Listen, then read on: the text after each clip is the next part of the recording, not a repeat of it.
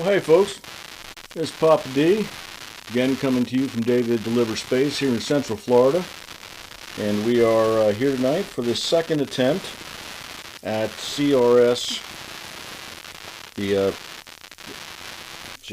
flight number 8. Sorry about that. But it's Crew 8, leaving out of Kennedy Space Station. Just to recap from last night, we had a launch that was scrubbed due to weather. It's been a pretty nasty day here in Central Florida all day today. Anyway, it's raining right now. We're at, per the Space Force, a 75% chance of a launch. And I will show you the report here real quick. As you can see, for the 24-hour delay, we've got a 25% probability of violating constraints based on current weather. The issue is the launching through precipitation and the cumulus cloud rules that they cannot fly through. So we're going to stand by with the T0 of 10:53 Central Time. NASA's going to be going live with their coverage in about 7 or 8 minutes. We'll carry that for you. But to recap the equipment, we've got booster 1083, which is its first flight. Nice clean booster. The capsule is C206, which is with the Endeavour. It's its 5th flight. The recovery will be either Shannon or Megan for the Endeavour when they make the return trip, and tonight's landing will be on LZ1. So we're going to have a takeoff from 39A and a landing pretty much next door at LZ1. The crew consists of 4. We've got Commander Matthew Dominic, Pilot Michael Borat, Mission Specialist Jeanette Epps, and a Roscosmos cosmonaut who is a mission specialist by the name of Alexander Grebecki.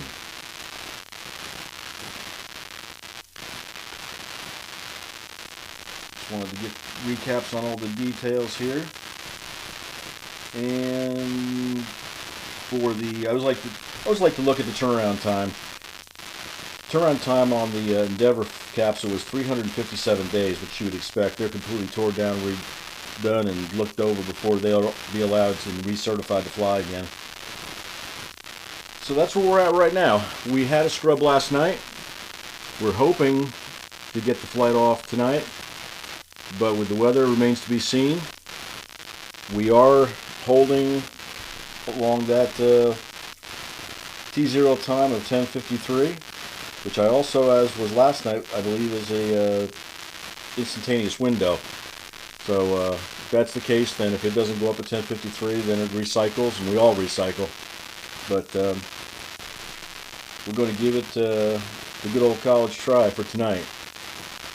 Before I go too far, get the thank yous out of the way. Most important thing.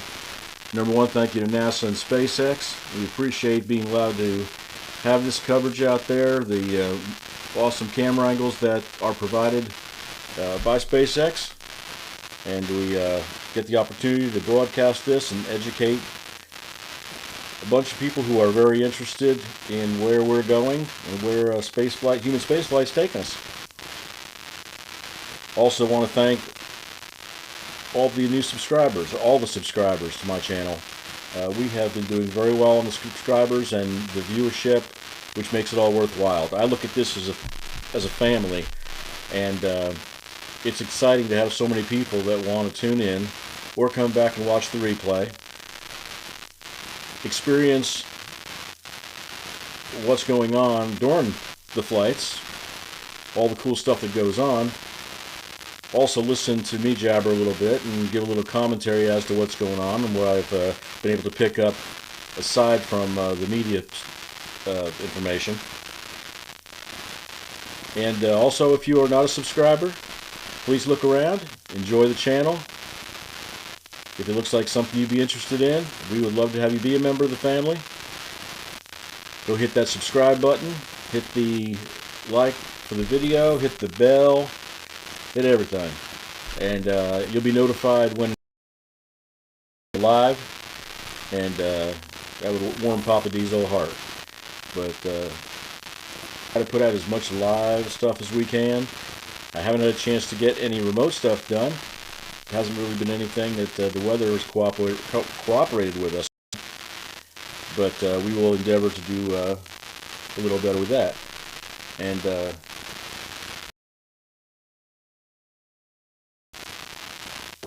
a little dry throat after a while.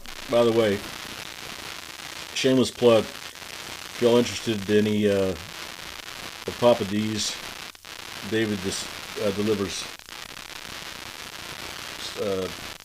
cups and whatnot, merchandise. You can go out to the web store that's open now. Take a look around. There's some cool stuff out there. You can either go to daviddeliversspace.store or go to daviddeliversspace.com. There's a link there. I'll take you up there, and you can. We got cups, and we got shirts, and we got all kinds of cool little things. And all that money goes to help support the channel, pay for bandwidth, just keep the dream alive. So at this point, I think I've said all the thank yous. I'll probably say them a few more times before the night's over. But we're hoping for a launch. Right now, everything is still looking on track. So we are going to cross our fingers for this one. If you want to stand by just a second, we are fixing to get the feed in from NASA. We'll patch that through, let you enjoy the coverage. NASA will be going live here in just a couple of minutes, I think, if that. And then launch, like I said, is scheduled for 10:53 if nothing changes. Anything does change, become aware of anything, we'll pop right back in there and let you know. But appreciate y'all for coming out. Stand by, we'll get that feed brought in for you. Have a good night, and we'll see you in a little while.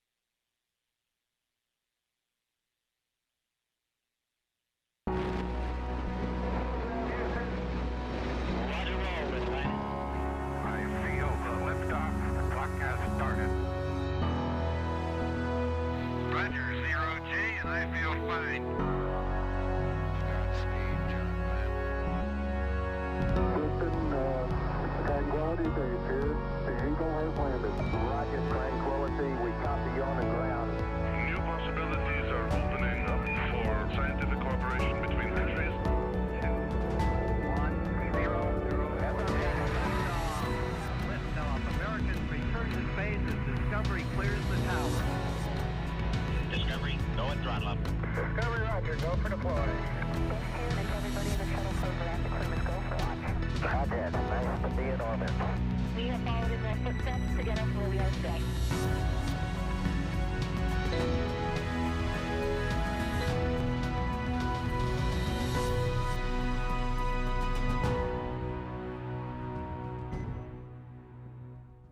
Good evening and welcome to Kennedy Space Center in Florida, where we have 3 astronauts and 1 cosmonaut about to suit up for their journey to the International Space Station in just about 4 hours. You are seeing aerial views of what their ride will be today. A brand new Falcon 9 rocket atop. We have the Dragon Endeavour. We are trying to launch these 4 folks again after the launch team chose to stand down from yesterday's attempt due to weather. We had elevated winds along the ascent corridor, but today things are looking much more promising. Today's T0 is 10:53 and 38 seconds Eastern Time, and the weather, while still a watch item, better than yesterday. 75% go here at the launch site, and the conditions have also improved along the ascent corridor. The teams will be keeping a close eye on that corridor through the T-1 hour weather brief. Crew 8 is a continuation of regular crewed flights from U.S. soil to the International Space Station as part of NASA's Commercial Crew Program. The crew's ride to space, again, what you're seeing there on your screen. Dragon Endeavour will fly for a 5th time with this launch, and over the next 4.5 hours, we will show you all the action live and in 4K. I'm NASA's Megan Cruz, and this is the official launch broadcast of Crew 8's launch. And with me to help commentate to what's happening tonight is NASA astronaut Raja Chari. Hey, thanks, Megan. Glad to be back. So I'll own the first scrub from yesterday. We kind of joked that I may have jinxed it, and I think I may have. No. But I think I'm also going to blame my wife a little bit, because it turns out she was not wearing her Crew 8 shirt yesterday. So she's got it on tonight, and so I think now that myself and better half are synced, we're good to go. Well, some quick background on Raja before we turn our attention to the operations we have before us today. Raja was the commander of NASA's SpaceX Crew 3 mission, which launched back in November 2021. Once aboard the space station, he served as a flight engineer and conducted science experiments and technology demonstrations. He also performed 2 spacewalks. And then after 177 days in orbit, he and his crew, as you can see here, splashed down off the coast of Tampa, Florida. And then in March 2023, 1 year ago yesterday, Raja watched his first launch from the ground while co-hosting our Crew 6 launch broadcast. And we are, of course, happy to have you back for Crew 8. And happy to be here and still going for 3 in a row. So like you mentioned, got to see my first launch after my first launch being on the rocket, and then got to see Crew 6. I got to be lucky enough to come to Crew 7's launch and be with Jasmine Mogbelli, one of my classmates' family for that launch, and then back again for Crew 8 to launch yet another turtle to the International Space Station and keep that string alive. And that turtle, of course, is Matt. Yes, it is. Yes, Matt Dominic, the commander. So right now we are T-minus 4 hours, 4 minutes and counting until liftoff. In just about 4 minutes, we expect to take you all inside the suit-up room.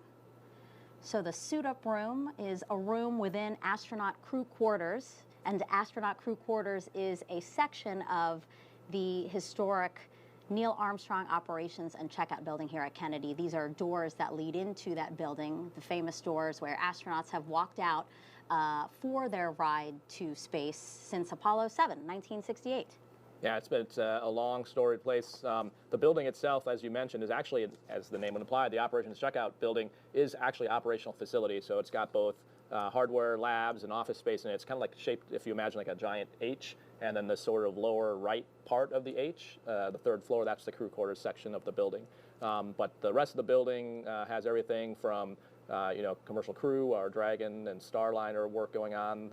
There's part of the Orion assembly that goes on there, so it's actually kind of a cool place to walk around. Granted, the crew can't do that in quarantine, but the other folks who are helping with escorts can also check in on some of the different programs going along that are happening here at Kennedy Space Center, so it's a nice consolidated place to be. And then in those crew quarters, they also have work facilities, a small because when you're in quarantine, you don't have the option to leave. So it's basically a self-contained. They actually start soft quarantine back in Houston, and then any of the members of the immediate family who we'll see later on tonight that go into quarantine with them.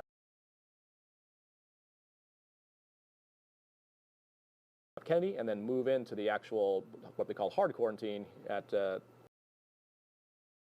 And from that point on, they're completely isolated from everyone else. They do some other events. They do the wet dress rehearsal. They'll do some pad tours, things like that. But all those things will always be blocked off from other people or kept in safe distances. And that's all protocols from pre-COVID. So it has nothing to do with just COVID. That's a long history, decades worth of us trying to avoid getting pathogens, viruses, bacteria, really anything that doesn't belong in space other than the human up to the space station. Right. And now here we are inside the suit-up room where we see our 3 astronauts and 1 cosmonaut standing, getting ready to get seated in the same configuration of seats that they'll sit in Dragon, right? Exactly, yeah. So you'll see Matt and Mike are on the top half of the screen, and then Jeanette and Alexander on the bottom half.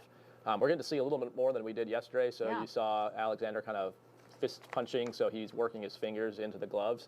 And then you can see Matt's, there's 2 zippers there, an orange and a white zipper. So the orange zipper is the pressure garment, and that's why he's got just 2 people, just verified that visually that it's closed. He'll tuck that in with the Velcro, and then the white zipper is the outer garment zipper. And so but you saw Matt and then both of the SpaceX techs all visually verified that orange zipper. When you pull it closed, there's a white tooth, and that's how you know it's completely sealed. And so that's what they're visually looking at. And then Maddie, who's the SpaceX tech there with the iPad, is kind of running the show here in the suit-up room.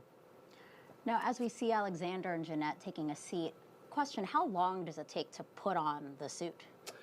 So we actually train for one of the emergency scenarios we train for is what's called a mask to suit transition. So the crews are able to do that pretty quickly on the order of single-digit number of minutes, because in the capsule there's times when a lot of the time you'll have the suit off, but you will have to potentially put it on for some if there's. This is LD on countdown 1 with a T-minus 4-hour situational awareness briefing. We are currently counting down to a T0 of 03:53:38 UTC, 22:53:38 local, with an instantaneous window. The crew has started suit donning and lead checks in preparation to begin ingress activities, and the advanced team is currently on the way to the pad.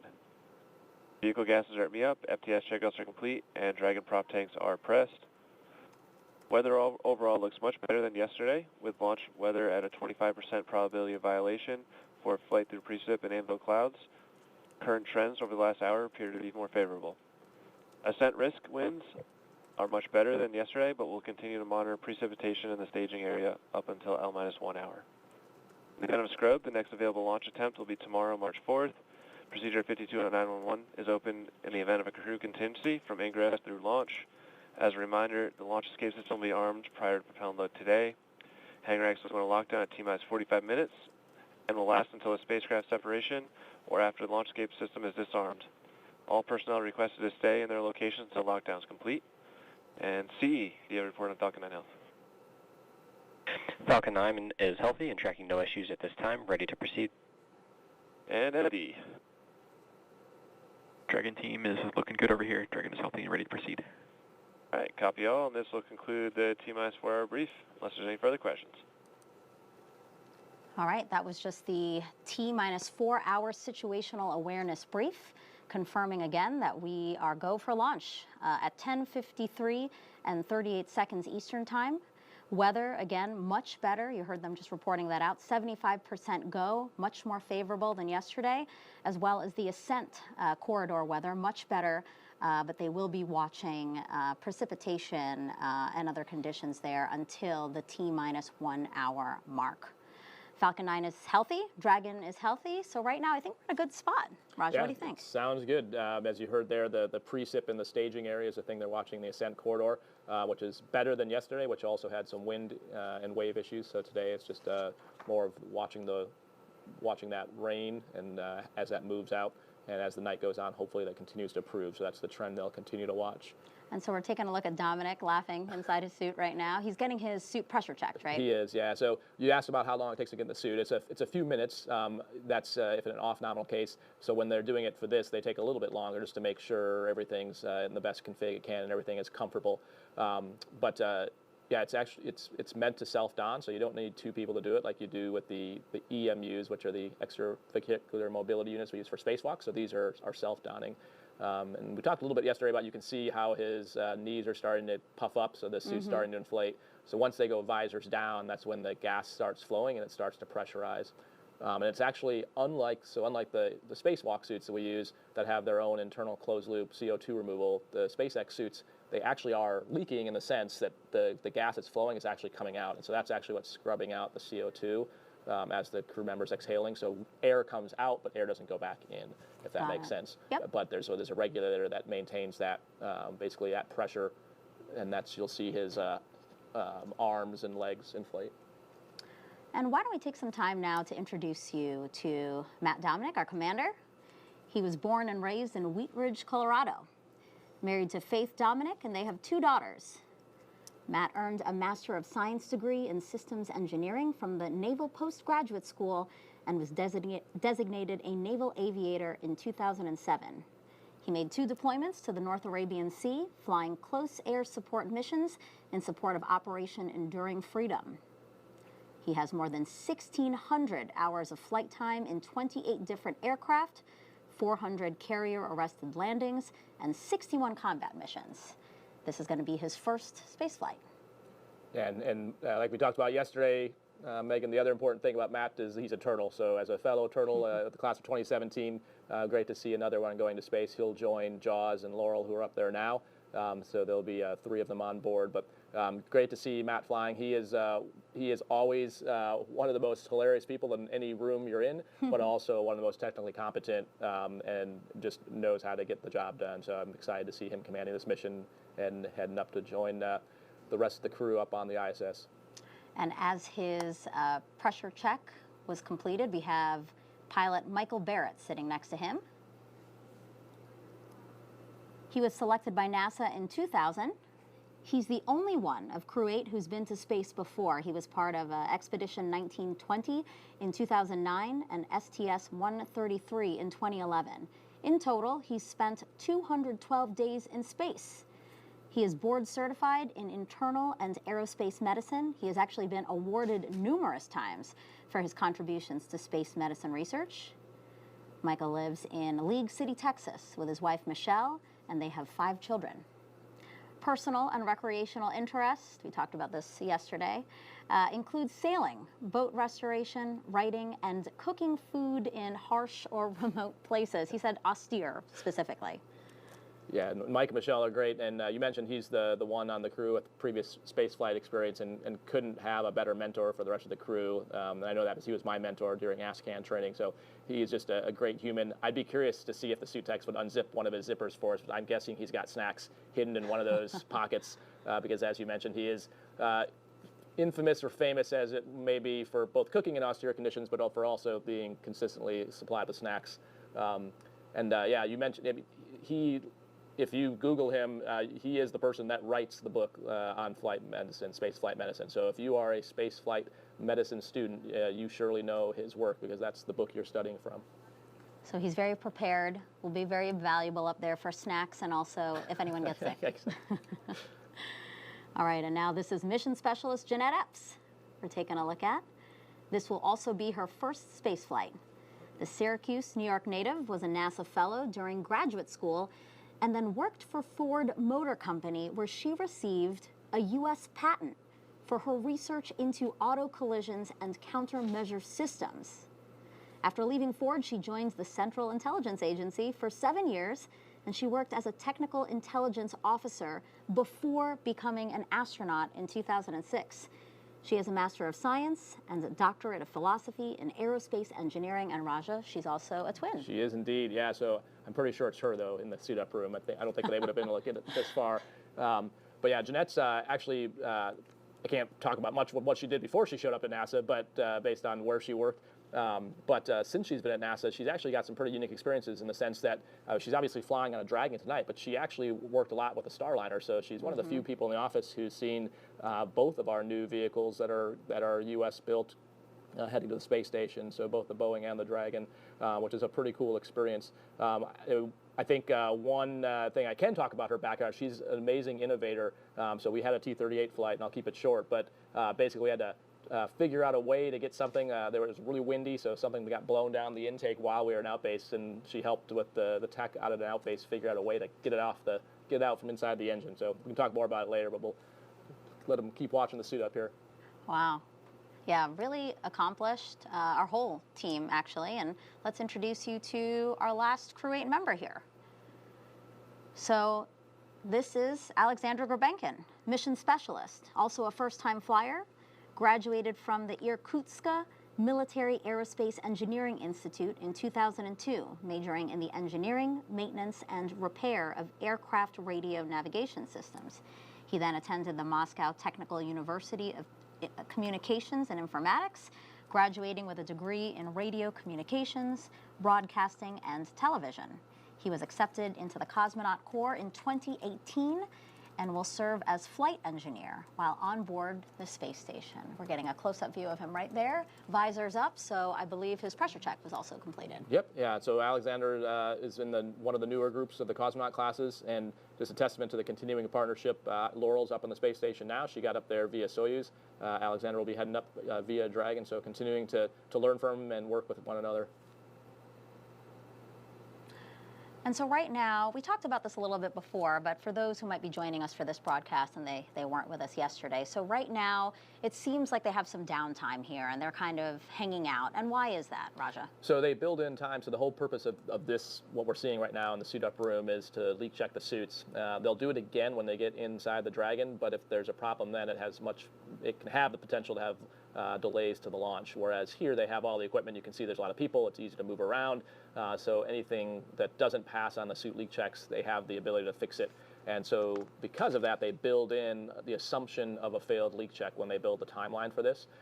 Maddie there, who's the one with the iPad, has almost like a quarterback has the cuff checklist on her left hand there, so she's got the timeline and then is running everything. But yeah, they build in extra time so that if they did have to fix a part, swap a component, they would have time to do that now. And so in the case where it looks like everyone's suit leak check passed on the first attempt, then you've got a little bit of time left to just relax a little bit, get on cooling. So right now they're in umbilicals. They're not on the mobile cooling units yet. I can't tell actually. I don't see it, yeah. But so right now this is a good chance to kind of get their MET rates down, get their core body temperature down, because once they get outside in the hot, humid Florida air in a suit, it can get warm fast. So sure. This lets them cool off. It's also a chance for them to catch up with these SpaceX folks you're seeing here, 1134, and then I can't see his number, but Rick on the far end. There's lots of different families the astronauts work with. There's obviously their families, their loved ones. There's a SpaceX family. There's a mission control family. There's an ISS family, and so every one of those families is special. They've been working with these people for about 18 to 24 months, and specifically, Rick, Maddie, and Haley are ones they see a lot. And then this is a shot actually of the astronaut support person, right? So wearing number 21, the one is covered there, but number 21, that is Denise Burnham. And she is a NASA astronaut candidate, graduating actually in 2 days. And what's her role here? Yeah, so Denise is what we call the ASP, which is the astronaut support person. In the shuttle era, they used to call it the Cape Crusaders, but essentially it's the person that is the eyes and ears of the crew as they're setting up in the final stages for the launch. So she's been in quarantine with them. And in the shuttle era, it would involve being the only other person besides the crew that would go inside and configure switches. What Denise will do, has been doing this whole time in quarantine, as the schedule shift and as there's different meetings and launch, like the weather briefs, all those kind of things. If the crew is unable to make those things as they're schedule shifting, she is covering all that. The other, you'll see the very public thing she'll do later on is call from the phone on the pad.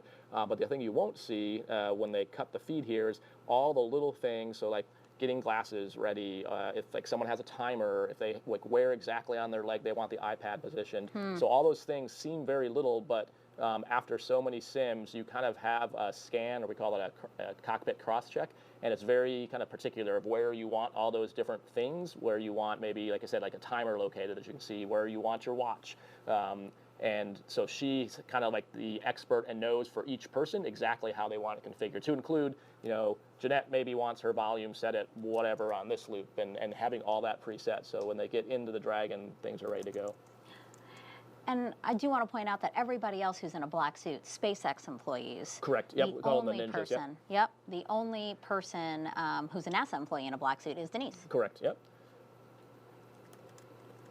Yeah, and you can see the other folks in the room. So that they're in crew quarters, and they're basically just watching the clock at this point. Yeah, and you were saying that it is more comfortable for them to be sitting because the suits kind of scrunch them down. Yeah. Thanks for reminding me of that. Yeah, I mentioned that yesterday, but forgot to bring it up again tonight. So they're not just lounging; it's actually a physical reason they're laying there. So you saw when they did the pressure checks, the helmets expand, and the reason they are very tight is because you want to have expansion, and you still want to be able to see out of the visor when it's pressurized, but that means when it's not pressurized, like right now, if you were to stand up, it kind of hunches you over, and you'll see that both when they stand up here, and it's really obvious when they go out to the pad and they're trying to look up at the rocket. You have to lean backwards, and so it puts pressure on your head and on your shoulders and back. So the longer you can be in a reclined position, the more comfortable it is. Right, because they're in this room until about 3 hours and 24 minutes, so they have quite some time. They're ahead of schedule. Again, no problem there. Yeah, which is great news. You can see that little blue thing that was dangling outside Jeanette's helmet is her earpiece. And so the reason they haven't popped out is since they're not getting comm through the umbilical, they're talking to people in the room. So they have one out, one in most cases, so they can hear the conversations of people talking to them. But they still usually will have one in, so that if there is anything, when they do the umbilical checks, when they're doing those suit leak pressure checks, they're talking to them through the earpieces. So it's kind of a 50-50, so they can hear both. Really cool insight. I didn't know that. I did know that they got comms, but...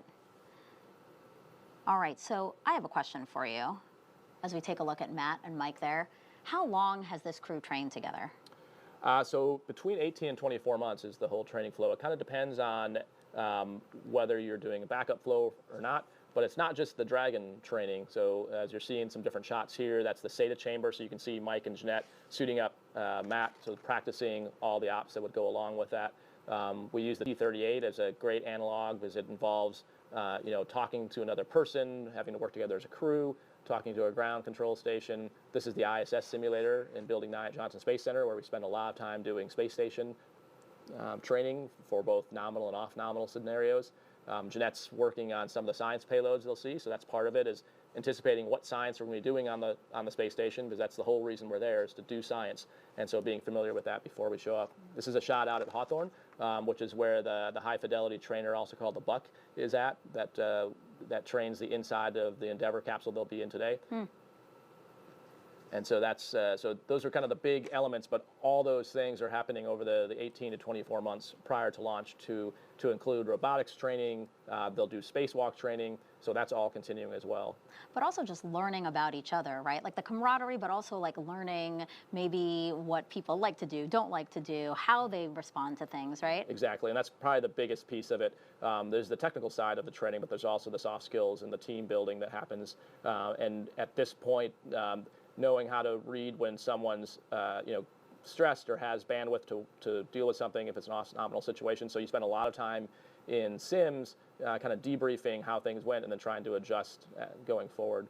You see some of the other folks in there in the top center of the screen is Shannon Walker and Norm Knight. So Shannon's the deputy chief of the astronaut office, and then Norm's the chief of the flight operations directorate.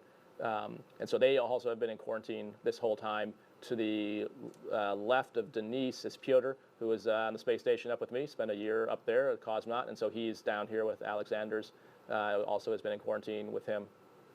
And it looks like they are on the mobile cooling units now.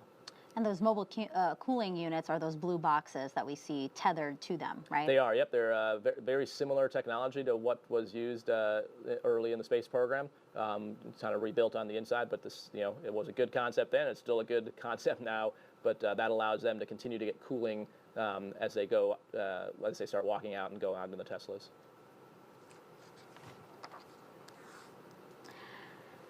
You can tell everyone that Raja is very knowledgeable. And so we are inviting you to challenge him with your questions over the next 4.5 hours. Jump on X, Facebook, YouTube, or Twitch and send in your question with the hashtag AskNASA.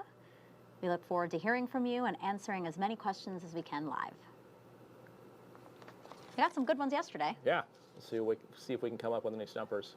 And one other programming note. So right now, you'll notice that Raja and I are just commentating off camera, just audio commentary for now. About an hour before launch, we plan to expand our coverage. We're going to introduce you to more commentators from SpaceX and NASA. And then at that point, we're going to come on camera. And for that last, again, hour before liftoff, and then until our 3 astronauts and 1 cosmonaut are in orbit, we will walk you through all that action.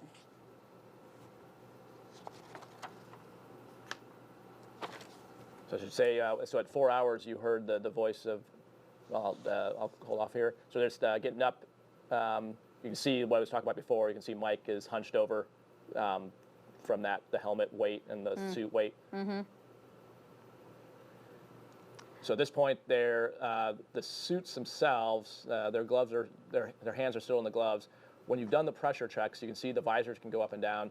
They are allowed to take their hands in and out of the gloves as well, because they are going to do another pressure check, and so that's just kind of crew preference if they're getting warm or not. What they generally don't want to have to do is get out of a suit completely, because that would then raise some concern of whether the leak check they did, anything could change. Mm-hmm. The other thing they're doing now is, we talked about a little bit yesterday, there's some Velcro tabs and hooks underneath different parts of the suit, and so those allow them to basically make it flush so that as they get into the spacecraft, straps don't get caught or cords don't get tangled and anything like that. So it's mostly just a half ergonomic, half just to keep things clean. And while it looks like they're posing for some photos there in the suit-up room, why don't we talk a little bit about their day so far before they got in here? So after yesterday's scrub, we talked about this, Raja, in the interest of sleep shifting, and we'll talk a little bit about that after I go through this. They went to bed at 2 a.m. Eastern time and then woke up at 11 a.m. today. They had breakfast, more like lunch, again, sleep shifting, followed by a workout and some family time. And then lunch and dinner moved up 22 minutes from yesterday. They had that about 4:10. Medical checks, other flight day preps. Now they're suiting up and are about to play a card game. They are. So it's a long-standing tradition with the chief of the astronaut office playing with the crew prior to heading out to launch. Deputy today. Deputy chief, yeah. And I think we talked a little bit yesterday. I think the really important part about this is the fact that the leadership is there. And you might say, well, why is the deputy there? Where's the chief? So the chief of the astronaut office, Joe Akaba, is actually coming back from the Pacific Ocean. So he was out there doing a massive training event with the U.S. Navy with the Artemis II crew, practicing and recovering them. So it looks like she split the deck. Yep. She's now dealing. And the point of this card game is so that the commander loses, to use up his bad luck, so that he proceeds with good luck. The whole team proceeds with good luck through launch and their whole mission. I think he did not lose, so we're redealing. And the point of this card game is so that the commander loses. Do you recognize this card game, Raja? So it can change. So that he proceeds with good luck. And you have to say, folks, this is something cool that you don't get to see very often, but the little things they do prior to the launch so as to ward off the bad luck. Playing a card game until the commander loses, that way all the bad luck's gone for the mission. Just a cool thing. That, harkens back to the day, the steak and egg breakfast from the Apollo era. Certain things they did prior to liftoff, but this is pretty cool. I enjoy this, and this is senior leadership in NASA right there. So it's an interesting part of the little things that you might not pay much attention to, but brings that human quality, and the seriousness of this, making it a little bit lighthearted for before they take on a serious mission. So very cool. Just wanted to stick my nose in there and mention that. I really enjoy these little parts of the launch coverage that you normally wouldn't get to see. I had the chance with the scrub to meet with the administrator staff yesterday and today, and yeah, the amount of support and vigilance that goes into human space flights, both impressive and warranted.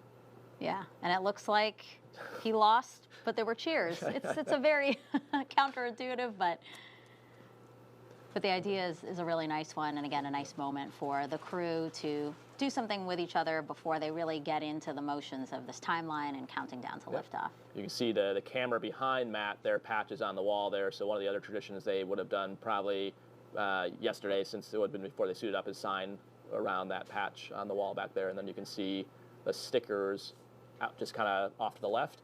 That are the stickers of the previous crews, the signatures of them around there. Yeah, we actually have video of them doing that. Oh, gotcha. You jump. There you go. Sorry, I should read the script. So this is Matt. He's holding the Crew 8 patch, like you said. He stuck it onto the wall there as part of a tradition that's been happening. That's why you see all this number of patches that Raja mentioned. And then there's all their signatures. Also patches line the outer rim of the doors that they will soon walk out of. That's scheduled for T-minus 3 hours and 20 minutes. So still a little bit to go. You can see a lot more patches, a lot more history coming out of that door. Like you mentioned earlier, Megan, been doing that since Apollo 7, walking out of that door. And so if you ever get the chance to go out there, you'll see shuttle patches, and a long lineage of patches. And there's a wider view of the folks that are waiting for the walkout. And when we get a live shot, we're going to see 3 Teslas lined up. And we will have Matt and Mike, commander and pilot. They'll get into the second Tesla, and then we will have the mission specialists in the last Tesla.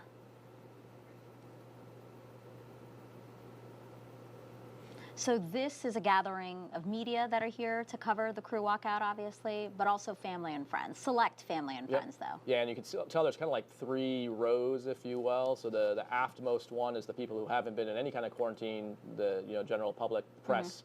That intermediate one is extended family who maybe weren't able to go into hard quarantine. And then the furthest up one, closest to the crew, are the immediate family who've been in quarantine with them, and then their escorts. And so you can see there's some blue flight suits down there. To the far right is Jessica Watkins, so she's escorting Matt's family. Jess Whitner is just to the left of her. She's in the new class, also graduating in a few days with Denise, and escorting Jeanette's family members. And then I can't quite see off camera. I think probably to the right is Steve Bowen, who's escorting Mike Barrett's family members. And then further right, you'll see later, the other people that are in this group are the NASA administrator and some other senior leaders who have been down here supporting the crew and out to see launch. Now, we asked folks to send in some questions for you, Raja, and of course, they're sending questions in. We love that. Excellent. So let's pull up our first Ask NASA question. This is from Sebastian Baquero on YouTube asking, do you have a cooling garment under that suit? Your suit? I'm assuming the Crew 8 suit. I'm assuming you're talking about the IV suit. So yes and no. So the suits you're seeing in the room they're in, there's no cooling garment in that. So it's basically like a black spandex, like dry fit type material that they're wearing. And there's the shot. You can see Administrator Nelson he's the one with the jeans with his back towards us.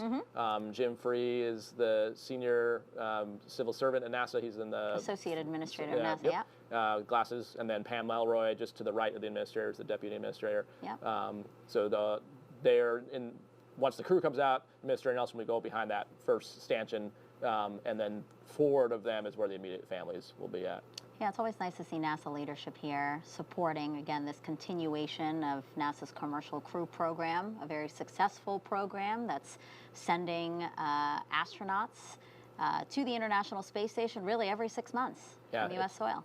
It's pretty impressive. And yeah, to answer the suit question, so in the SpaceX IVC, which stands for in-vehicle suit, there's not a cooling garment. There is airflow, and so it's basically the convection of that airflow that takes heat off the body, and then I mentioned before that the air actually comes out, and so that's what keeps you cool. In the EVA suits, or the extravehicular activity suits that we wear for spacewalks, those do have liquid cooling garments, and so in that case it's water that's actively going through tubes in the suit and then going through a sublimator to vacuum to chill it, and it just has to do with the workload and the MET rate. So in the IV suit, it's not really meant to do a spacewalk. It's meant to be still strapped in and restrained in the seat, because you saw when they were doing those suit checks how their arms and legs kind of puffed out, and so it's not meant to really be mobile. It's just meant to protect you to get home, and so meaning that you're not really working very hard and getting very hot, whereas in the EMU, which we do on spacewalks, you're absolutely working. Yeah, and so you need something to basically offload the heat from your body. So that they will be getting in for their ride to the pad. And the license plate, always fun to see. Yay, space. Yep, so continuing a tradition that I learned about a year ago of always incorporating the number of the crew into the license plate. And Tom Marshburn, who is my pilot, had my own senior moment and couldn't remember my own license plate, and sent me a photo of ours. So ours was Send It with recent one. So Crew 7 was bye. So there wasn't a 7 in it, but it was 7 letters. So B-Y.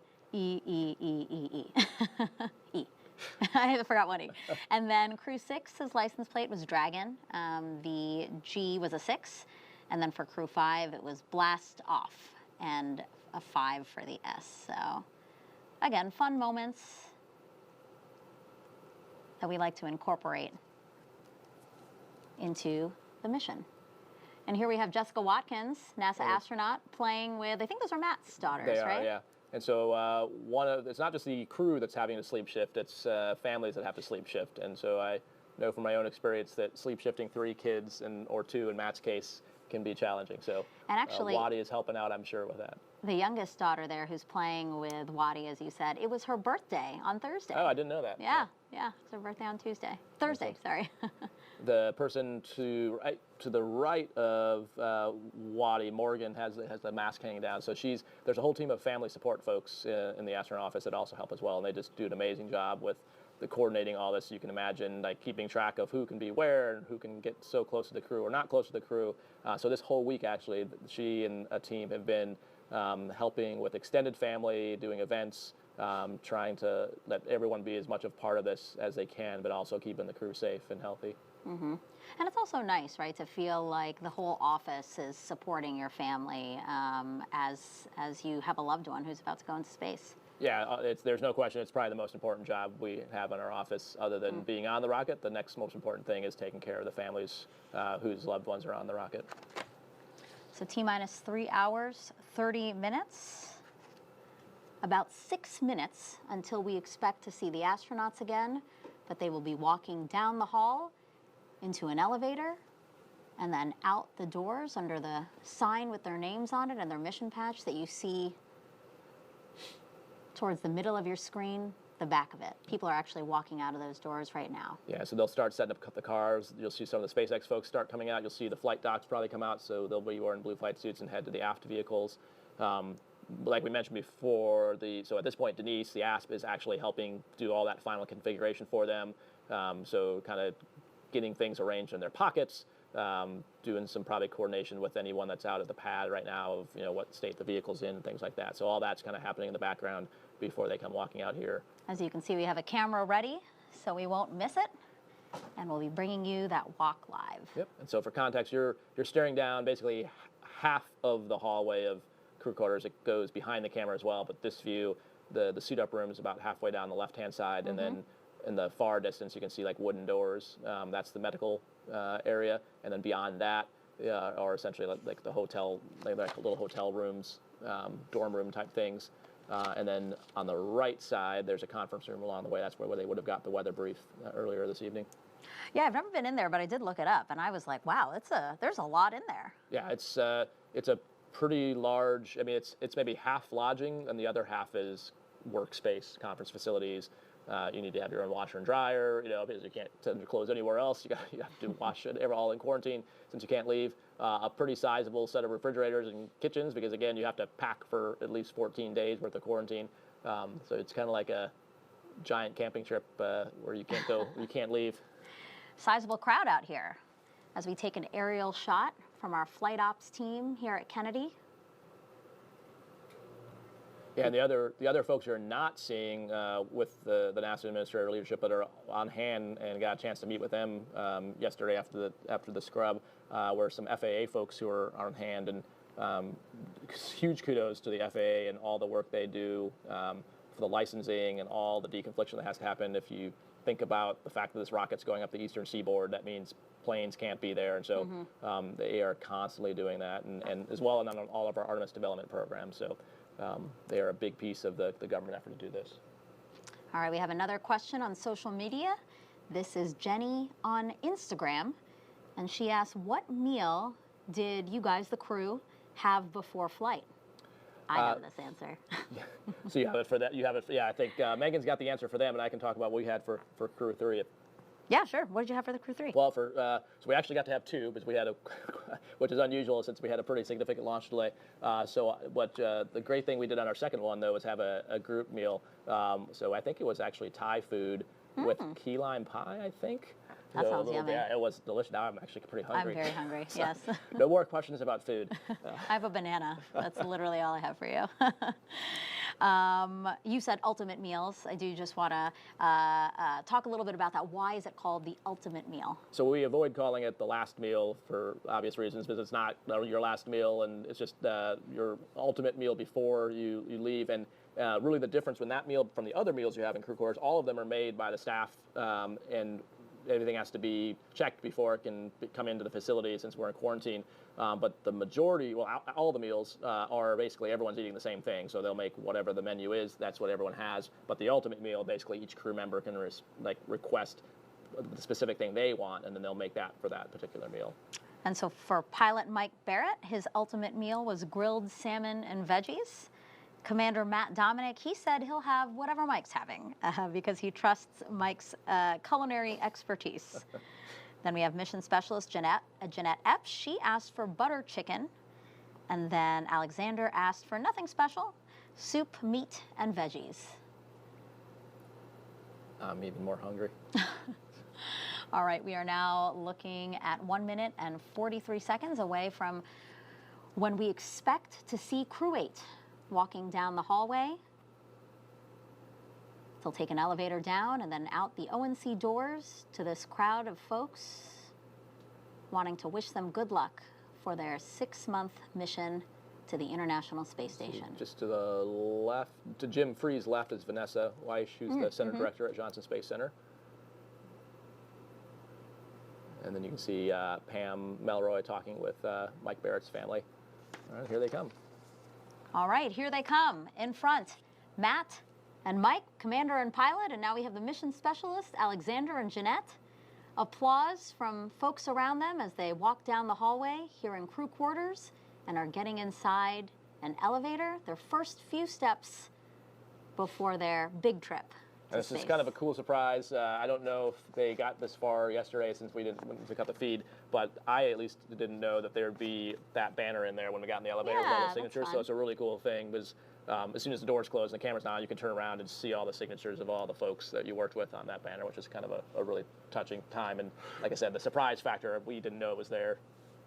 And actually, yeah, that's a good note to point out from yesterday. So yesterday, they decided to stand down from the launch attempt right before this moment, actually. We were waiting for Crew 8 to walk down the hallway when the launch director came onto the mission audio loops, and you guys heard that live for yourselves, and that's when they said that they were standing down from yesterday's launch attempt because of elevated winds of the ascent corridor. But again, we are looking much better today, and I think we're going to see a launch. The launch weather officers telling the team a little bit before the T-4 hour mark that it's looking like a good day to fly.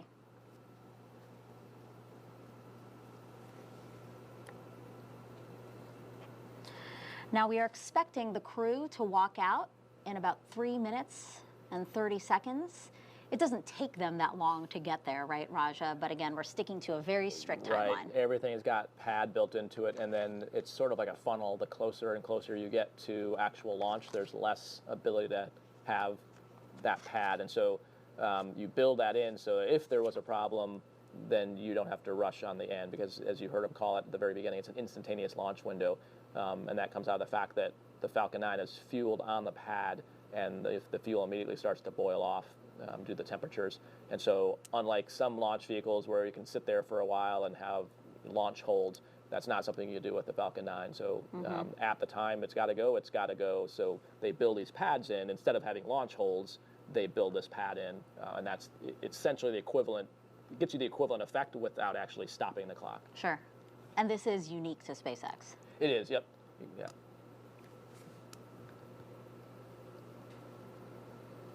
You said this yesterday, but it looks like we might be running out of space on. Yeah, the right-hand side of the door frame there is, you can see it's the recent SpaceX mission, so I can spot mine easily, but so it's 3 down from the top right, there's 3, and then 4, 5, 6, 7, and 8, and yeah, I think we got maybe 2 spots left, then we got to go below the railing or jump over to the left side, so I'm sure they'll come up with something. We might have to add another NASA meatball sign on the door. It's a good problem to It is, have, yeah. right? With all the space flights that are happening from here at Kennedy again. Yeah, we talked about yesterday was the 5-year anniversary of the Demo 1 mission, Right. and so it's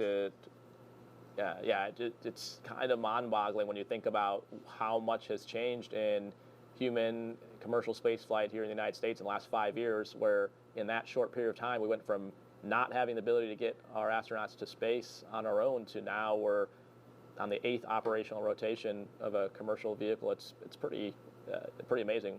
One where the booster flies itself back, one where we use the capsule, we use the booster. Tonight's a new booster, but this is the 5th time we're using the Endeavour capsule, which is also a record, so just amazing. Yeah, it's a real testament to what we can accomplish when we put our minds to it. I mean, we created this commercial crew program to partner with commercial companies so that we can do this more frequently and reliable. Yep, you're absolutely right. And it has been a partnership from the beginning. One of the things we'll see later tonight, we'll talk about the team in Hawthorne, we'll talk about the team in Houston, but what a lot of folks don't realize is there's actually a whole other team in a place called Hangar X over on the Cape side that is chock full of NASA engineers from Marshall, from Johnson, from Kennedy, who are looking at the telemetry streams and working with the SpaceX teams on the status of the launch vehicle. As you can see, our camera is focused in on the doors out of the operations and checkout building here at Kennedy, because in less than 30 seconds, we expect Crew 8 to walk out and greet a crowd of folks here, hoping to wish them well on their trip.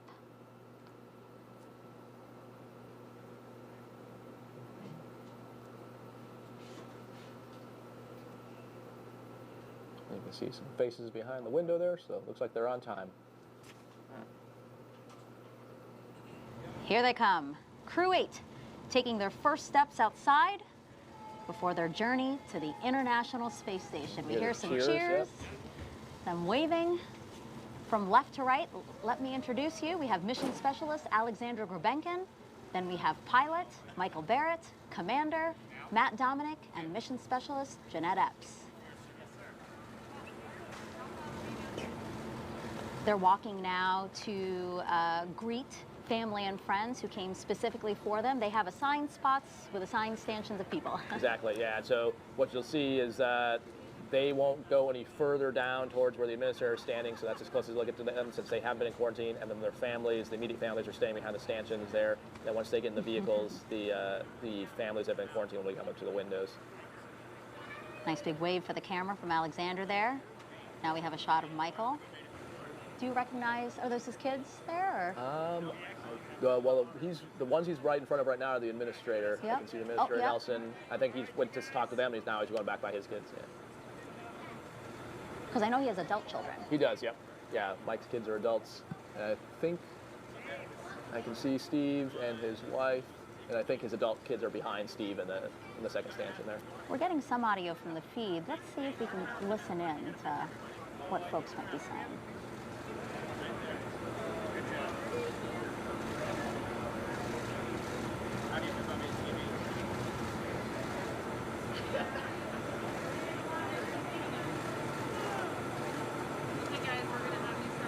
So Haley's giving him the wrap it up, number 34. Like I said, like one of the key SpaceX members that the crew is very familiar with, and she's kind of helping run this whole timeline. So they're going to start working towards the Teslas, and you'll see the families then come up to the windows, and you'll talk to them there as well.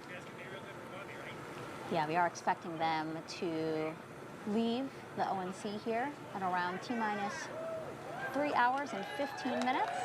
Another great cheer from the crowd as we see Jeanette Epps taking her seat in her Tesla. She'll be joined by Alexander Gurbenkin. And then in front of them, we have Matt and Mike, who just got seated as well.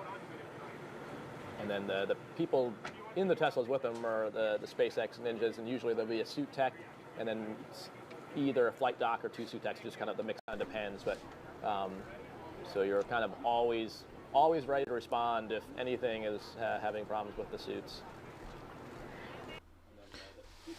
And the one thing that's interesting too, folks, is that each of these vehicles are outfitted with the life support cooling systems in them. So when the astronauts get into their respective vehicle, they are able to plug in just as if they were carrying one of the portable units. So a fully equipped, climate-controlled Tesla. Before, it's much more comfortable for the crew to be sitting than it is to be standing, because it offloads the weight of the suit off their shoulders and head. And so the folks who are at the cars right now, they've been in quarantine. Exactly. Yep. Those are Matt's there's other family extended right there. family, but those can't actually come up to the window because they haven't been in hard quarantine the whole time. Looks like Matt's wife is. Yep. And the 2 daughters. Waddy's taking a picture of them with Matt in the car there.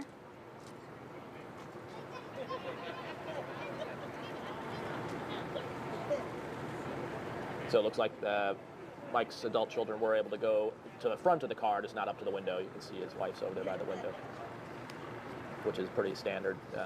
Again, only the folks that are actually in quarantine getting that close enough to actually talk to the crew with the windows down. You know, since we did see that Matt has younger children, I know you had younger children when you flew. How did you prepare them for this moment, or how was that moment with them? It's interesting. I think each family kind of deals with their own way. So we talked a lot about it before and during.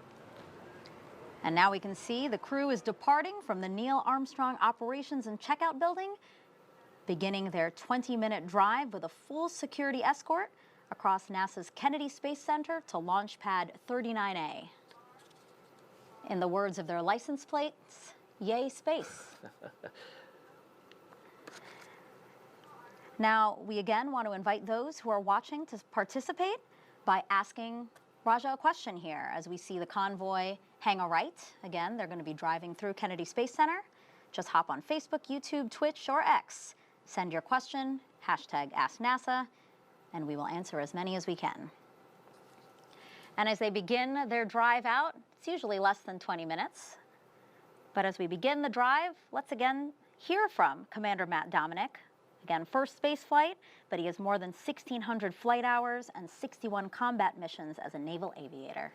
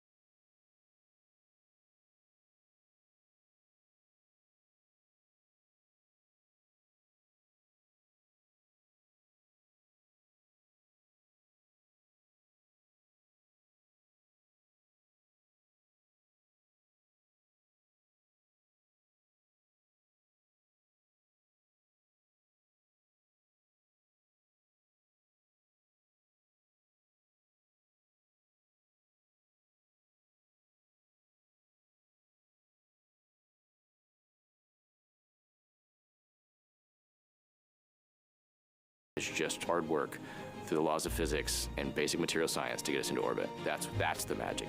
We are part of a massive team of people that need to continue continuous human presence in low Earth orbit and not letting that flame go out.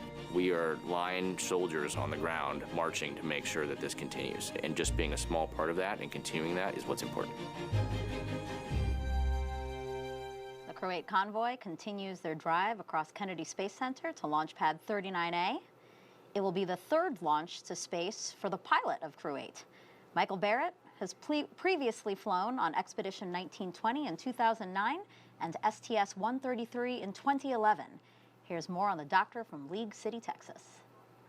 The ISS is, I would say, a very critical stepping stone in human exploration beyond low Earth orbit. I'm NASA astronaut Mike Barrett, pilot of the Crew 8 mission to the International Space Station. I was born in Vancouver, Washington, in the southwest part of the state.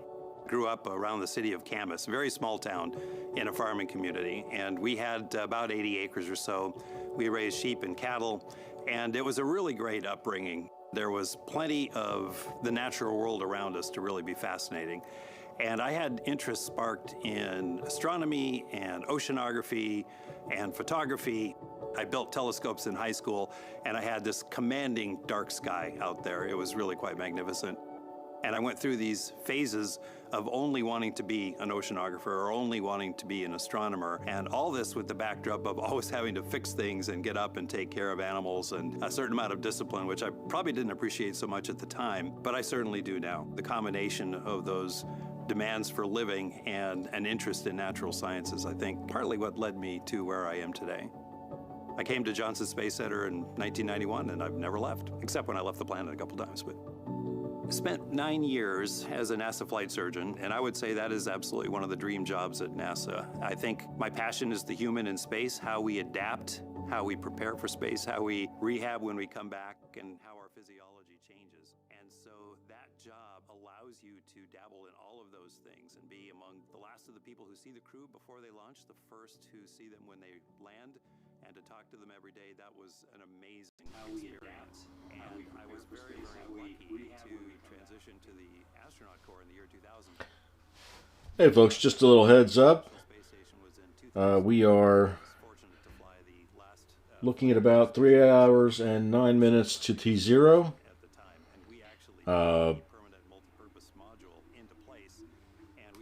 We are on time and everything is looking good.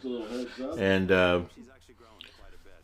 right now the astronauts are on their way to the launch center, the spacecraft itself. They're in 3 Teslas, escorted by a full complement of security and base police. As you can see there in the video, that's a live shot coming from one of the vehicles. But they are on time and everything's looking good. Suit checks were good. They met with their families before getting into the Teslas. And the expectation is that the weather right now is looking at about 75% chance of a go per the space weather folks at the Space Force. I believe it's the 42nd unit. But anyway, things are looking better than last night. Things are looking to be on time. So just want to jump in there and let everybody know that we are, if you just joined in, we're carrying the live coverage supplied by NASA. We thank NASA for providing that so we can educate and have many more people having a chance to enjoy another piece of history being made. So we'll switch right back over to that. Just wanted to step in, let you know things are looking good. Astronauts are on the way to the launch pad. And we'll let the NASA commentators pick it up from there. The big meatball on the left hand of your screen. You can't miss that building here.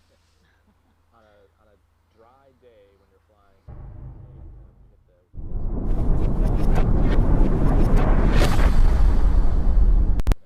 it's the biggest thing. It's so massive. Yeah. And we have a former technical intelligence officer for the CIA and U.S. patent holder flying with Crew 8. Here's more on mission specialist Jeanette Epps. What I love about space exploration is finding out new things, learning new things we never thought we would learn in my lifetime. My name is Jeanette Epps. I am a mission specialist for the NASA SpaceX Crew 8 mission to the International Space Station. I am from Syracuse, New York, where it's very cold. I am one of 7 children. My twin sister, Janet, yes, Janet and Jeanette, we both loved science as kids. Janet went on to become a molecular cell biologist, and I became an aerospace engineer. I think I always secretly wanted to become an astronaut. I just never thought that it was something that was obtainable. In 2008, a friend of mine, Leland Melvin, called me and said that they were accepting applications for the next class. I thought it was my last chance to apply, and so I did. June 2009, I received a phone call from Peggy Whitson, and she asked if I wanted to join the astronaut corps. It was very overwhelming and emotional for me to actually get that call and be selected. Prior to coming to NASA, I worked for Ford Motor Company, and then I went on to work for the Central Intelligence Agency. At both of those places, I learned to be very deep in technical matters, but then also how to become operational. Our mission will entail getting on the vehicle, flying to the space station, taking care of the International Space Station, and then we'll also conduct experiments. Each individual will be an experiment in and of themselves, how our cells behave, how our blood changes, how our bone density changes, muscle mass. We're looking at everything to figure out countermeasures for the human body so that it can live longer and longer outside the Earth's protection. Not only will we be an experiment, but we'll have other experiments on board that we'll conduct. The experiments that we conduct hopefully will get the human body and other things to the moon, and then from the moon to Mars. I will be the GEM specialist, which is the Japanese experiment module. I may get a chance to operate their robotic arm to help them with experiments that they'll do outside of the space station. Since this will be my first trip to the International Space Station, I'm looking forward to viewing the Earth from an amazing vantage point, but also experiencing all the nuances that go along with that. As we walk to the launch pad, as we're strapped into the vehicle, the things that I believe I'll be feeling: unbelief, surrealism, but also joy. And then once we go into orbit, just to see the Earth from that vantage point, and then thinking of ways that we're going to work on the space station that's going to help our home that we're now untethered to. When I get to the space station, I'm expecting that it will be like home.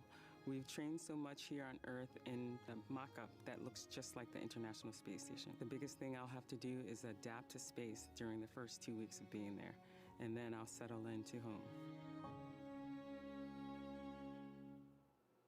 An aerial view as we get into Crew 8's Mission Specialist 2, cosmonaut Alexander Grubenkin. He has an engineering degree in radio communications, broadcasting, and television. Действительно того, что мы получая на орбите, используем на Земле.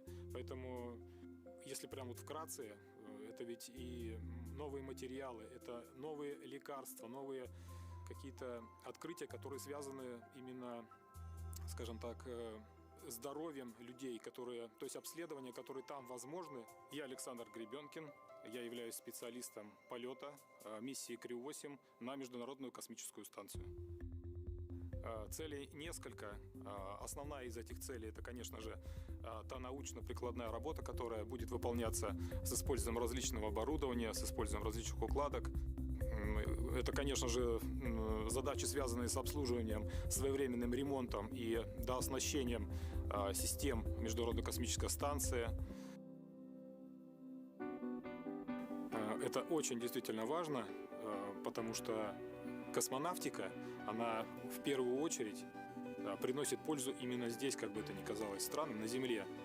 В условиях микрогравитации они позволяют открывать новые горизонты, разрабатывать новые препараты. Это все используется впоследствии здесь, на Земле. Есть даже сведения о том, что некоторые заболевания, которые раньше ожидание увидеть нашу красавицу Землю с высоты орбитального полета, и то, что я задумал много-много лет назад, пока буду осторожен в высказываниях, штатно мы услышим заветный лифт-офф и подъем, и окажемся на станции, и будем, самое главное... You are seeing live images now of Crew 8's convoy arriving at launch pad 39A. They'll be driving around the back, right, Raja?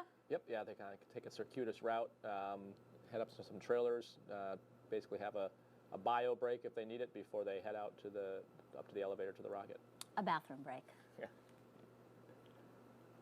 Some awesome videos there of the crew members. It was really cool seeing Mike Barrett when he was first to flight dock at NASA. I don't think I'd seen some of those pictures before. Yeah. And real quick about the bathroom break, this is the last opportunity they're going to have, right? Right. I mean, they've got what's called MAGs, maximum absorbency garments, which is a fancy acronym for a diaper. But yeah, this is the last chance to not use a diaper.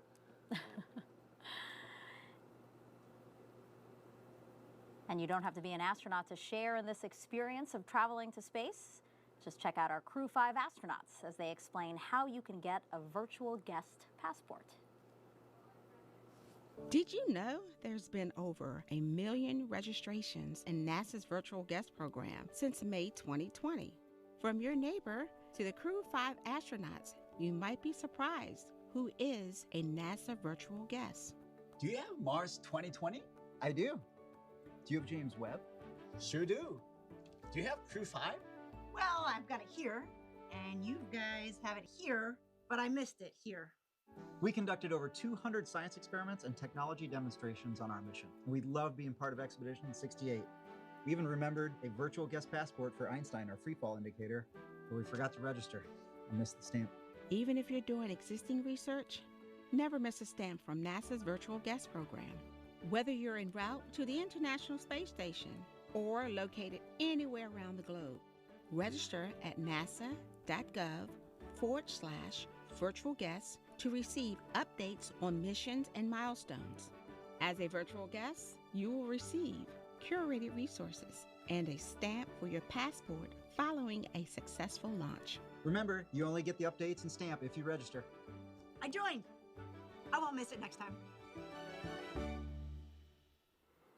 And if you missed the QR code or the website that they had up on your screen there, we're going to bring it up for you one more time.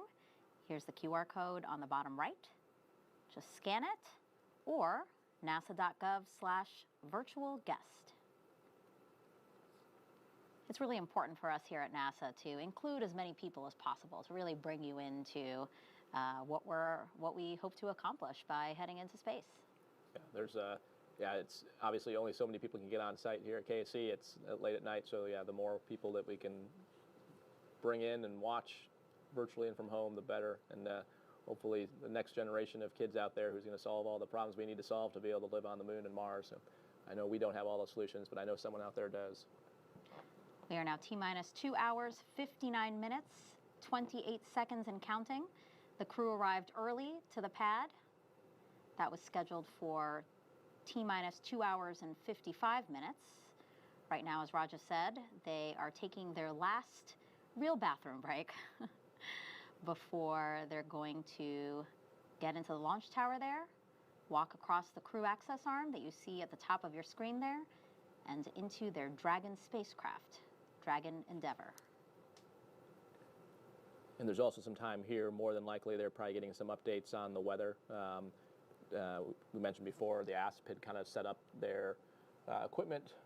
Different crew members have different ways of setting up things on their legs and on their suits in terms of whether it's on a card or whether they put notes in the iPad that they have on. And so this is also the time to kind of, any of these free moments you have are times you're sort of going through that mental rehearsal or kind of configuring things, making sure your notes are where you want them. Right. So it's always nice to be a little bit ahead as opposed to feeling rushed to have that stuff set up.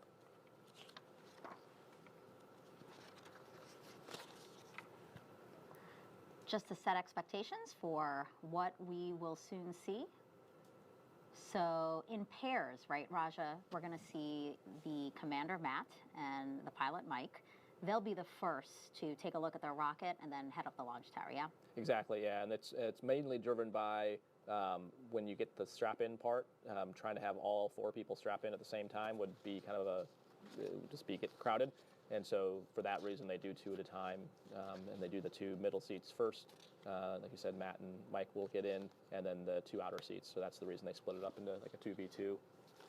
Yeah, we're going to take our viewers inside the crew access arm in the white room, which is the room that's at the end of the crew access arm, just before they get into the Dragon spacecraft. I mean, they're going to see that it's tight. Yeah, and and the reason it's tight was partially just because you're on the top of a giant tower, but also because it's essentially a clean room. They call it the White Room, which harkens back to original days of space flight, the terminology that was used then. But it's basically it is a mobile clean room, so you can see all that black plastic and rubber. Those are seals, and so it is. And then you can see the air hose running into the cabin. So it is not hot and humid in there like it is outside that area. And so they're temperature controlling it, humidity controlling it, but most importantly, what we call foreign object debris controlling for that, because even something like a human hair across that hatch could keep it from sealing. And so you'll see that's why they wear those black ninja outfits. They'll have the masks and everything on to keep anything. They'll have booties on. You can see that white square thing before the hatch is sticky material, so that catches any lints, little pieces of pebbles or whatever that might have been picked up as they go from the elevator. But the crew will have booties on their boots until they get to the outside the crew access arm, and then take those off, and they go through the clean room. But that catches anything else, and then you can see there's like a little piece of Kapton tape over the hatch seal, so everything is protected to maintain the integrity of that hatch. And here they are coming to take a look at the rocket. That's right. There's Matt and Mike walking over to get a good look at their ride to space. And like we mentioned, it's hard to see because the helmet's heavy and not really melt to tilt backwards, so you got to kind of lean back. Yeah. And you can see he's bracing his chin, trying to tilt the helmet up. Taking a nice long look. And as you mentioned, the capsule is being used for the 5th time, but a brand new booster. And SpaceX has recline back. Pioneered the reuse of both the booster and the capsule, so pretty amazing with the... Yep, 5th time Dragon, 1st time Falcon 9 today. And now here they are. They're getting into an elevator that will take them up the launch tower. We won't be joining them inside the elevator, but we do have a picture of the buttons inside there. If we can pull that up as they walk inside, as you can see, the bottom floor is Earth. And where they'll be going to is space. Makes it very easy to know which button you have to push. Yeah, no confusion there, huh? Was it like that for you, or is that a new addition? I think the space is a new addition. I think for ours, it was still the other numbers correspond to the feet off the ground, is what those numbers are. And so you can imagine with Artemis, it's going to be an even bigger number. They actually come up here. There's actually kind of 2 floors. They come out here and then wrap around and go up another very short set of stairs that goes up to the actual level where the crew access arm is at. Mm-hmm. And you saw that since they're going into the clean room, you saw the ninjas have they have the hoods on for their hair as well, like I mentioned. So 21, like we mentioned before, that's Denise, who's the ASP. It's a little harder to tell that now that everyone's got the hoods on. That's why the numbers are probably really exactly. important. Yep. All right, so we have Matt and Mike walking up, like you said, a set of stairs. That'll bring them to the final level where they'll connect. Correct. To the crew Yep. And those yellow chevrons you see on the ground, if they have to egress, they don't actually have to go back down those stairs. There's slide wires that go from the top of the tower down to the ground, and so those chevrons are meant that if there's bad visual conditions, you can look down and know which way to go. So they'll be walking against it to get into the crew access Correct. arm. Yep. But if there were an emergency, they'd be going with the chevrons. Right. You can see over their right shoulder is the access arm, and then you can see Alexander and Jeanette down at the bottom of the elevator getting their time and their chance to take a look at the rocket. The rocket recline, and then we saw some waves from Alexander. Yeah, it's kind of a cool view with all the lights on it at night.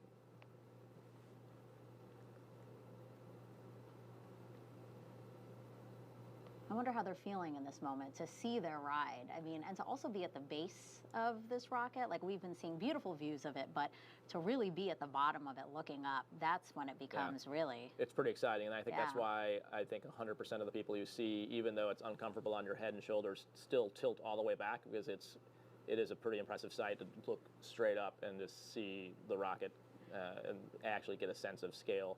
It's really hard for us when we see it from a distance, with nothing to really compare it to. You kind of lose that sense of how big it actually is. To the left side of your screen, that's a great shot from, again, our flight ops team here. That's a helicopter that's orbiting the pad right now, giving you that beautiful shot of Mike and Matt, they're making phone calls. Yep, so you can see in the left-hand picture is the view of where they're at on the pad arm, and the right side was the crew access arm, and on the right-hand view, you're seeing number 21 Denise there operating the pad phone there for them to call to their family before they actually go into the crew access arm. Yeah, the mission specialists are about to catch up right now with, there you go, with Matt and Mike there. So this phone call, you mentioned that Denise helps them, and it's because of the gloves they're wearing, right, to dial? Yeah, exactly. It's and also, again, we're just super conservative about anything getting contaminated or touching anything. So, but yeah, it's mostly just because in the gloves, it's hard to actually, probably a high likelihood of misdialing, trying to dial a phone. And this is an opportunity maybe to call some of the folks that you did just see at crew walkout to say, hey, I made it, Right, but also others, Yeah, right? it could be that. It could be people that maybe couldn't travel here for whatever reason, maybe aren't well enough to travel, but are still pretty important people in their life. So that's the other, I think, common thing that people might do.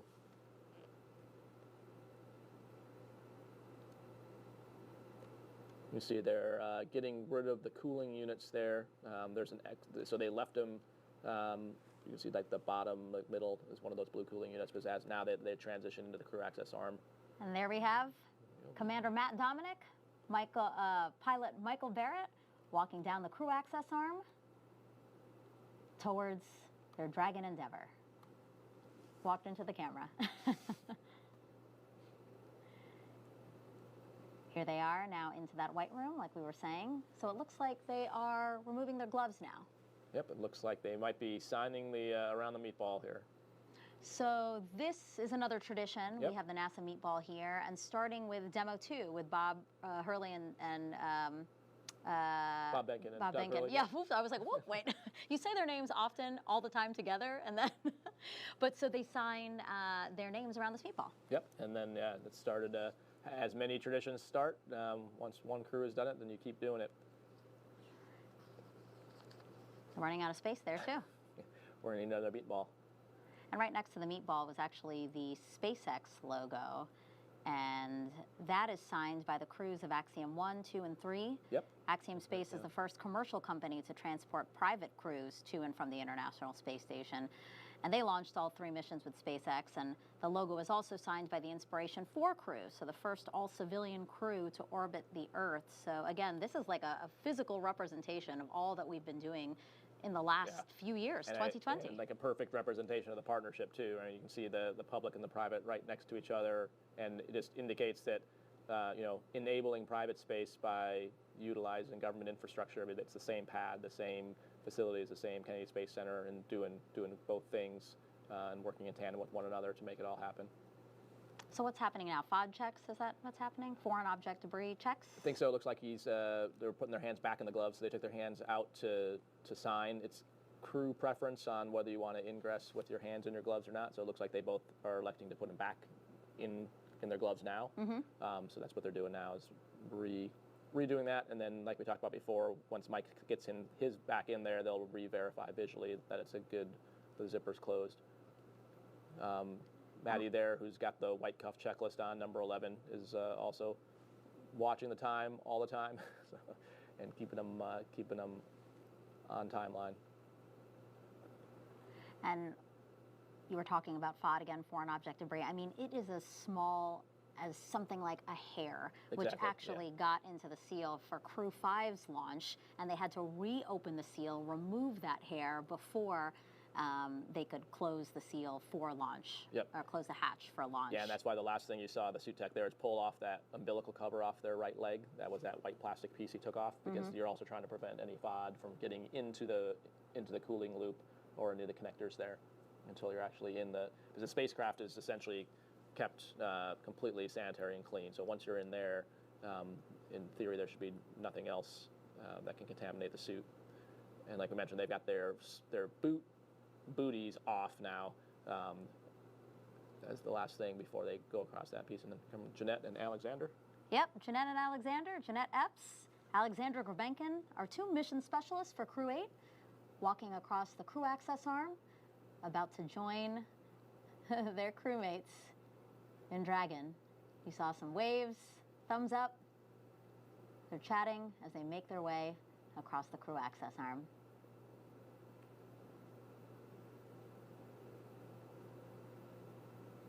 They'll do the signing of the meatball here while the other two are getting strapped in.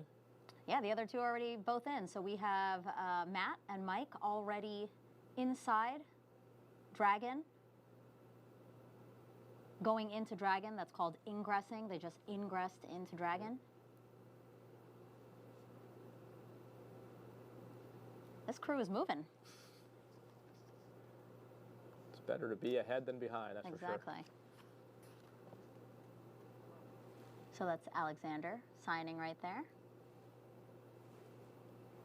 And now Jeanette. And you can see, like you alluded to earlier, like why they don't all four try to get in at the same time. In microgravity, it's easy to do because you've got the vertical and three-dimensional space you can use when you're not constrained by 1G, but here on the ground trying to have 4 people and the suit techs and the hatch techs, all those people all in the same spot, it gets pretty crowded. Yeah, let's see, 1, 2, 3, 4, 5, 6, 7, 8. There's 8 people either in the capsule, at least 8 people, either in the capsule or in the white room right now. So as you said, removing their boot coverings, essentially. Walking on that sticky tape to grab anything off of the soles of their shoes before they ingress as well. Yep, and you can see the techs are making sure their helmet is protected on the way in, just so you don't accidentally bump either the hatch seal or damage the helmet. Mm-hmm. How big of a space are we talking about? Can you give us an idea for how wide it is in there, Dragon? Inside the Dragon? Yep. So it's, I mean, you can see that the 4 seats across, and then below the seats it gets a little wider. So it's wide enough that you can lay head to foot pretty comfortably. You can probably fit 2 people down there. And then it narrows as it goes up. So above the displays that Mike's using right now, you could probably fit 1 person laying horizontally. So it's actually pretty comfortable. Actually, Dragon is configured for 7 passengers if needed, right? Right. The original outer mold line design was built so where you see the cargo bags underneath Mike and Matt's feet, that at one point early in the design was considered for extra seats. That wasn't. That's not what it's certified for now, but that was originally part of the original concept. You can see number 22. Those products I was talking about earlier that each crew runs a little differently. Some have what we call like lineup cards. Some use the iPad. Some maybe have I'm gonna wave for Matt waving, there. yeah. Finding the camera, he sees us. Thumbs up. I think that's for you, Raja. From a turtle to another turtle. So as we can see, Matt and Mike have their harness on. It's a 5-point harness. Yep. Yeah. So there's a harness, and then also where their boots are at, there's a connection in the sole of their boot that locks their feet into the footrests, and then yeah, you're seeing that they're helping. You can see a good view of Alexander's thing. It's like a rotary knob that those 5 straps go into. And it looks like on Mike's right leg, that's where the umbilical will be connected to, right? Right, they're all connected right now. You can see it on Jeanette's, yeah, on all their right legs. You can see it's connected. So at some point, I would assume they'll start doing comm checks. They can probably hear each other at this point, would be my guess, depending on whether the ground's configured it yet. Yeah, comm checks are They'll usually probably expected. wait for the text to get out of there, just otherwise you hear a bunch of background noise. Gotcha. Yeah, so explain what the umbilical system does. Like, what do they get through these umbilicals that they're now attached to? Yeah, so the umbilical gives them air, both for cooling and the breathing air, and then also it's the comm link. So that's the 2 big things. That's so environmental control and then communication.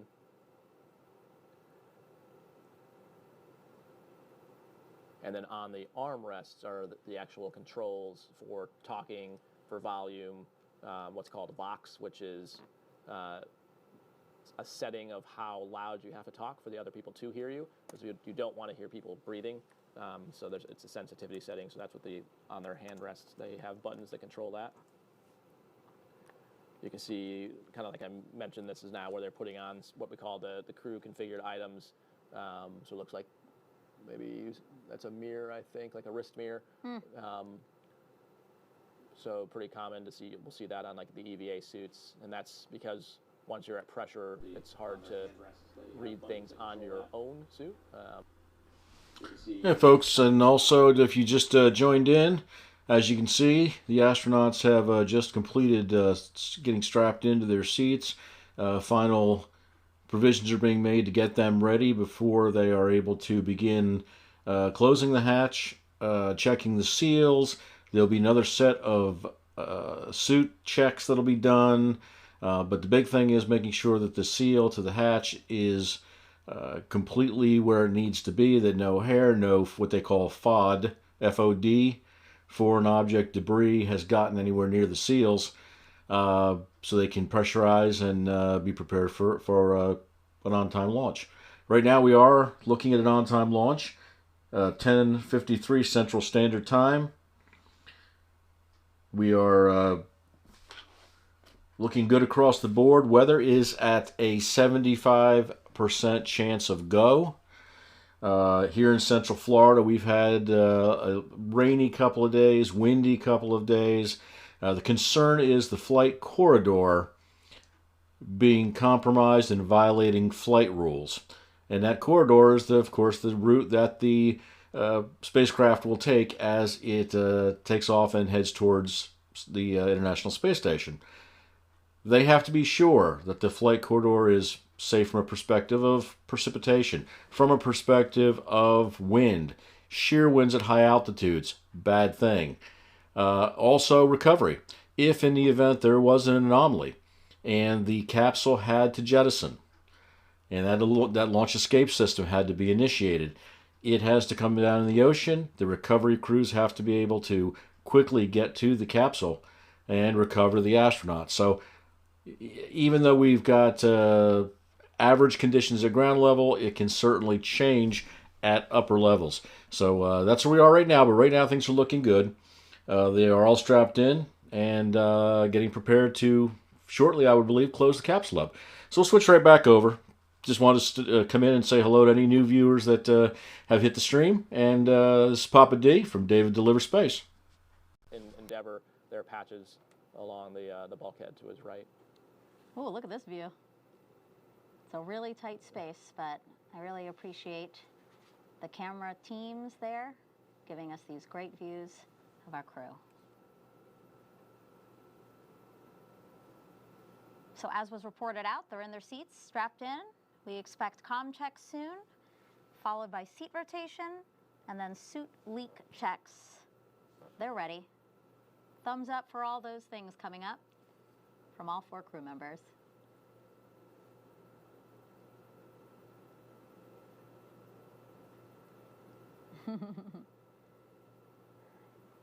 It's nice to see them looking calm and collected and ready, it looks Yep, ready like. to go. And pretty good view there of the stuff below Mike and Matt's feet. You can see not just the people going up there on the Crew 8 vehicle, but also cargo. And so the white canvas bags are called CTBs, and then those lockers in the middle are powered payloads, meaning it's probably science that needs either cooling or heating or or air circuit, something to preserve whatever it is that needs power. And so the Dragon has the ability to take really high value and high-end science to and from the space station because we can bring it back to Earth for further analysis. And so things that are perishable, that we can't necessarily don't have all the tools on the space station to analyze, you can bring back, which is a pretty amazing capability that we now have with the Commercial Crew program. Yeah, I mean, that's the reason why they're going up to the International Space Station. It's all about science. So that if you can actually, keep the science preserved, that's huge. If you're just joining us, it is T-minus 2 hours, 38 minutes until Crew 8, you see there, launches to the International Space Station as part of NASA's Commercial Crew program. Commander Matt Dominic, pilot Michael Barrett, and mission specialist Jeanette Epps, Alexandra Grabenkin, strapped into their seats inside Dragon Endeavour, waiting for comm checks, as well as their seats to be rotated into the launch positions. Yeah, so what you're not seeing in this view is all the activity in the white room as the techs are starting now to clear out those hatch seal covers and prepare the hatch for closure and start working all the white room ops. There you can see it there. And then, as you mentioned, so they're getting ready for comms checks, what probably Mike and Matt were doing on the displays there. We're configuring the different seats. You can set up different relative volumes between different loops. So kind of like if you were talking to me and someone else was talking at the same time, I can vary that mix. And more than likely, the crew kind of has an idea over time of how they like that setup. So that's probably what they're configuring. And then, like I mentioned, doing checks amongst themselves one at a time with one person talking and make sure you're not getting bleed over into someone else's comm, as it can be pretty annoying to hear. Check in there. Ready for comm checks, 1.4. So now we'll listen in here as they run through all Copy, the different let's do it. Let's go left to right across the vehicle. MS1, Commander, Pilot, MS2, comm check. MS1, comm check. Jeanette, loud and clear. Loud and clear as well. Comm check. Matt, loud and clear. It's same. Comm check. Mike, 5x5. The same. Full comm check. And Alexander, loud and clear. Thanks all. Good evening, Crew 8. Same. That's the umbilical comm check. And next up is seat rotation. Report when ready for that.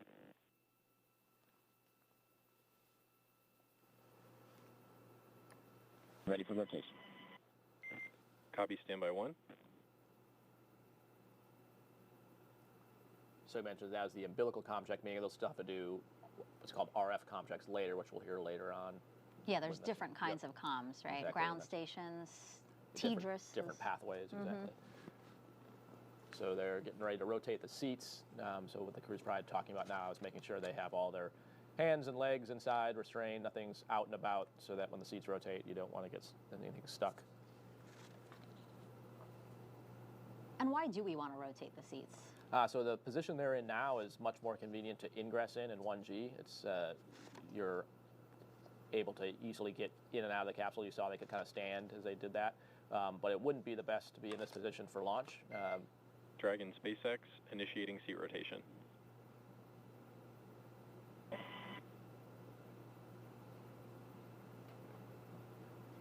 If they were to stay in that same position they're at now, as the vehicle goes up, the force of the acceleration, or the gravity vector and that acceleration vector will pull the blood down towards the bottom of the capsule. So in the position they had been in, that would pull the blood out of their brain. So very similar to when fighter pilots fly and do G-strains to keep the conscious, it would be the same thing. And to avoid doing that, since this is a much longer ascent, it's a multi-minute thing, we rotate them onto their backs, and that way, when that acceleration vector pulls the blood down, it's still staying in their head. It's mostly staying in their chest and head, which is a much more sustainable, basically, body position to have.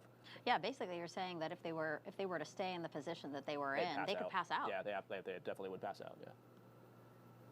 How much G-force are you experiencing? Dragon SpaceX, we see 4 seats in the launch position. How much of that force are you seeing at launch? And with that, you go for section 2, suit leak check prep. All right.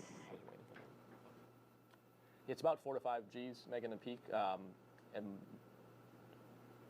it builds right before first stage cutoff and second stage ignition, and then the second stage kind of builds slowly from about 2 to 5 Gs by the time the second engine cuts off. So about 5 Gs peak. Wow. And so what you just heard on the mission audio loops again is that they are they have confirmed that the seats have been rotated into the launch position, and now they are getting ready for suit leak checks, which again, you saw them do that in the suit up room. So this should look familiar to you. It's just now that they're in Dragon, they're testing it here. And as you can see, visors are down, they're all ready. Exactly, and the reason we're having to redo it is you saw them open the gloves up before. Presumably, they didn't have to use the restroom. They would have to open up the bottom part of the torso zippers. And so since they broke that seal, they now have to recheck it. But what we did rule out by doing the leak checks in the suit room is there's probably nothing mechanically wrong with Dragon care complete. Ready for leak checks. Copy, we see it. Your go for section 3. There you go for 3. The back and forth you're hearing it referring to steps. So there's procedure overall procedure numbers and then steps within that procedure, and that's what they're talking about. And there's different ones where you want to verify with the ground before you command it. And you can tell that the suit leak checks were successful because we have a good view of Alexander here, but like the top of his suit is now approaching his head again because they're depressurizing the suit now that they know it can hold the right pressure. Right, so you'll see them, it actually takes a few minutes for it to run, so you'll see them kind of hold still and just kind of sit there. It's checking both the pressurization and, like you mentioned, the depressurization, like the rate it comes out.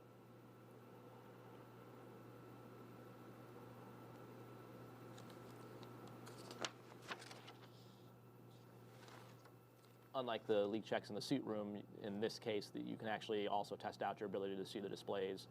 It's like you mentioned, Megan, the helmet kind of expands up on your head. And so you want to make sure that you've got your chin and that helmet kind of interface into the pad and the foam around it such that you can still see the displays if there was a depress event and your suit pressurized. And the targeted time for seat rotation was T-minus 2 hours, 29 minutes. Suit leak checks, 2 hours, 28 minutes. So as you can see, we are running ahead of schedule. Yeah, and so unlike before, earlier in the flow where you saw they would just hold and wait for that whatever time was supposed to be done, at this point they'll let them get ahead because if there are any unforeseen delays later, you want to build all the pad that you can. So on the right hand of your screen, we're seeing again inside the white room. Talk to us about what the SpaceX ninjas are doing right now. We see them shining a light on the seal. So yeah, they're doing hatch seal inspections right now. So more than likely visually inspecting them as well as probably photo documenting it and running video over it. So they've got documentation of what that seal looks like before they close it. And then once they've done that and actually close the hatch, they'll also start running through hatch leak checks, very similar to the suit leak checks, except on the hatch. The reason they're not doing that is because they don't want to start that process until they knew the suit leak checks are good. So some of the folks up there are suit techs. So if there was a problem with the suit leak check, you have the expertise on hand, already in the clean room, ready to go to basically troubleshoot it right away. Oh, that's great. As you can see from the graphic on your screen, up next, hatch close. Again, first, successful suit leak checks we have to see. We have to successfully check the seal around the hatch, and then they will close the hatch, and that'll be the last time they open the hatch until it splashes down, Exactly, right? Yep. Yeah, that hatch is not the same one they use for docking on the space station. You can't actually see it in this particular view. It's on top of the spacecraft in this configuration. But yeah, you're exactly right. This is the same one. A lot of the same people actually too. A lot of these ninjas will be the ones that are on the recovery boat about 6 months from now.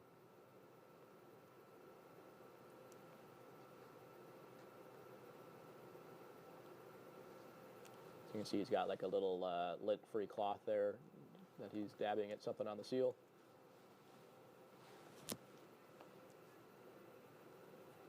Such meticulous work has to happen. Dragon showing 4 good leak checks. There's the call of 4 good leak checks, so that's a good sign. Copy, Dragon. We see the same 4 good leak checks. At this time, the closeout team is going to hop back in the vehicle for final closeout steps before exiting the capsule. Your go for Section 4. Section 4, thank you.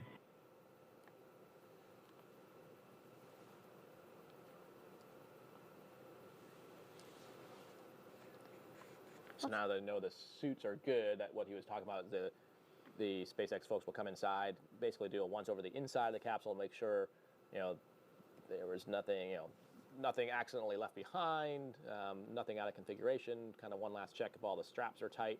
The crew is, because now they've done the leak check, what can happen is that suit expands, it loosens the straps, and so just making sure everything is still as it was. And as they continue to inspect the seal, let's talk a little bit about the comm checks that are coming up. So checks through the umbilicals, that happened, but we still have other checks. Can you talk us through the different ones and why there are several ones? Yeah, sure. There's different methods, or what we call RF chains or radio frequency chains, or you may call them loops, or they may also call them dragon to ground, space to ground. But all it's just different ways of referring to different pathways that the RF flows. So you mentioned TDRS earlier, which is the tracking data and relay system. So that's one way. There's direct like radio comms. And so basically what they're doing is trying and making sure all those pathways work on the ground before they launch. And the other thing they do is talk to different stations. And so there's both the loops and the way the electromagnetics, all that flows. There's also within the control rooms different subloops of lots of people talking, but the crew only hears a very small subset of that through what either the Capcom or the core relays to them. But there is, for launch, the ability of some key people to be able to talk directly to the crew if there's an off-nominal situation. So they're going to check all those relay paths. So you'll hear like the voice of the CE, the chief engineer, the LD, the launch director. So you'll hear some of those people make sure that they have a path that goes all the way from the chair they're sitting in and the console they're on all the way to the crew and the vehicle. And that's a good awareness for our viewers as well. You know, they're hearing chatter on the loops, but there is a lot more that's going on in the background to make sure that everything's working properly. And yeah, the crew is not hearing the vast majority of the back chatter. You're right. The average controller probably has like 14 or 15 loops that they're listening to and talking on and having different conversations. And then there's a long tradition in spaceflight that comes from aviation that only one person actually sort of filters all that information and then passes it up to the crew. And so we call it the Capcom in NASA speak, or they call it the core in SpaceX at MCCX. The same thing both here and then on the ISS we do the same thing. Artemis, it's been that way since Mercury and beyond. can you break down those acronyms for folks? Sure. Capcom's Capsule Communicator Core. Crew Operations and Resource Engineer. There you go. So that would have been one for someone to ask me on social media. They would have stumped me, but you had it. Acronyms are huge here at NASA, so it's easy to forget one once in a while. It's a fun game to try to guess what the acronym means. And so those satchels on their legs, that's where Dragon SpaceX ComCheck. They're monitoring everything essentially. Right. So that SpaceX Dragon loud and clear. Copy loud and clear. That was over the TDRS network. That's the launch configuration. Stand by for comm checks with DC, MD, and LD. Dragon. Dragon DC on countdown 1. Comm check. DC Dragon loud and clear. DC loud and clear. Stand by for comm checks with MD. Dragon, MD on countdown 1. Comm check. MD Dragon loud and clear. How many? MD loud and clear. Stand by for comm check over Dragon to ground.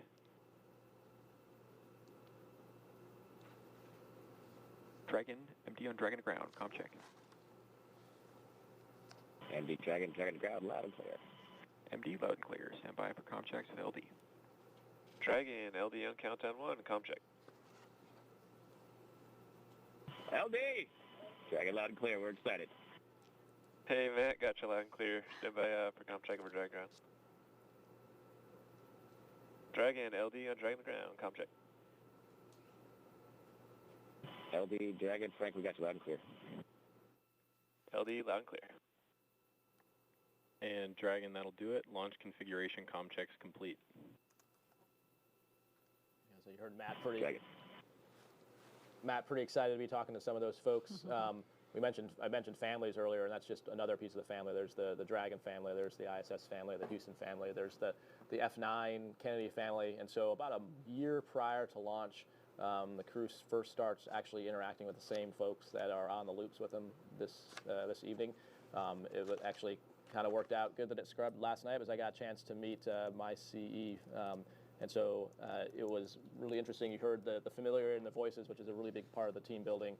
So even though Jared, who's my CE, had grown out a beard and his hair was longer, as soon as I heard his voice, I recognized him immediately, even though he looked different. And just, you learn over time, and after multiple sims of hearing the intonation in their voice, and just like the crew learns to work together, you learn to work with those people and all the controllers and hear things in their voice that give you an indication of what's going on. Some of those voices are coming from here at Kennedy, some were coming from Hawthorne, and then we're also tied into MCC Houston, so we've got 3 different sites. And you mentioned some of the loops that we're not hearing. You know, it's not just weather they're tracking, but there's all kinds of things about, are the recovery ships ready to go? Are the DoD forces that are ready for off-nominal, are they ready to go? So it's an amazing orchestra of stuff happening. You're seeing the front rooms, Hawthorne on the left and Houston on the right, and there's a bunch of back rooms for each of those positions. There's a whole another team of experts that are feeding information up to them. Yeah, it takes a lot of people to send folks to space. It's super humbling to be the astronaut that just gets to be the tip of the spear that all those folks are supporting, and it's a amazing job to be able to do that. And it sounds like Matt and his crew are ready to go and excited. We are now at 2 hours, 22 minutes from the liftoff of the Falcon 9 from Kennedy Space Center in Florida. Crew 8, you see them there, currently inside Dragon Endeavour. We have 3 first-time flyers on this mission. We have Commander Matt Dominic and Mission Specialist Jeanette Epps and Alexandra Grabenkin. As for pilot Michael Barrett, who's seated second from the left, this will be his 3rd visit to the International Space Station. Yep, and they're excited to go up there. Actually, I was after yesterday, I was able to message back and forth with Jaws and Laurel and pass the word on to them. So they sent me a pretty awesome picture of their sad faces that the 3rd turtle wasn't going to be up there for a while, but they're ready to catch Endeavour when it shows up to dock with the space station.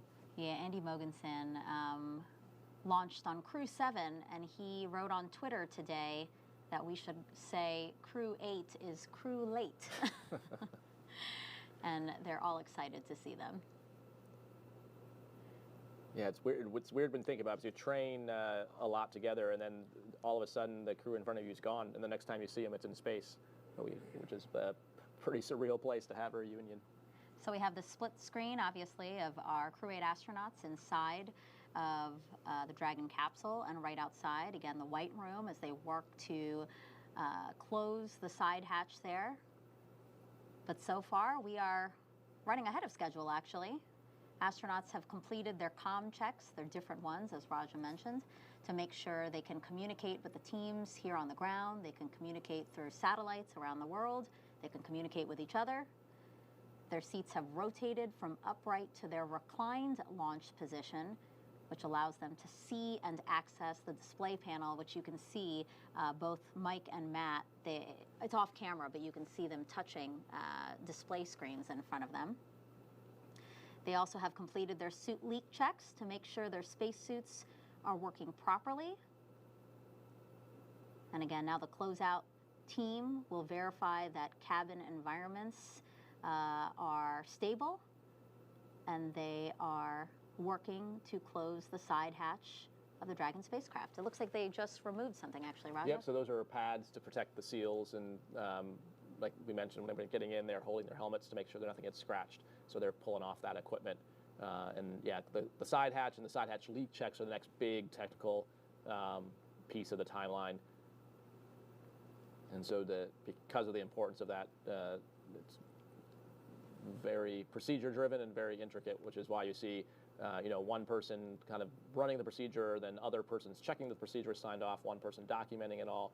So as all those pieces are coming out, they're basically checking off a list of making sure everything is out of the spacecraft, everything's accounted for. And so far, as we've been monitoring through cameras that we have in the white room there, everything looking good? Nominal? Yeah, everything seems to be looking good. You see there, he's taken the tech that it's right by the door there, was doing one more kind of wipe down of the actual sealing surface. So yeah, now all the padding is gone. Yep. Now, if you've been watching us since we came on air at 7:15 p.m. Eastern Time, I'm NASA's Megan Cruz with NASA astronaut Rajachari, who commanded NASA's SpaceX Crew 3 mission. The two of us are providing audio commentary right now, but we plan to expand our coverage about an hour before launch, when we will come on camera and invite additional commentators to walk us through today's launch and ascent.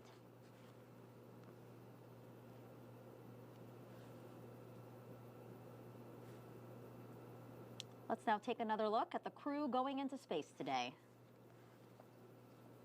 Commander Matt Dominic, born and raised in Wheat Ridge, Colorado, married to Faith Dominic. They have 2 daughters. Again, the youngest one, it was her birthday on Thursday. Matt earned a math. Let's now take another look at the crew going into space. Hey folks, Papa D here. Just want to check in real quick to all the new people who have come onto the stream. As you can see, we're getting ready to close the hatch out. Leak checks on the suits have been completed. They're getting ready to finish wiping down and close up the hatch, do the leak checks on that. So we are heading down the pike to a T0, still looking at 10:53. Be a snapshot launch window. No time for a recycle if they don't make that time. But things are looking good right now. 75% chance of a go. Down here in Central Florida, the weather is dicey. The winds are kind of at question right now, but per the Space Command and the Weather Office, they are saying that east of us, much more east, about 60 miles from where I'm at, the weather is passing through to a point where they're feeling more comfortable. So we're looking good for the time being. But just wanted to check in. I want to, again, thank you to NASA. Thank you to SpaceX for the great feeds. We're going to stay here and bring this to you and bring it to all of our subscribers. If you're a subscriber, thanks. If you're not a subscriber yet, please consider. Love to have you on board with the team, with the family. But we are just about under 2 hours from potential T0 here. So anyway, continue enjoying the broadcast. We'll check back in if there's any substantial changes that we become aware of. But thanks again for stopping by and enjoying the exciting evening with us of Crew 8 going to the ISS via the booster 1083 and the Endeavour capsule. We'll get back to the coverage.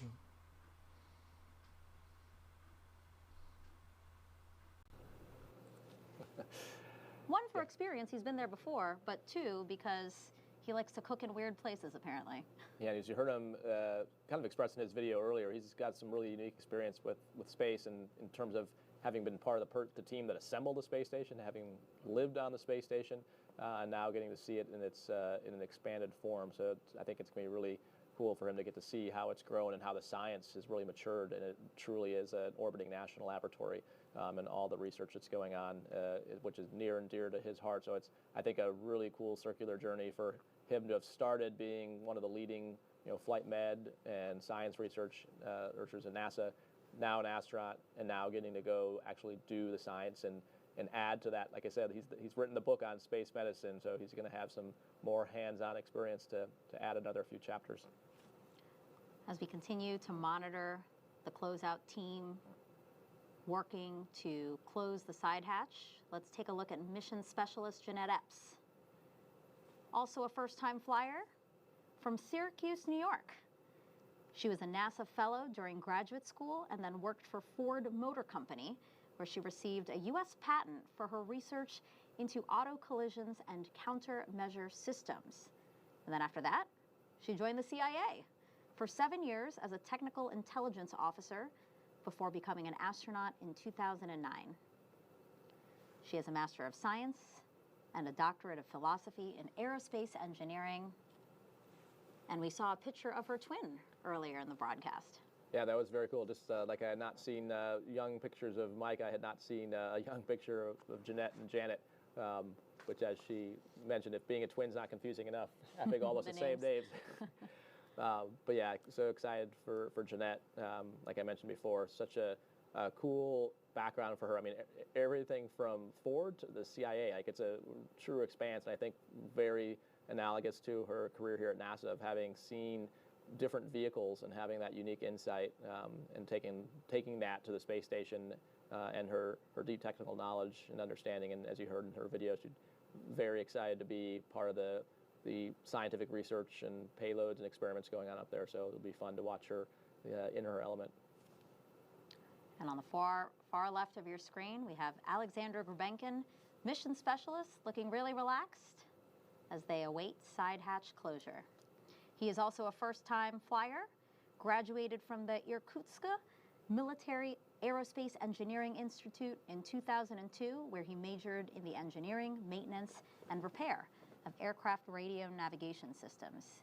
He then attended the Moscow Technical University of Communications and Informatics, graduating with a degree in radio communications, broadcasting, and television. He was accepted pretty recently into the Cosmonaut Corps 2018, and he'll be the flight engineer while on board the space station, which is what you served as. Exactly, yep. So Alexander was essentially in the equivalent class of the Turtles. We were 2017, and he was in the 2018 Cosmonaut class. They're offset a bit. Also great to see the members of their class going up to the space station, working with us side by side, and continuing the partnership between Soyuz and the U.S. launch vehicles.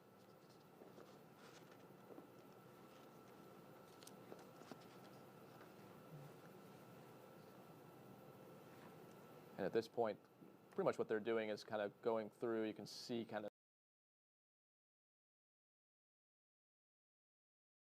on, this is kind of the crew's chance. They don't really have any actions. I talk through those again. So that when they talk internally, the capsule, that doesn't go outside. So stations on the intercom that we don't hear and the ground doesn't hear. It's only when they push the button on their hand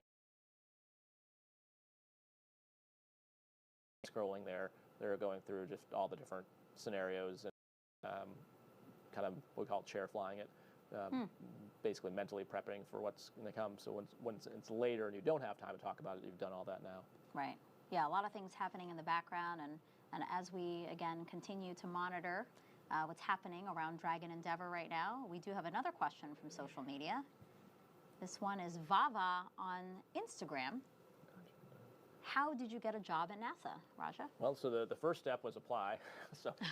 So we applied through USA Jobs, and as we mentioned before, the Flies, which is the 2021 class, is graduating here in a few days. So I would expect we will soon be hiring after that for a new class. So, the initial step is through USA Jobs. If you go to nasa.gov, or just Google nasa.gov, how to be an astronaut, it actually lists some of the requirements there, but essentially have a master's degree in a STEM field, be a medical doctor, are kind of the academic baseline requirements.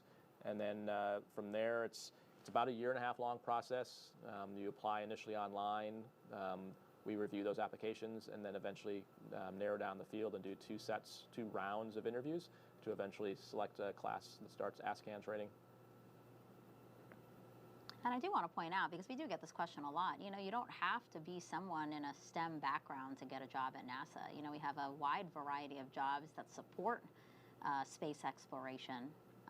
So just because maybe math and science aren't your favorite subjects. Yeah, absolutely. You saw all those rooms, like I mentioned, and all those people sitting in those control rooms, all the people that work to support the people in those control rooms. It's a huge community. If you mentioned the virtual passport, if people have actually got to visit Kennedy Space Center or Johnson Space Center or Marshall, any of the places, any of the centers, they're all almost little cities in themselves. So, you're absolutely right. It takes a whole community to get humanity to space. And whatever your talents or abilities are, we can definitely use them. Because the challenges for Artemis are many and difficult. So we can use all the help and talent we can get. Of course, Artemis, NASA's campaign to establish a long-term presence on the moon. And then what we learn from that, we can further explore Mars. So Raja, walk us through what's happening in the White Room right now. It looks like they're back to inspecting the seal.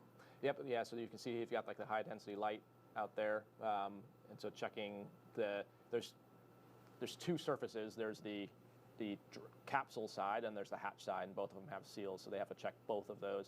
And then amongst the seals, there's actually dual seals, a primary and a redundant seal. So it's essentially 4 sets of seals that they're checking. Wow.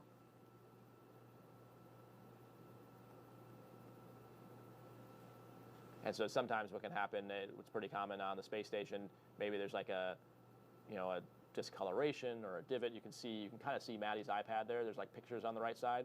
So some of what they're doing is making sure that as you saw them doing the photo documentation before, like let's say there's like a place where it's a slightly different color, they'd want to go back and make sure, is that new or is that an existing documented thing? So that takes a little bit of time to cross-check those things, which is probably what's happening now, just making totally sure that there's no new damage is the wrong word, but no things that you're visually seeing that's different than it was already documented or already known. Yeah. Yeah, like we said, Crew 5, a hair was in the seal. And that is it's unacceptable. Worth putting a lot of time into this because it is a pretty big time hit if you fail the hatch leak check. And that's built into the timeline. You'll see if it all goes well, we'll have some more time. But that's one of the the suit leak checks and these leak checks are both very important because problems there can very quickly delay things. And again, we are still ahead of schedule in the timeline, the mission timeline, as we count down to liftoff. The side hatch close is set for T-minus 1 hour and 55 minutes, so we still have some time. So about 10 minutes ahead. Yep. Still have some time to get that done and do it right. The other thing that's happening is you can't get too far ahead because the vehicle actually has to command pressurization changes, which is happening in Hawthorne and also as part of an automated sequence. So there isn't a chance you could get too far ahead, which then could throw things off. So there is pause points waiting, because if they close the hatch and Hawthorne's not ready to actually send the commands to then change the valve configuration, then you wouldn't want to do that. So there's some coordination going back and forth there as well, I would imagine. Since we mentioned the clock, a reminder to everyone, T0 liftoff time today is targeted for 10:53 p.m. and 38 seconds Eastern Time. So we are counting down with 85% go for launch here at Kennedy Space Center. Dragon, SpaceX for an update. Team's still working towards side hatch closure and being extra cautious about some hairs they found on the seals. Not a concern, and they're just being cautious. Dragon, copy. Thank you. All right, so the team just reported that out to the crew. You heard Matt answering back that he copies, that he knows they are dealing with a couple of hairs in the seal. And like we mentioned earlier, saw him using that lint-free cloth and taking pictures and comparing it to old pictures. So kind of exactly like we suspected. Saw a hair, cleaned it off, and then probably photo documenting where the hair was at and making sure that the act of wiping the hair off with that cloth didn't do any damage or leave any residual oils or anything like that behind. So that's the other reason they're wearing gloves is just the oils of your skin touching those seals can degrade them. Again, so meticulous. They have to be so careful.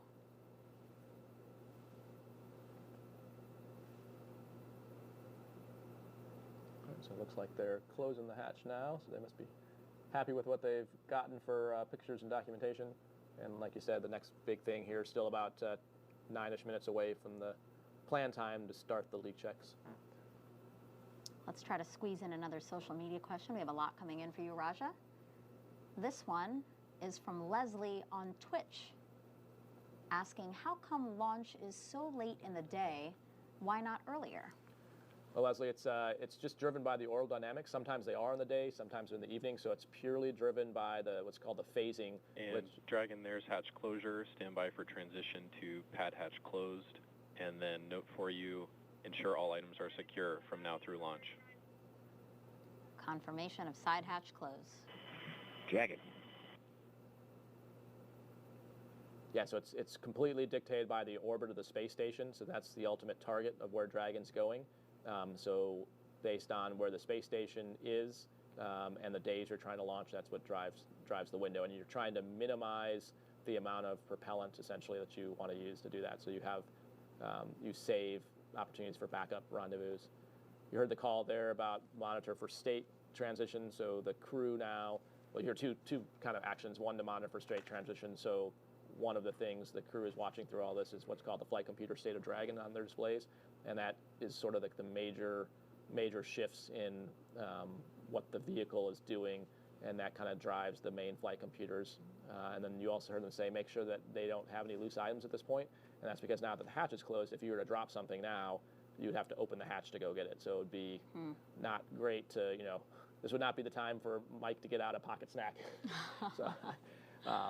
So you'll see that at this point, pretty much everything they have is either going to be attached to them with a lanyard or stay on their leg, just so that there's no chance of it falling. And the reason that's a problem is it's not so much a FOD issue or affecting something mechanically in the vehicle. It's more what's called a flail, or if that loose thing were to start flying around the cabin during ascent. Worst case, like if it were to strike a visor or something like that, so and cause damage. That's was under. You asked about G loading before, so although if you were to drop an iPad on your toe now, it wouldn't hurt under 5 Gs. That would be 5 times the weight, and so it could potentially hurt or damage something. I mean, most of us can think of it as if we were flying on a commercial plane, right? And like during takeoff, we're told to stow our belongings. Right. Yep. Exactly. So right now, they are crouched by the side hatch.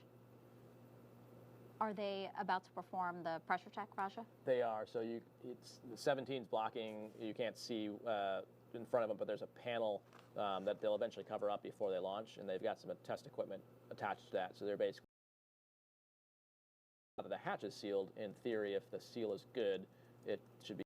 You can add basically what's called positive pressure to the vehicle and make sure that it's not that value is holding. It takes a little while because you have to account for the difference. So people who are maybe probably in high school, laws and how pressure, temperature are all related. So you have to account for that and give it time to be thermally stable. But that's essentially what they're doing right now, is making sure that if you add pressure to the vehicle, it's not going to escape somehow.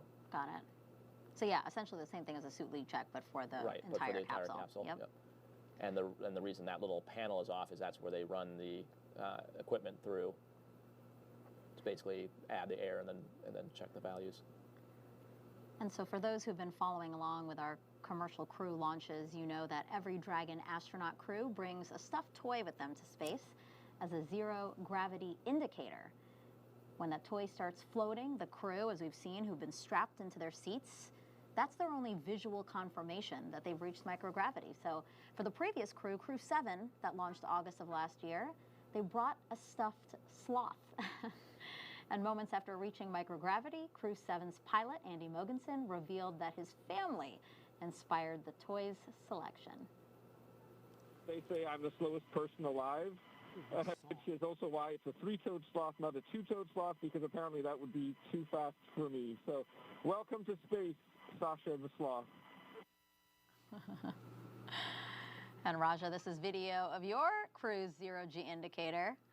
You guys also had a very specific reason for choosing this one, right? We did, yeah. So ours was a blend of all the parts of our crew. So clearly it's a turtle, since Kayla and I were lucky enough to be turtles in space together. We named it FAU, which is German for turtle, since Matthias Maurer was our ESA astronaut with us. And it's actually specifically a peacock turtle, because Tom Marshburn, the pilot, their class is called the Peacocks. So it represented a piece of all of us. And you can see we even had a little space helmet for a turtle, so it could do EVAs with us. Dragon SpaceX, clock ticking past T-minus 2 hours. We're going to step into a health check for the launch escape system. Expect a momentary flight computer state change, and then we'll be back in pad hatch closed. Checking. And we'll talk a lot more about the launch escape system coming up. But really quickly, go ahead.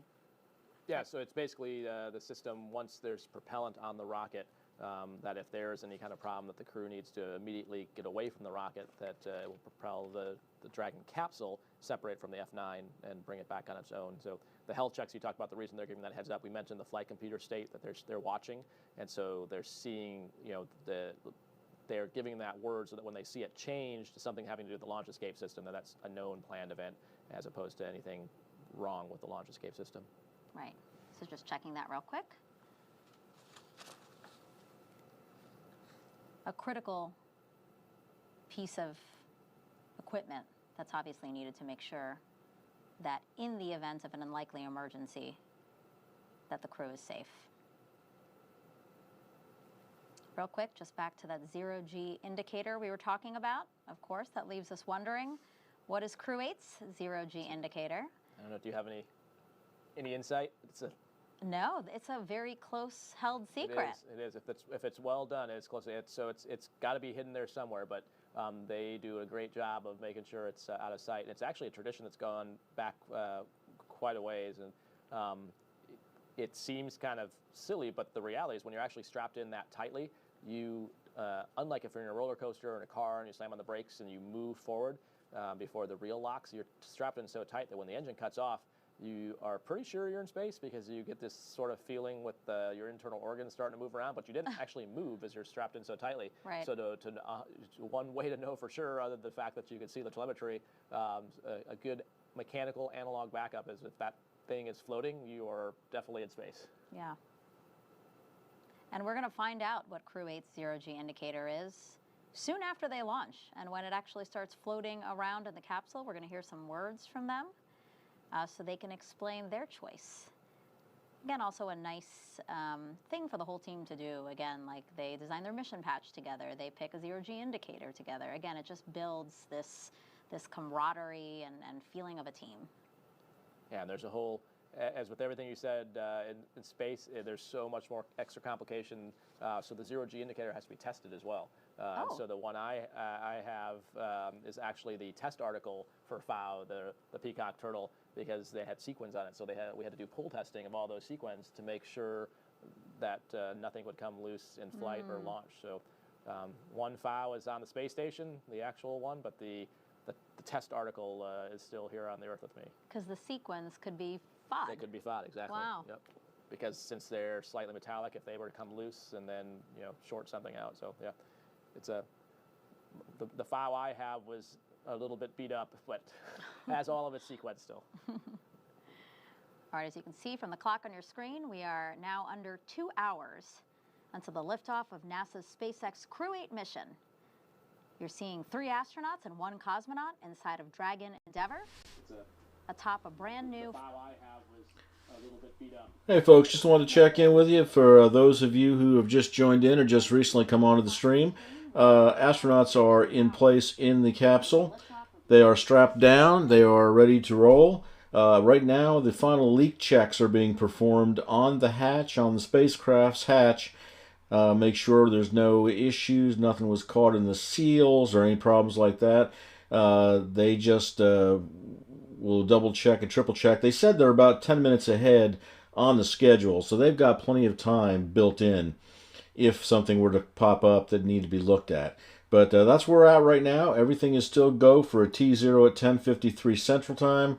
Again, the astronauts are in place. They are in the capsule. Of course, this is the Endeavour, 5th flight that it's been used, and the first flight for the booster. And we're just waiting for the results of that check, and looks like they're just getting finished up now.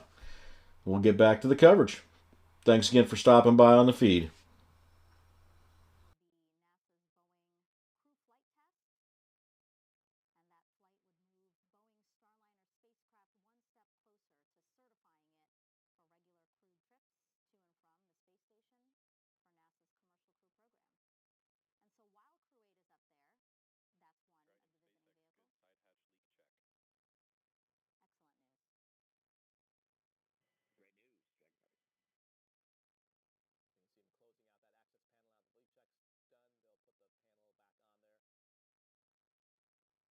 In addition to CFT, we'll also have another cargo launch. Another NASA astronaut, Tracy Dyson, she's going to arrive to the space station aboard a Soyuz spacecraft. A really dynamic time for Crew 8 to be up there and doing work. Yeah, so I think as the space station has now fully completed, it has constantly got traffic going and coming from it, bringing new science. So when CRS-30 shows up there, it's always one of the highlights of the times for the crews up there, because there's so much science that comes with those cargo vehicles, whether they're CRS, whether it's Cygnus, it brings up new payloads, and that's how we refresh and keep changing out what science is up there and always cutting edge. And then you mentioned, TC showing up there in the next Soyuz. She'll replace Laurel, who'll come back down, and continuing that flow. So Crew 8 will get some overlap with Crew 7, with Laurel and her Soyuz crew, and then quickly they'll be the ones running everything up there along with TC. And Crew 8 is also going to perform at least 3 spacewalks, looking at the summer-spring time frame. One is going to remove radio frequency hardware, another to prep for the installation of 2 new iROSAs, and then the third to install a new HD camera. Yeah, so definitely a lot of work out there, a lot of work to be done, and that'll keep them very busy. But I think spacewalk training is definitely the hardest physical and mental thing of the training flow for ASCANs and in the astronaut program. But it's also one of the most rewarding things, and definitely, we try to do as much as we can in space using robotics or automation. But sometimes, just like if you had something broken on the outside of their house, the only thing you can do is go out there and fix it. And so they'll be doing that with the radio frequency hardware. Is an S-band antenna that has been having some problems, and so unfortunately it can't be fixed on orbit, so it has to be brought inside, brought back down on the ground, fixed, and then sent back up. And then the iROSAs, that's another acronym, but basically you're right. improved rollout solar arrays, I think. And so the space station's been continuously occupied for over 25 years, which means we've got better technology, more efficient solar panels. We're putting more science on board, and that science needs more power. So we'll be installing 2 new sets of solar panel arrays, and it's pretty ingenious how they came up with the way those people who've seen the space station online or pictures know the solar arrays, or they're called the SAWs, the solar array wings, are massive. They're huge, and so if you'd had to take those apart and add new ones, it would be very technically difficult. And so these iROSAs actually go on top of the existing ones. They roll out on top, as that rollout name implies, and it's a pretty ingenious solution. And so most of the spacewalk involves rewiring those new ones into the existing electrical system and then actually physically deploying that rollout system. Wow. So again, they're on the space station for 6 months, all those visiting vehicles, all those EVAs, and then Crew 8 will also do a lot of science, as we've been saying. One of the main reasons why we have the International Space Stations. They're going to help facilitate research, including whether algae may improve spacecraft life support systems. Many of the research conducted in microgravity have applications here on Earth that improve our everyday lives. Yeah, and I think that's, at least for me, Megan, the most exciting thing about work on the space station. I mean, that's why I became an astronaut to begin with. I mean, there's the exploration piece, but it's really about changing lives here on the planet. And so I think the most exciting research we're doing is things that helps us get to the moon, helps us to get to Mars, but also changes how we live here. So whether it's clean water technology, carbon dioxide scrubbing, both those things, we need them to live on other planets. But more importantly, those are technologies that would change the way humanity lives here on Earth. And so that's, it's so amazing to know that you're a small piece of the program, a small piece of the research that does that. It's really an honor for the astronauts to be able to be a part of that, and knowing that the teams they're supporting is part of the research and science that happens on the space station. You can see them removing some more of the parts and pieces that connect the white room and that clean room. So now that the hatch is closed and that cover is on, they'll start disassembling the pieces there, so that when the crew arm retracts, nothing still is attached to the capsule. Seems like a good time now to take another social media question. This one is from Mars06 on Instagram. What does it feel like to travel to space? I think the best analogy, you kind of feel like a superhero, is the ability to float. So I think that's the thing I miss the most, is being able to just float around.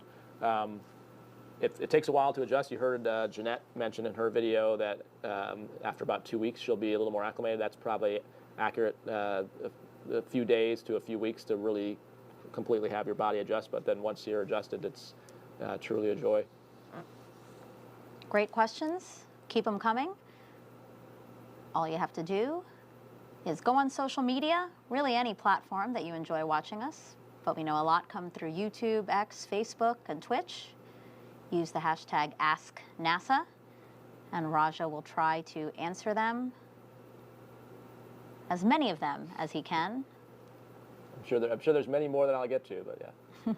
So you can see him attaching the fall harnesses there, as they're basically reaching out over the platform. So those harnesses are just fall protection.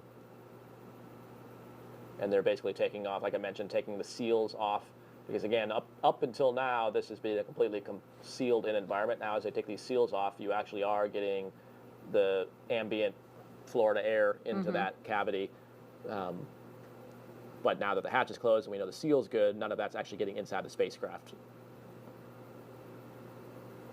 Okay, T-minus 1 hour, 47 minutes and counting. So far, a very smooth, ahead of schedule countdown. Right now, again, as Raja said, you are watching the closeout team on the pad in the White Room, preparing for the crew access arm to retract. Dragon SpaceX for the big picture post-ingress. Go ahead. All right, Crew 8, timeline is ticking down to launch tonight. We've got the side hatch closed and leak checked with some margin. Closeout team is still on the crew arm. I'll give you a further update when they depart. How copy so far? Copy all. All right, no significant updates on vehicle and ground systems.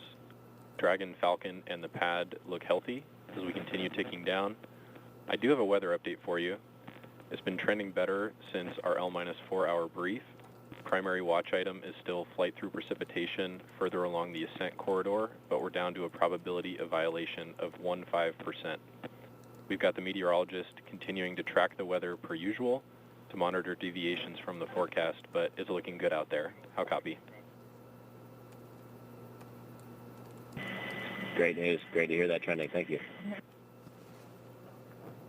Agree, great news. That's actually all I had. How y'all doing in there?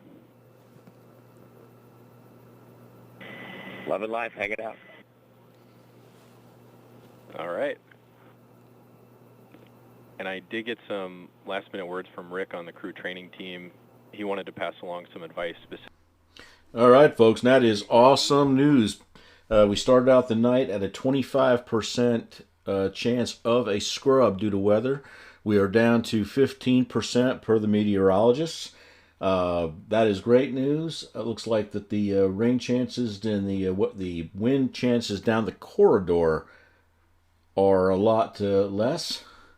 So really good to hear that. So as we tick down here inside of 1 hour and 45 minutes almost, we are great on the ground, nominal with everything as far as hardware, and the concerns to weather are a little bit more minimal than they were. So we'll just keep our fingers crossed.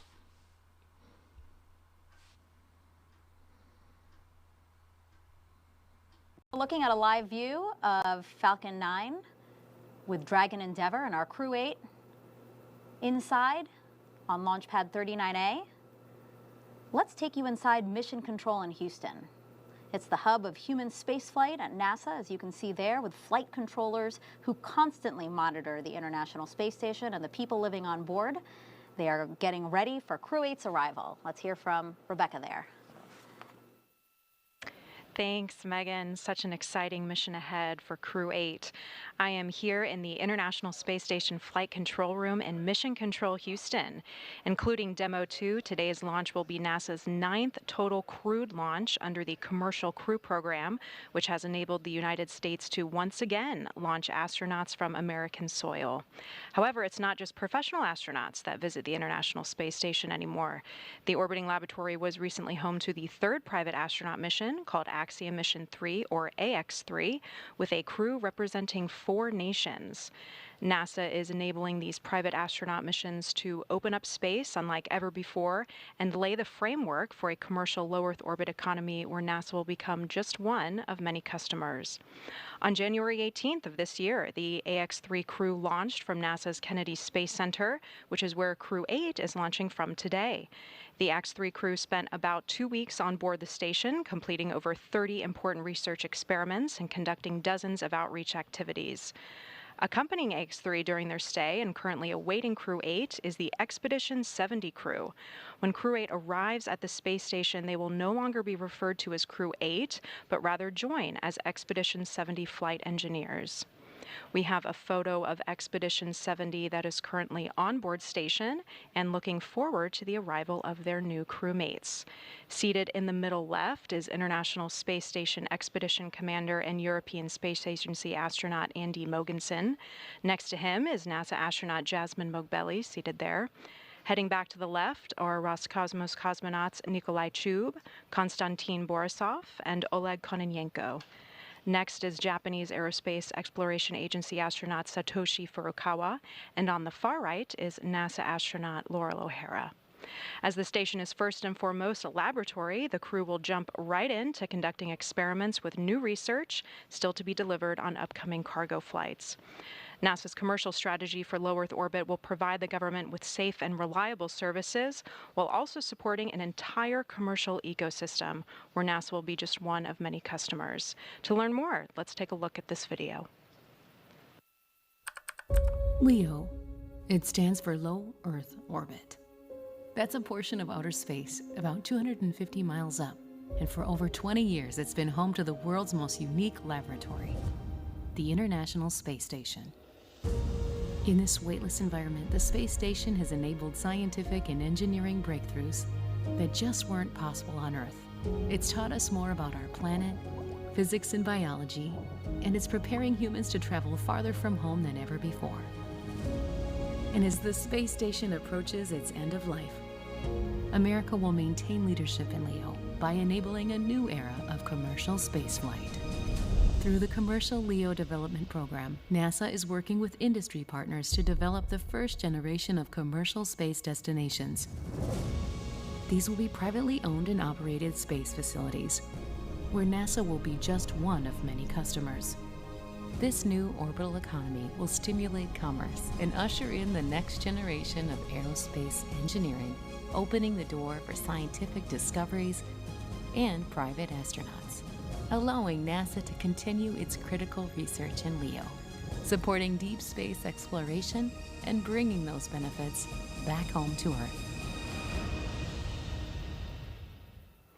T-minus 1 hour, 40 minutes from launch, as we're taking a live look inside the White Room, which is at the end of the crew access arm. This is how the crew ingressed into their Dragon spacecraft, which, as you can see, the side hatch has now been closed and will not reopen until the crew splashes down 6 months from now.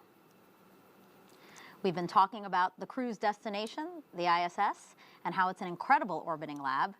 So let's check out some of the research that's up there that has helped us down here.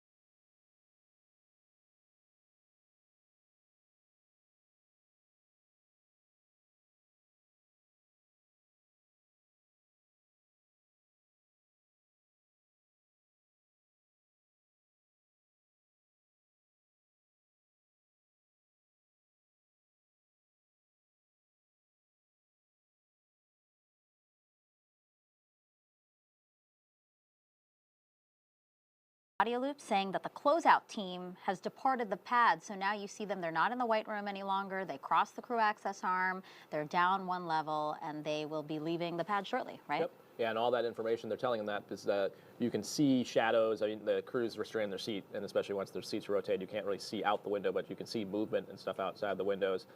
So just giving them the situational awareness that they shouldn't be seeing that anymore. If they are seeing movement, that would mean something else is happening with equipment. And it also gives them awareness. So one of the things that we talked about earlier is emergency egress. And so the crew is always kind of keeping track of how many people are on the pad, because if you have to use those slide wire baskets, you have to make sure everyone's accounted for. And so this is all that. There's a purpose to all that communication to let them know who's there, not there. Thanks for that insight, Raja. Let's talk about Crew 8's mission patch. You know, they designed it together, and let's take a look at it now. We have the Dragon bowing with respect to the ISS as it stands watch over Endeavour. Endeavour, of course, is the spacecraft that's flying Crew 8 to the ISS, therefore enabling a continuous human presence on the lab in low Earth orbit. The Dragon's tail, of course, in the shape of a number 8. The crew also wanted to highlight the international effort on the station, and that's why you see a world map in the background. And also, each Crew 8 astronaut is allowed to bring a few personal items with them for their roughly 6-month stay in space. Here's a few of the things Crew 8 says they're taking up. So we will do left to right. Alexander, we have there. Family photos and things that remind him of home. Mike Barrett, the pilot, he said the coolest thing he's taking with him is his crew. But he also plans to fly mementos for people who've inspired and supported him throughout his life, as well as specifically, Raja, hard copy photos of his family. Then we have Matt, Commander. So he said that his dad had the same style watch provided to Apollo astronauts, and his dad recently gifted that watch to him. So he will be bringing that up to the space station with him. And then Jeanette, she'll be bringing up a photo of her mom. And for those who don't know this, her mom passed away 5 days after Jeanette was selected to be an astronaut in June 2009. And Jeanette says she wouldn't be here sitting in Dragon Endeavour without her mom's work ethic and the emphasis that she instilled in her, emphasis on education growing up. Yeah, and I think there's not a whole lot of room to put things in your suit pockets, but some of the most precious things for you and your loved ones are usually what go there. So in my case, it was my wedding ring, and then some basically pieces that my children in the future use for their weddings, hopefully if they choose to do that, since they're still younger now. But that was giving them the option to have something significant that flew with me to space for their eventual marriages. That's a really great, thoughtful thing. It was not my idea. It was passed on to me by someone else who thought it was probably passed on to them by someone else. It's nice of you to admit that. Again, speaking of Jeanette's... I passed it on to Jasmine as well, so that's probably part of her answer as well. Oh, Jasmine McBelly, Crew 7. Yeah. Speaking of Jeanette's work ethic, as we were talking about, she's probably one of the most thoroughly cross-trained astronauts in the Corps right now because, again, trained in Soyuz, Starliner, and now Dragon. Yeah, it's, we said Mike Barrett has done Shuttle and Soyuz and Dragon, but unique and definitely not something that all the astronauts are doing. It's a good problem to have this many vehicles to train in, but definitely also a challenge to keep track of that many different systems and differences between the vehicles. So she's uniquely qualified, having seen all of them.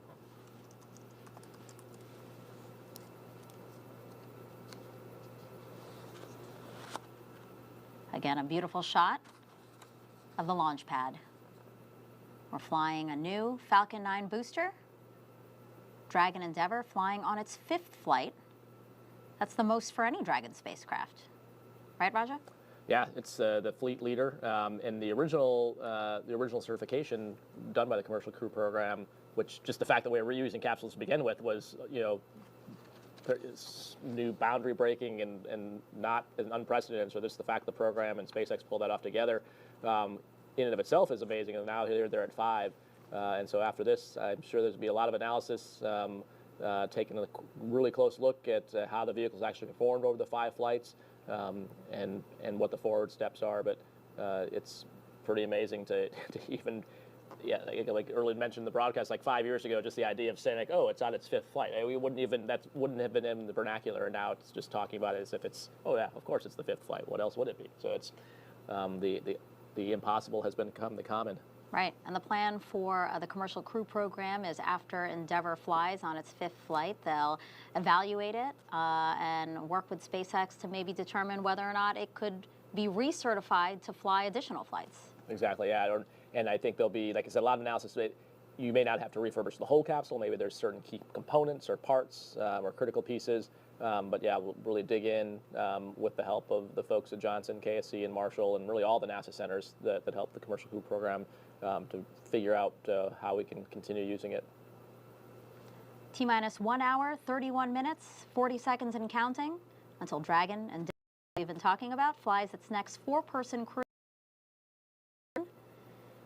The astronauts we're tracking today: Commander Matt Dominic, pilot Michael Barry. Up next, the launch escape health check, Raja, or are we early?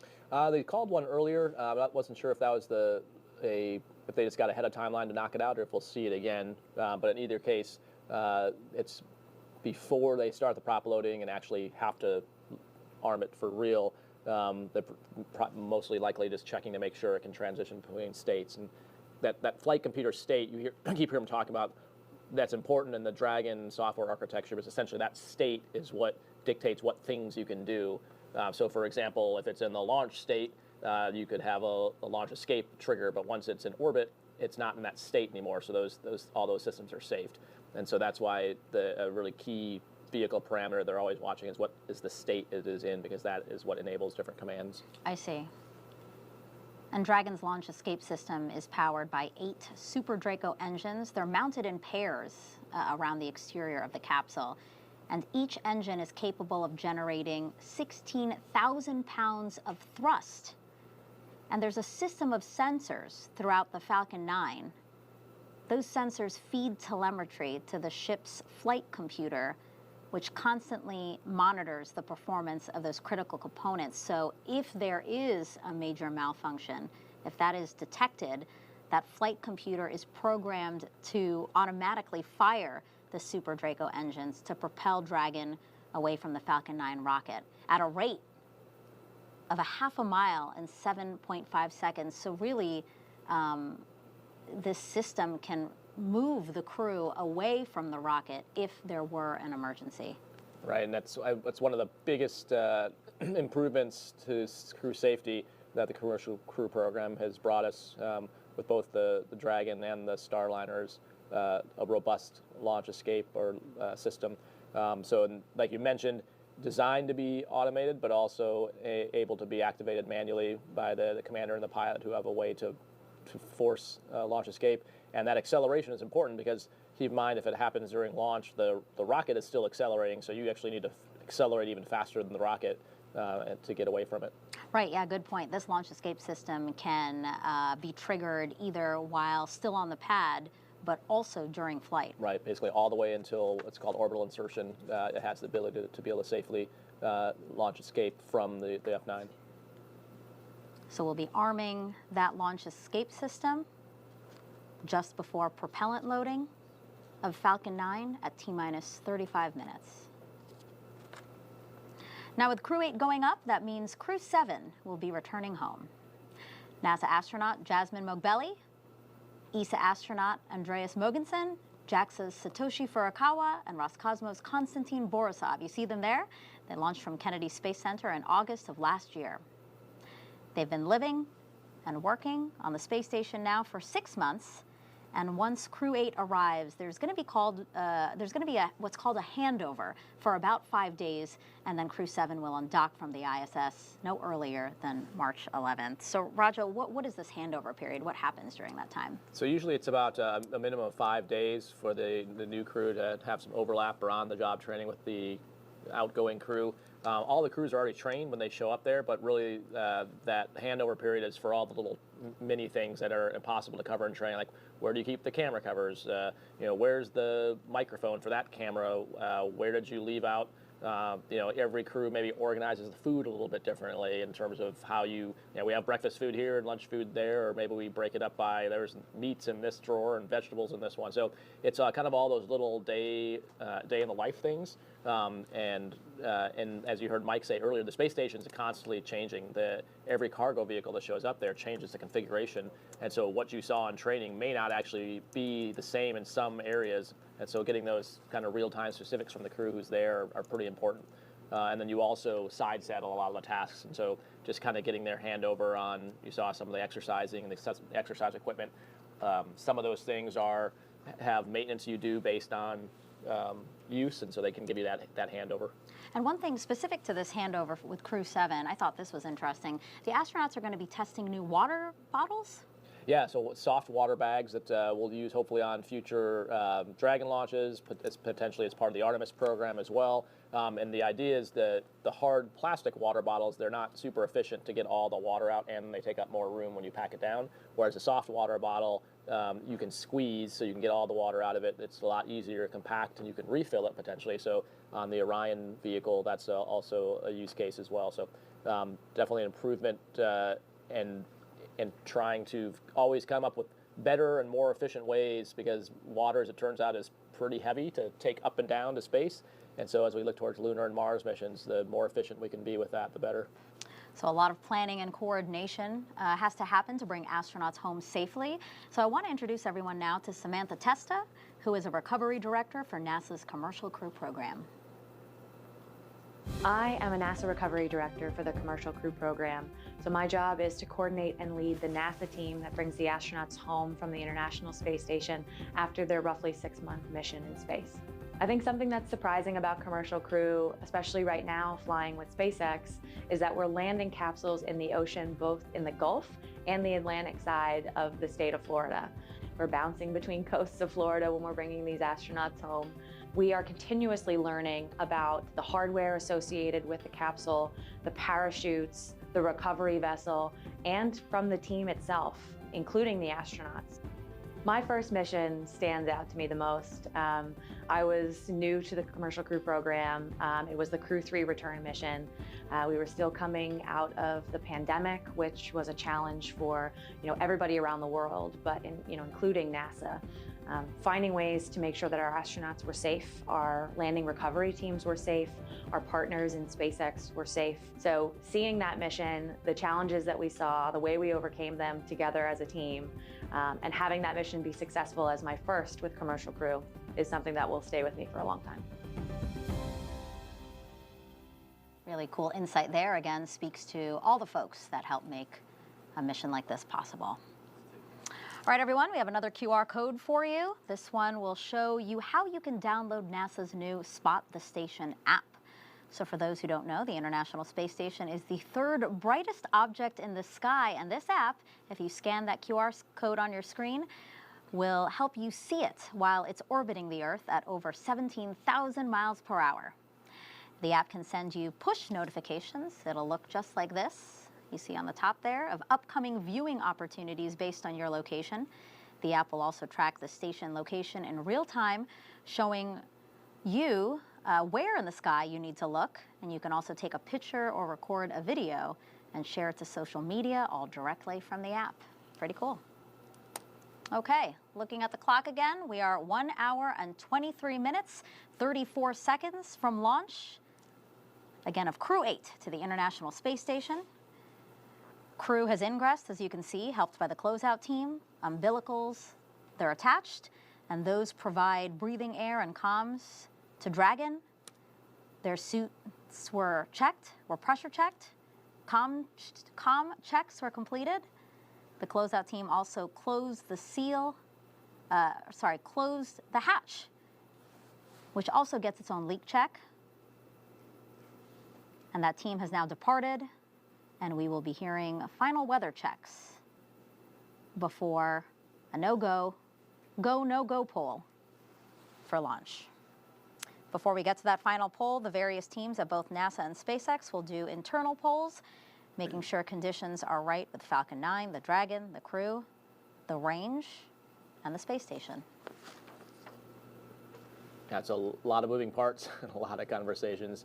Kind of like I mentioned, it's really the epitome of the partnership between NASA and SpaceX that makes that happen.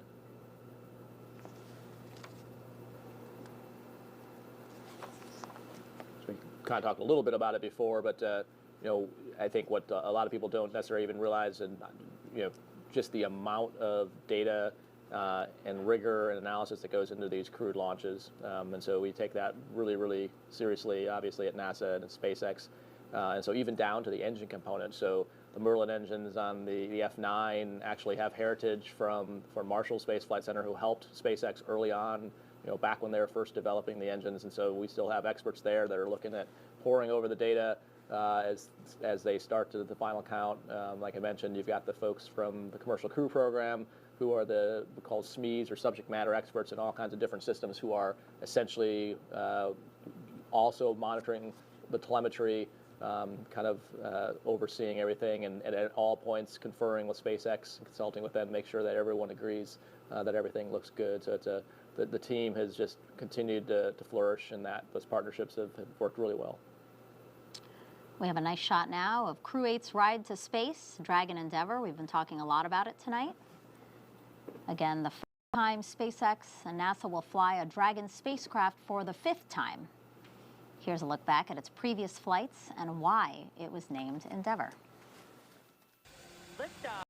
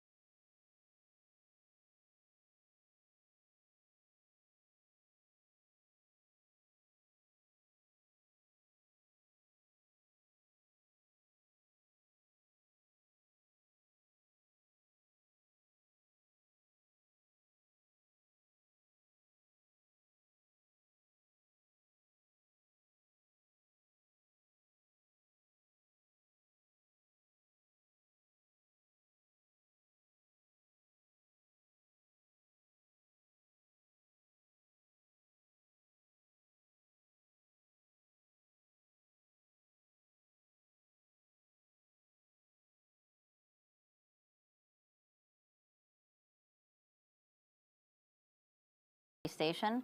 Let's get a check of our Artemis II astronauts. You can see them there. Work on their launch pad is underway as NASA prepares for their historic mission around the moon.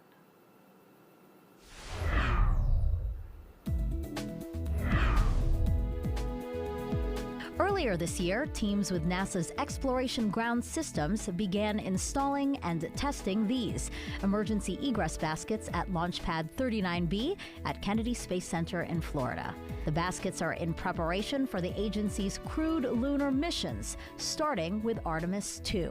If an evacuation at the launch pad is necessary, astronauts and other personnel will use the egress baskets to quickly evacuate from the mobile launcher. You're getting a sped-up, first-person point of view of that ride now. They're like gondolas in a ski lift, and you slide down more than 1,300 feet of cable to the ground. There are 4 emergency baskets, each about the size of a small SUV, and can carry up to 5 people. Once everyone is safely on the ground, teams operating specialized emergency vehicles will drive them away from the launch pad. That's your Artemis Moon Minute.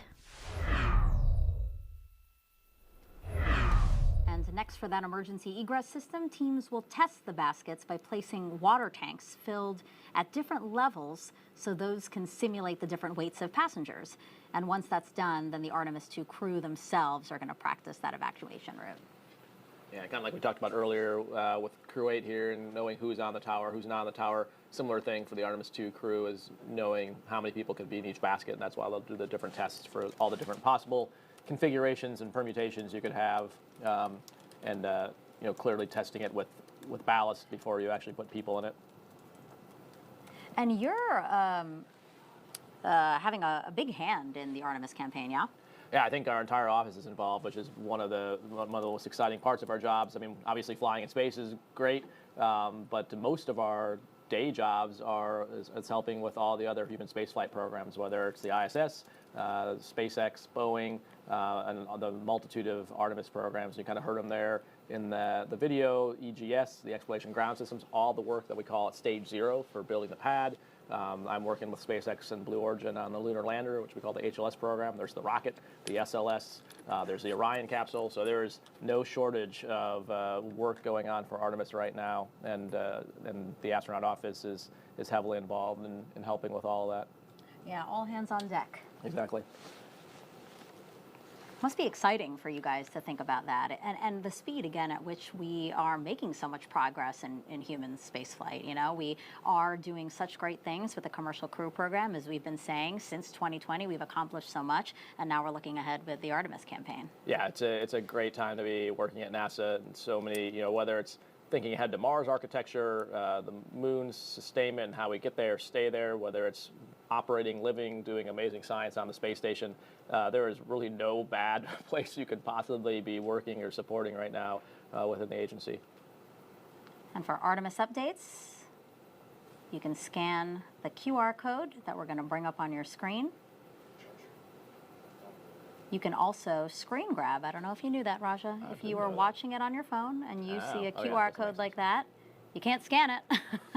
So you could just screen grab it, and then from that picture, just click on it, and it'll take you to nasa.gov/Artemis-2.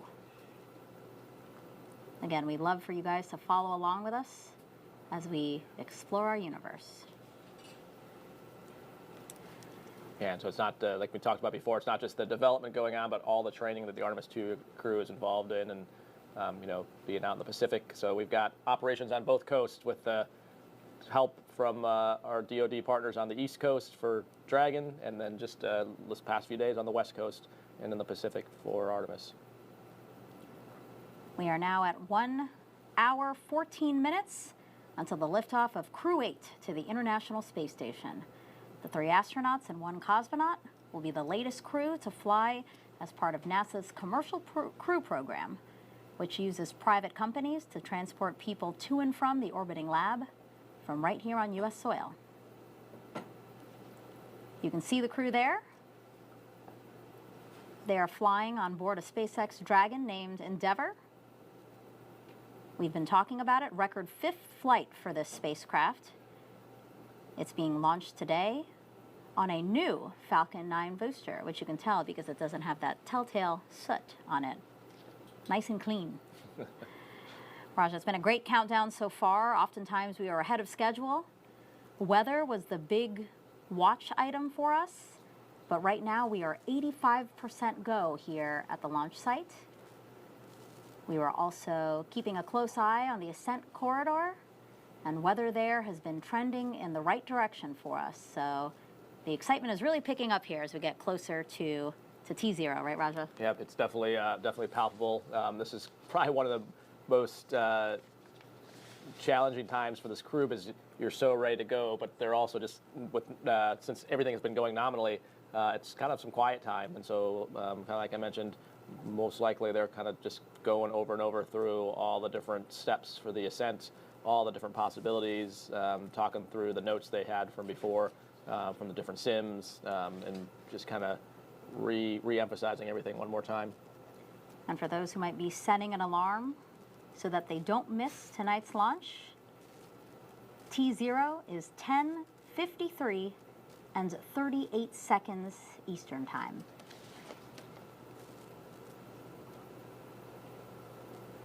We have time now for another Ask NASA question. Let's pull one up on the screen here, again for Raja, who's been doing a great job. And actually, somebody recorded a video for you. So, yeah, this will be cool.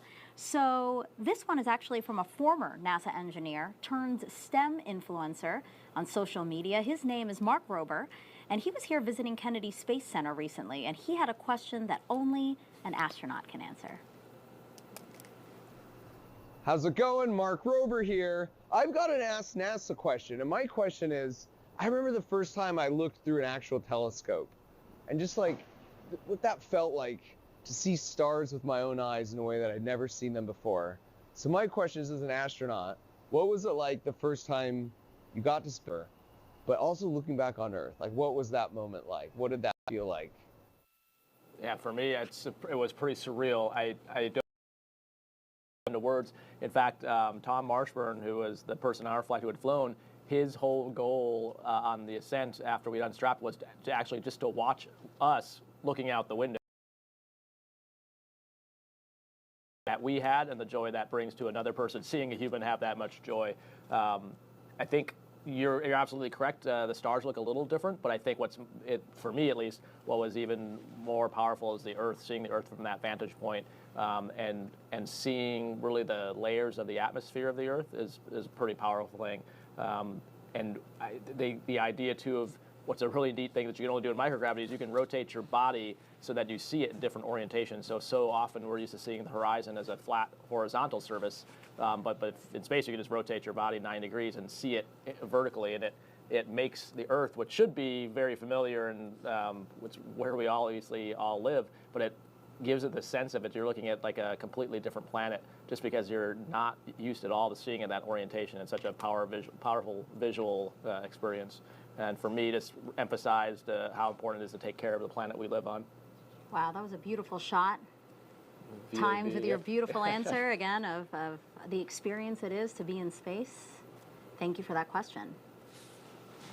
And a quick note, if you're in Brevard County here on Florida's Space Coast, you can listen along to tonight's launch on local and All right, folks, just want to check in. It's Papa D again at David Delivers Space. Want to thank you for all y'all coming out that have joined our stream so far. Going to be an exciting night. We're down to T-minus just over 1 hour, hour and 10 minutes, hour and 9 minutes. Everything looking good. All the boards I'm checking are showing everything nominal. At this point, as you just heard, the weather has become, it's still an issue, but it is much less of an issue than it was. We start out the night with a 25% chance of a range violation due to rain and winds in the launch corridor. And that has decreased down to 15%, which is a huge drop. So the meteorologists are looking at this as being more of a chance of a go tonight. We're very excited about that. We've been on the air for just about almost 3.5 hours, and we will continue to cover the remainder of the evening until we hopefully can light the candle and get this crew into orbit and on their way to the space station. Want to say real quick thanks to NASA, thanks to SpaceX for the great footage, the great feeds. Give all credit to them for that. And thank you to our subscribers, and thank you to any new subscribers that decide to join the family tonight. We appreciate every one of you. And we'll get back over to the live coverage here. But again, this is Crew 8, launch scheduled for 10:53. Like I said, just about an hour. I think we're an hour, 7 minutes. So we'll switch back over here and continue to watch the feed. Thanks again for stopping in.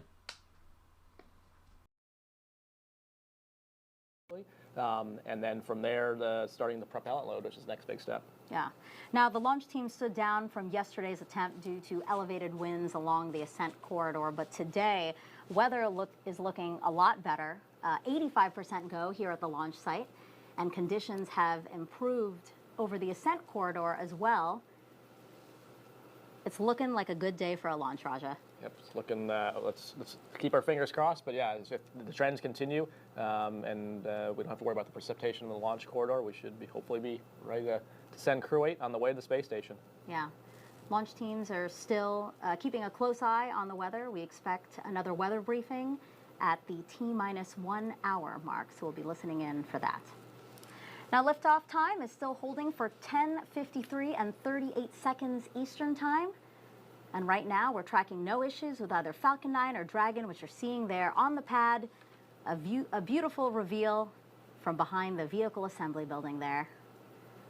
No issues with Dragon, as we said, no issues with Falcon 9, and the range is green, Raja. Safe to fly. Ready to go, yeah. And as you've heard several times tonight, with Matt talking, and the crew talking with the controllers, they are excited, they're ready to go. Yeah, it looks to be a beautiful night for the folks that are here at Kennedy Space Center to be able to watch the launch. So you've got the immediate families, so we saw those when they walked out, the ones who were in quarantine. That'll be on top of the LCC to be able to watch the launch, and then extended family, and then lots and lots of visitors here to see, the 5th flight of Endeavour, which again is just amazing. Just to think about 5 flights on a vehicle that only 5 years ago flew the first time. Now, over the last 3 hours, our crew has been getting ready for their trip to space. Let's introduce you to them now, if you're just joining us. We have in the commander's seat, NASA astronaut Matthew Dominic, making his debut space flight. He's from Wheat Ridge, Colorado, and is a former naval aviator. Sitting next to him, Matthew. Sitting next to Matthew is Michael Barrett, today's pilot, making his 3rd trip to low Earth orbit. He is board certified in internal and aerospace medicine. Next up, mission specialist Jeanette Epps. This NASA astronaut hails from Syracuse, New York, and once worked as a CIA intelligence officer. Mission specialist 2, Alexandra Gurbenkin, was selected to be a cosmonaut in 2018, and this will also be his first trip to space. So 3 first-time flyers and 1 veteran. Yeah, and what a great veteran to take them up there. Mike Barrett, such a great mentor, such a great leader in the office, has got so much experience. And you saw just a really cool span of those different pictures of all the training that goes on, whether it's at Hawthorne. You saw Jeanette down here at Kennedy Space Center practicing with the egress system, using those Humvees that we saw in the Artemis video. You saw Matt and Mike different places out at JSC, so pretty impressive. Yeah, impressive crew, impressive what they've done to get here to today. Okay, so let's take a moment to also recap launch day preparations, right? So after waking up and having a bite to eat, SpaceX helped the astronauts into their suits inside the historic crew quarters suit-up room. You see them there. Jeanette, looking happy, ready? They also played a card game, which is a tradition. It's to beat the commander to use up all of his or her bad luck before the flight. Then the crew followed in the same footsteps as every NASA astronaut since Apollo 7 in 1968, walking out to greet a crowd of family and friends. After getting into their Teslas, the astronauts joined a security-escorted caravan for about a 15-20-minute ride to Launch Complex 39A. Following their arrival, they got to take a look at their rocket, their ride to space. Then in pairs, they walked across the crew access arm and into their spacecraft. And now we are watching them live while they await the next big milestones, fueling of the Falcon 9 rocket and arming the launch escape system. Yeah, and kind of the reason they're using all this time now is once the launch escape system is armed, you'll see the crew will be pretty much still. They're going to keep their arms, their hands, their legs all pretty much inside the restraint and motionless, and because that's, if there was a launch escape, it's, as we talked about earlier, pretty forceful and happens really fast, and so you wouldn't want to have your hand out or doing something like that. So this is the time to get all the little movements out or get yourself comfortable, make sure everything's fine, you've got everything configured the way you want, and it's also the time they'll do all their scrolling on the displays to go through the procedures, because again, once the launch escape system is armed, they will try and minimize the amount they're moving around other than going through those displays. So it's good when they're ahead like this, because you don't want to be rushed to going into that, and so having the chance to review and talk through that as a crew on the intercom is super helpful. And Raj, as we take these beautiful aerials again from a helicopter that we have orbiting the pad, I have an update on the weather. They had another weather briefing, and we are now 90% go. Great news. Trending better. News. Yep. So my guess is with a small percentage change, when they do the next update for the crew, they'll probably pass that on to them, but that's good to hear. Now, this time we are expanding our coverage and would like to welcome SpaceX and NASA commentators joining us live from Hawthorne, California. That's where the SpaceX mission team is located. So we want to welcome now Sandra and Jesse. Thanks, Megan, and hello to each and every one of you joining us today. I'm Sandra Jones with NASA Communications. And I'm Jesse Anderson, a manufacturing engineering manager here at SpaceX. Sandra and I are joining you today from SpaceX headquarters in Hawthorne, California, as we count down to liftoff of Crew 8 just about an hour from now. Of course, Crew 8 is our 8th operational mission with SpaceX flying. Crew 8 will have 3 first-time flyers on board, as well as a veteran NASA astronaut. We flew NASA's SpaceX Demo 2, Crew 2, and Crew 6 missions, in addition to AX-1. Be following along, Endeavour will be the first Dragon spacecraft to fly 5 times. It's also been 5 years since the Demo 1 mission, which was the first demo of NASA's commercial crew program to the space station. And Dragon, we saw good feedback from and Dragon, we saw good feedback. And ready, report, go for launch. Copy, Section 5, we'll go.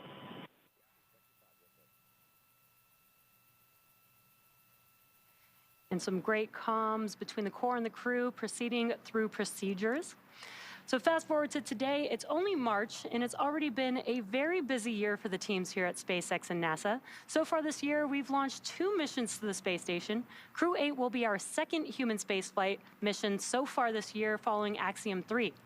And for the very first time, SpaceX delivered a Northrop Grumman Cygnus spacecraft to the space station on our cargo resupply mission. On the heels of that mission, Falcon 9 launched NASA's ocean-studying PACE satellite on a polar trajectory from the Cape. And just last month, we launched our first commercial lunar payload services, or CLPS, mission to the moon for NASA, which we'll talk a little bit more later in the program. All of these missions we just mentioned continue to bring us closer and closer to our ultimate SpaceX, ambitions Dragon, of Crew 8, going go further for into launch. space. Copy, Crew 8, go for launch. Let's do it. And great news there, we are go for launch. It's such an exciting time for all things space. History is being made every single day. It continues to be a smooth countdown, and we're looking good for an on-time launch, as we just heard. Coming up at T-minus 45 minutes, the team will report their readiness for propellant load with a final go, no-go poll.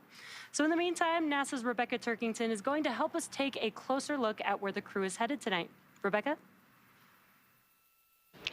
Thanks, Jesse and Sandra. We are back in the International Space Station Flight Control Room in Mission Control, Houston. The crew will be making their journey today to low Earth orbit, which you may hear us refer to as LEO. This is classified as orbits around Earth that are 1,200 miles or lower. There are a lot of satellites in this orbit, including the Hubble telescope, and of course, today's destination, the International Space Station. The space station's orbit averages at 250 miles above Earth, but varies based on its apogee or perigee, which stands for the highest and lowest points of its orbit. As we discussed earlier, the orbiting laboratory was recently home to the third private astronaut mission called AX-3, with a crew representing 4 nations. NASA is enabling these private astronaut missions to lay the framework for a commercial low Earth orbit economy where NASA will become just one of many customers. The AX-3 crew spent about 2 weeks on board the station, completing important research experiments and conducting outreach activities. They also took some beautiful shots of the Earth, like this one. AX-3 mission commander Michael Lopez Alegria took this photo of the moon peeking out from one of the space station's solar arrays. NASA's Crew 7 is currently on board the station and has also captured some amazing shots recently. NASA astronaut Jasmine Mogbelli took this photo of rare noctilucent clouds, which form in the Earth's mesosphere about 30 to 50 miles above the Earth. These are the highest clouds in the atmosphere and are made up of ice crystals, whereas other clouds are made up primarily of water droplets. We cannot wait to see what Crew 8 captures. As we get closer to launch, let's take a look to see what's in store for Crew 8 while on board the International Space Station.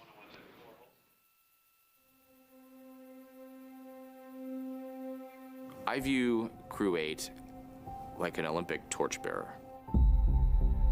Each nation that hosts the Olympics has, these torchbearers that go along and they make a scene of it, and each person passes the torch and lights the torch and passes it on to the next person.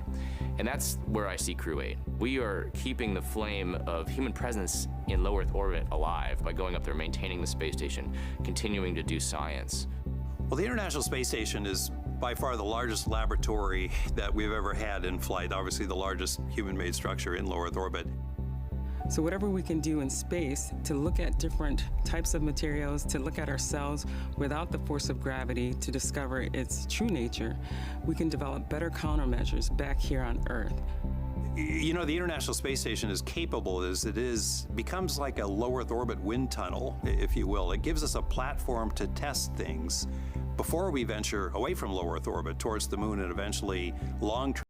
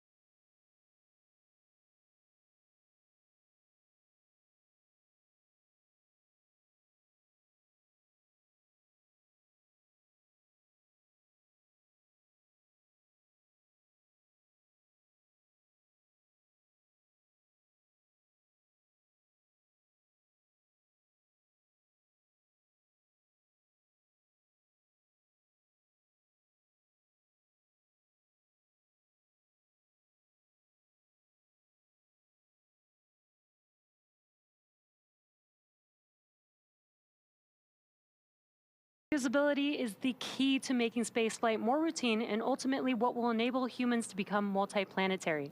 Down at Starbase, Texas, we're continuing to build, test, and fly Starship, the world's most powerful launch vehicle ever developed.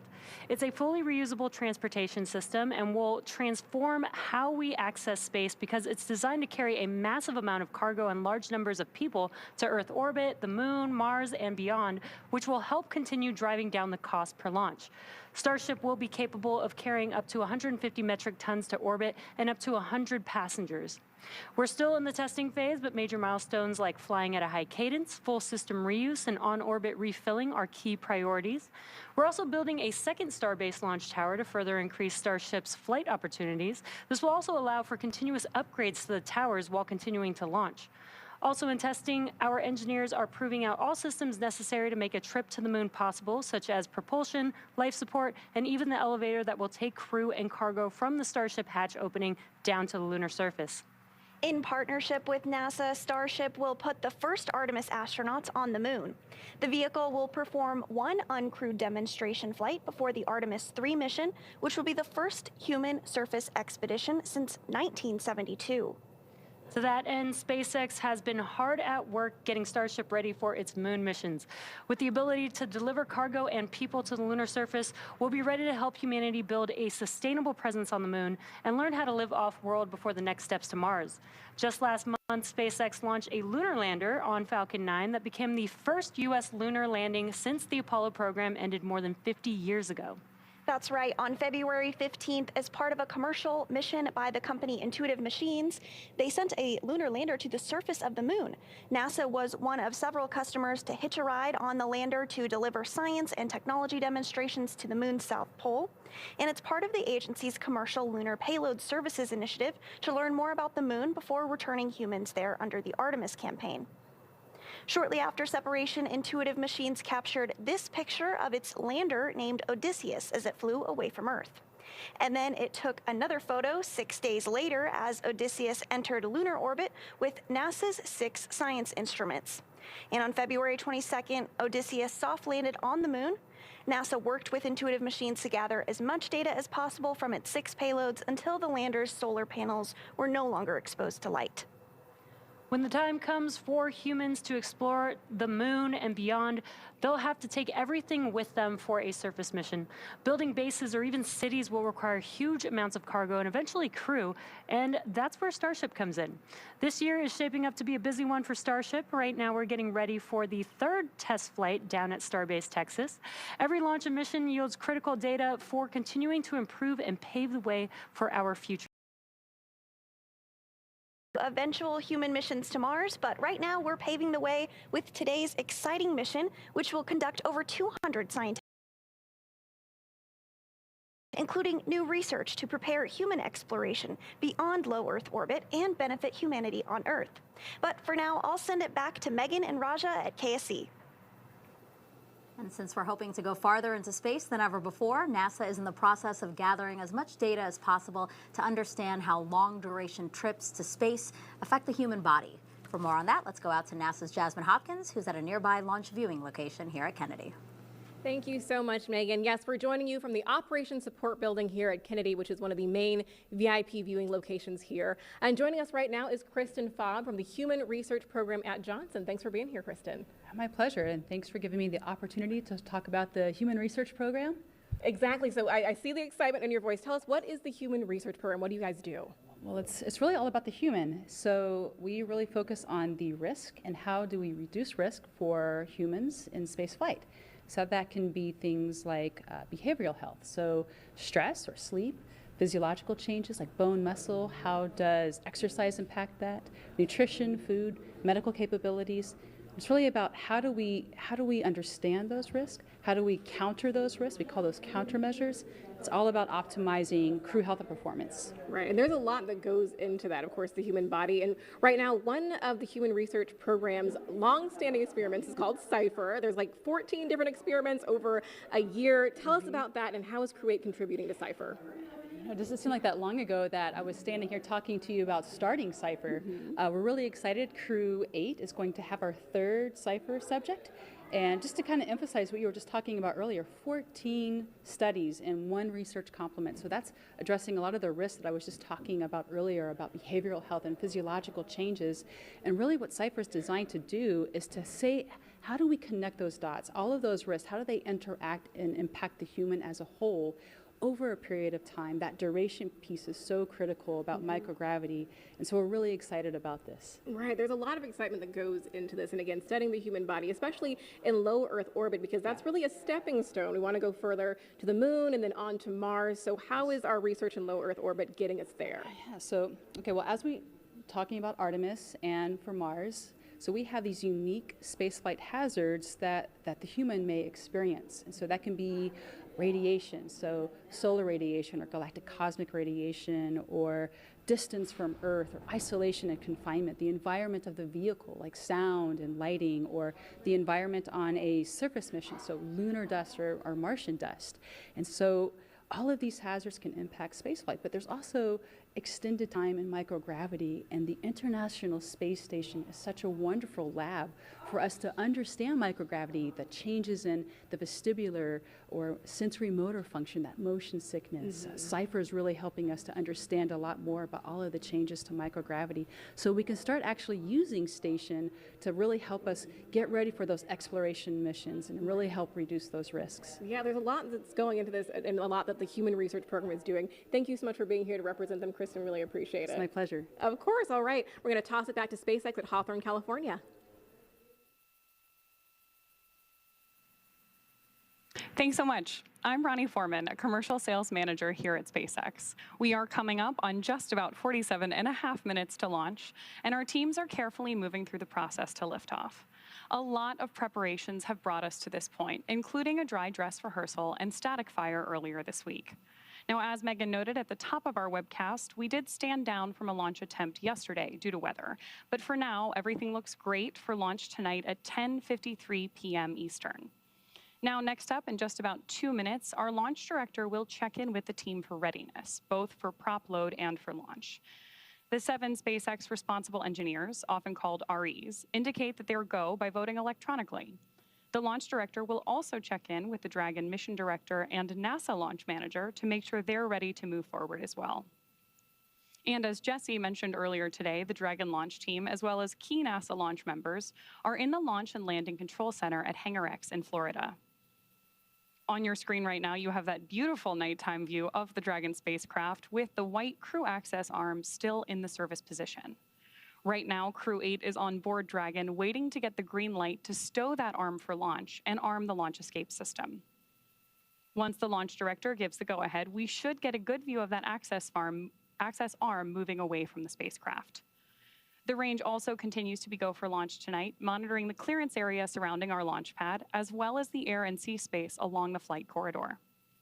At Kennedy Space Center, weather is looking good for launch, although we are continuing to monitor some potential inland storms that could trigger our Anvil cloud rule. And if you're joining us on the Space Coast, you know it's about 64 degrees outside with light ground winds. So overall, we're looking good for launch in just about 45 minutes, with again, less than a 10% chance of weather violation. Downrange landing zones, if needed in the event of an escape, are also go. Our teams will be staffed around the clock in mission control to monitor Dragon, not just today, but throughout the entire mission, from liftoff to Crew 8's arrival at the space station, all the way through splashdown when the astronauts come back home. On console and mission control, which you have a view of on your screen right now, there are 6 key positions. The mission director is in charge of the room and tasked with making real-time decisions to ensure mission success. The person that you may hear talking to the astronauts is the crew operations and resources engineer, who you'll hear us refer to as the core. And the 4 additional team members are focused on vehicle systems, including avionics, navigation and control, software, propulsion, life support, and communication with ground support teams. Now, apart from mission control, our Falcon 9 team is also currently located in the Launch and Landing Control Center at Hangar X. Now, with less than an hour until T0, all teams are settling in for final checkouts, propellant loading, and liftoff.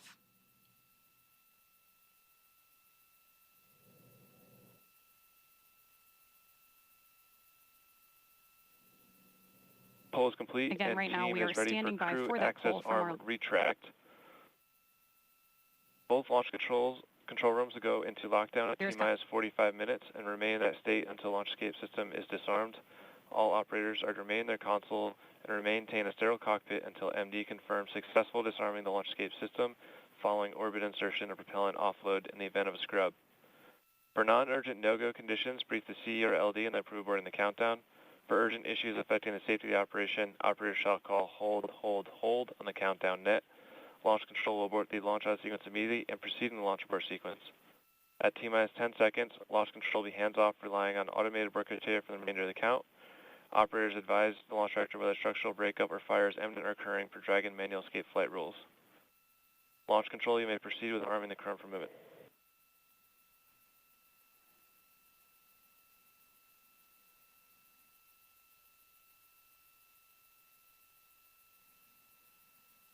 Crew arm status has started. And with that, we are moving forward toward launch. Propellant loading will begin in about 10 minutes, and crew access arm retraction has begun. So in the meantime, let's check back in with Megan and Raja. All right, everybody, as you heard, they were in the process of arming the arm, which is now moving away from the capsule. Final checks being made with respect to those systems. That tower will be secured. Instructions were given to the controllers what the current status would need to be, what they would need to do with a status change or with a scrub or an emergency situation, because now the tower is back. And we are still looking at an on-time launch. They're still watching the weather very closely. 85% chance of a go. And we are at T-minus just under, coming up on 42 minutes. So looking like, fingers crossed, so far so good. But everything on the ground as far as what I'm seeing here and what we're being told, everything mechanically, capsule, ground equipment, everything else looks good. It's really now up to the weather unless something pokes its ugly head up. So we'll stand by and listen to Capcom and the commentators, and at T-minus 41 minutes and change, hopefully see a launch here.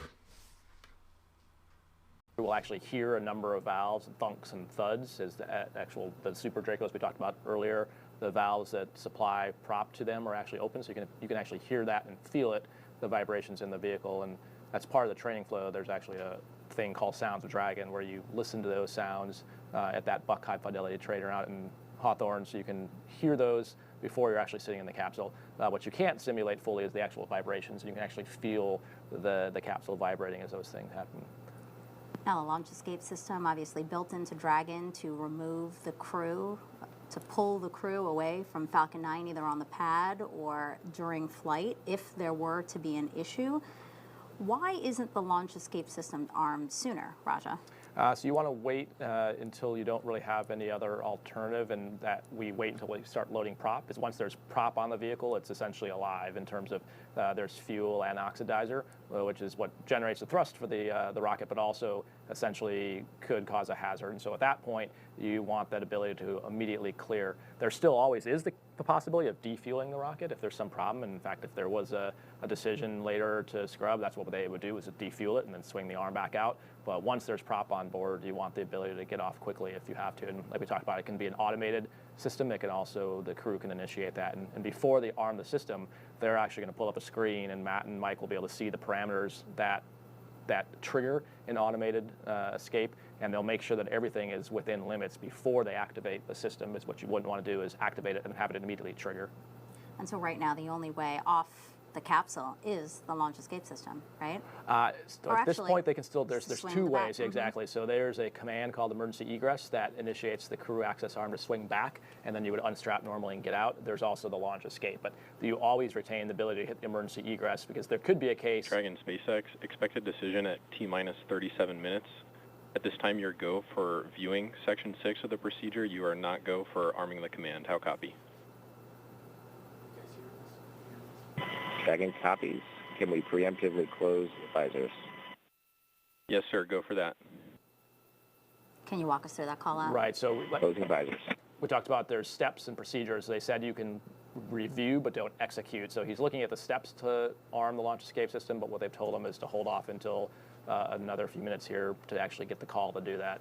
And you heard him talking about the the photos they're looking at from the closeout of the hatch. And we talked about, the analysis that goes into looking at everything and saying, was it new, old? There's probably something they're looking at in those photos. We saw them spending some more time with the lights and the pictures and wiping it down just to make sure they're happy with what they saw. So making sure that the side hatch and the seal are all good before proceeding with launch.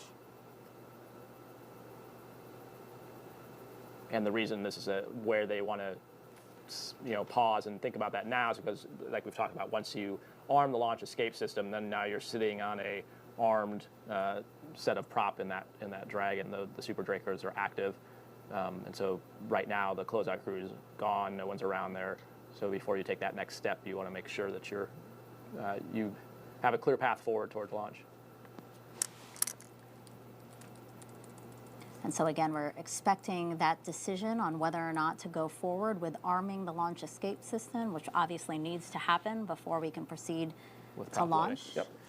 We're expecting that in about a minute. That is the time that the launch team briefed Matt and the crew.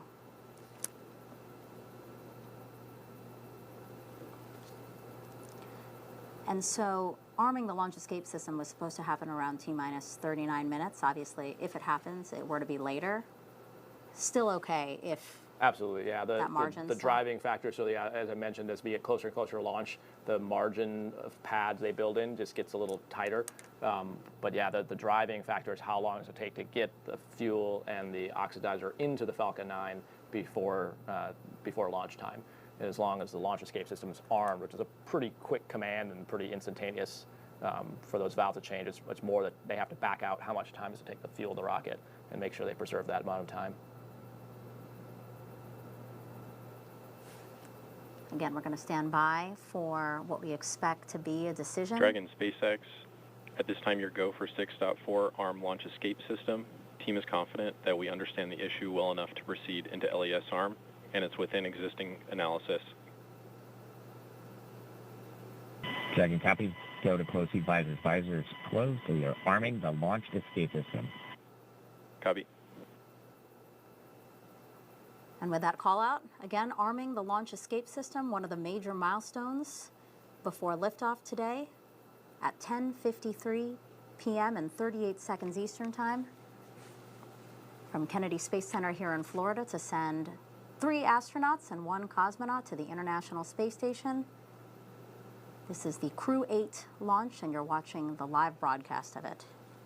So you heard the acknowledgement for them to go ahead and complete the procedure. So you expect that you'll hear some. Launch escape system is verified armed.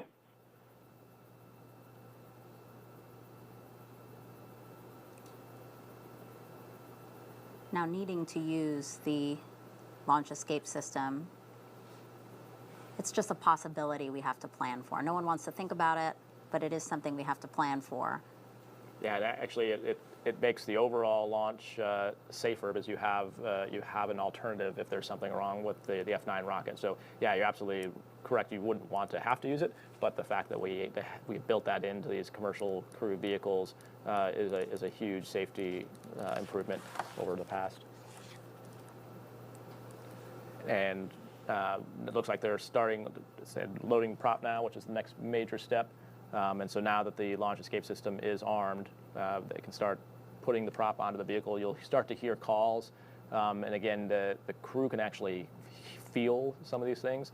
They don't actually have direct insight into the actual fuel levels inside the Falcon 9, but they have a timeline inside the Dragon that gives them a sense of propellant load has started. There's a call out confirming that propellant load has started on schedule at T-minus 35 minutes from liftoff. And so at this point, the crew, like I mentioned, with the launch escape system armed, is pretty much in flight mode. So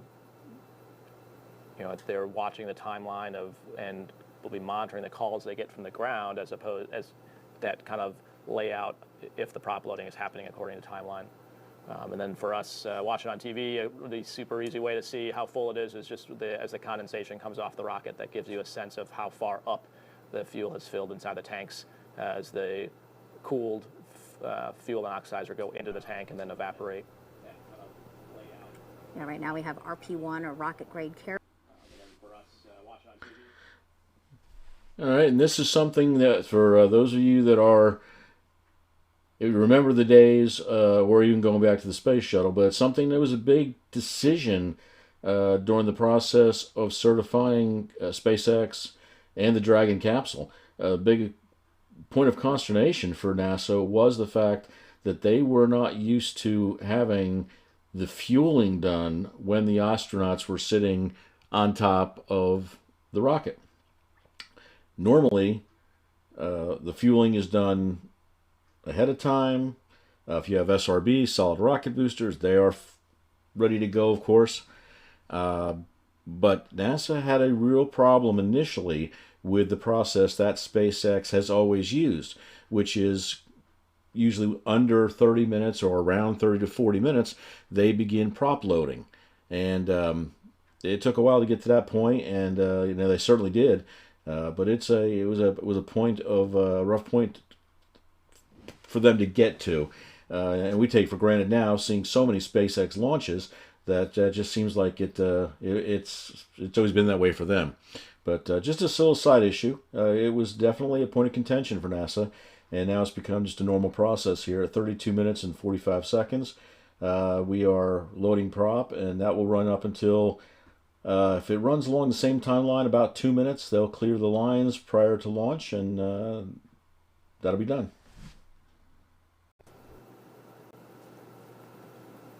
Second copy.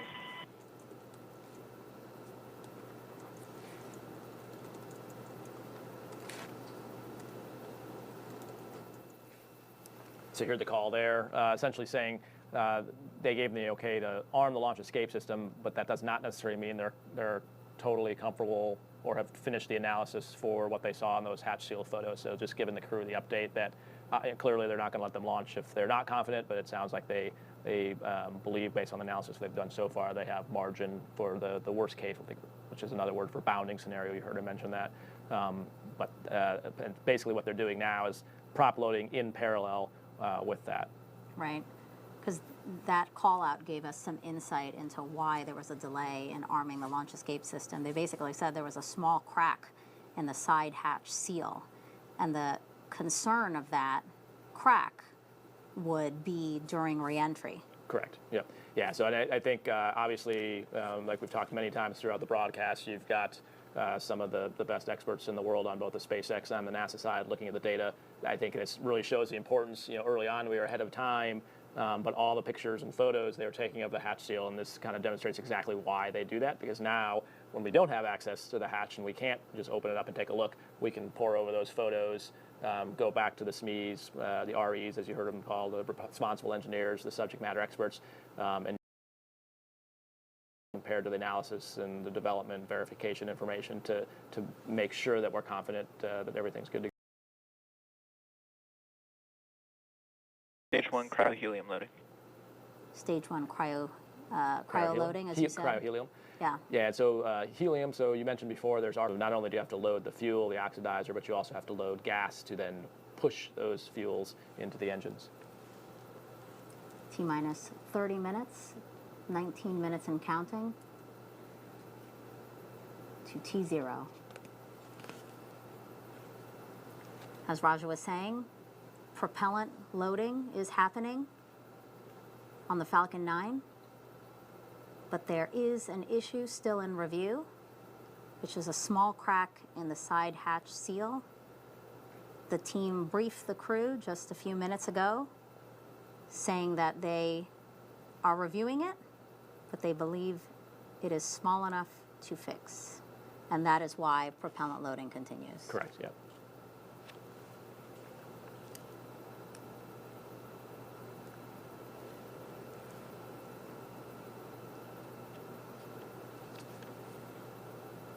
Yeah, so at this point, the crew is kind of just going through procedures and talking through the ascent. Again, the next big point for them will be at about T-minus 10 minutes where they'll start, again, talking back and forth to the ground.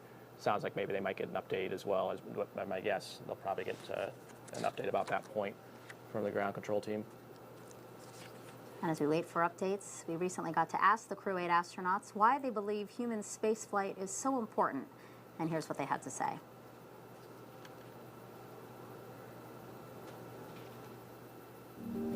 Everything we learn on Space Station enables our technology, it increases our knowledge, and it burns down our risk as we go further. As explorers, we're looking at ways to further human knowledge, human experience. Как сказал однажды Константин Эдуардович Циолковский, наша Земля — это колыбель человечества. Но не может человечество все время оставаться в колыбели. Поэтому именно за счет того, что мы нарабатываем сейчас пилотируемыми полетами. People are so different on Earth. The more people we get into space, the more things we learn about what happens to their body in space, the more we learn to move humanity further to the moon and then ultimately to Mars. The experiments that we'll conduct help with radiation, how to grow plants in space, how to get the human body to last longer outside of Earth's protection. In zero gravity, we've actually discovered physiological processes, how the body works, that we didn't even know existed without finding them first in space. That includes mechanisms to lower your blood volume to adapt to a weightless environment, mechanisms that store sodium in your body, which we didn't know existed, ways that the human can control its cardiovascular system that we didn't know existed. Every single human that's ever been born and ever died has all happened on our planet Earth. And if we want to continue the light of consciousness further, we need to make ourselves multiplanetary. Go further we will, go further we must, but we want to have that deck stacked in our favor as much as possible, and our mission will definitely contribute to that. T-minus 27 minutes and 10 seconds and counting to launch. Let's head back to Jasmine Hopkins, who's now with NASA Administrator Bill Nelson and Deputy Administrator Pam Melroy. Thank you so much, Megan. As always, it's an honor to have our NASA leadership here for our launch. And of course, we know there's a couple watch items right now with Crew 8, but both of our leaders right here have been to space before. So actually, can you guys talk about why safety is so paramount in human spaceflight? Well, you're dealing with a very unforgiving environment with a lot of explosive power, and you're defying the laws of gravity. And as a result, everything has to be right, so you don't launch until it's right. Now, Pam is an astronaut space shuttle commander. She's flown 3 times in space. I've flown once. And you've been through this many times. You didn't have as many scrubs as we had on ours. We got in, strapped in, ready to go, and scrubbed 4 times over the better part of a month. But that pretty well tells you you don't launch until it's right. Mm-hmm. Yeah, that's right, Bill. I had several scrubs of my own, delayed 6 days for my first flight, 3 days for my second, had a couple of strap-ins. You're right, not as many as you. But I think, it's important to remember that the crew is very focused on their mission on the space station, and it's not like they're saying, hey, I've got to get home for something. They're going to wait until they're safe, and that's Stage the way 2 we cryo feel helium too. loading has As started. Bill said, a lot of things have to go right, and we're going to keep safety number one. Right. Thank you so much for mentioning that. And of course, we're on our 8th rotational flight with SpaceX. It feels like just yesterday, Demo 2 launched. So can Bill Nelson, can you speak to the progress of the Commercial Crew program? Well, it's unbelievable. Just think. Yeah, folks, just a quick interjection. You heard that call. They're beginning the cryo load on the second stage. Fueling continues. We're still waiting to hear if that crack that they found in the door seal is going to be anything of any consequence. As of right now, they believe it's not going to be. I've been checking the feeds, and everything is saying the same thing, which is right now it's a go until it's not a go. But we do have that one issue. Everything else seems to be good, and with the exception of that crack, which kind of was glazed over until just within the last 30 minutes, I've started seeing a little bit more about that. But at this point in time, we're still on time for a launch. We don't have a definitive answer there until we get the final word back on those comparative photographs they took of the seal. Here at T-minus 24 minutes and 8 seconds, and we'll hold out and see what we got. But keep fingers crossed, folks.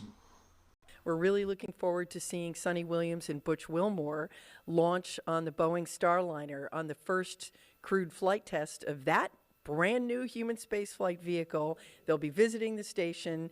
And then, if we stay on schedule, this increment will also see a new cargo vehicle going up with Sierra Space's Dream Chaser. And then you look at the rest of what we're doing in science. We have an eclipse coming up. It'll be the last eclipse visible in North America for almost 2 decades. And then we'll be launching NISAR, which is our partnership with India to look at the Earth. And we also have the X-59, our new X-plane, quiet supersonic boom coming up. And then, of course, the Artemis II crew, you're going to be seeing a lot of them down here in Florida as they're training for their mission next year. This is a pretty thrilling year. We got a lot going on. It really is. There's so much going on, but of course, we still want to keep our eyes right now on Crew 8. So thank you so much, Bill and Pam, for joining us tonight. We really appreciate it. Thanks. All right, our friends at SpaceX, back to you.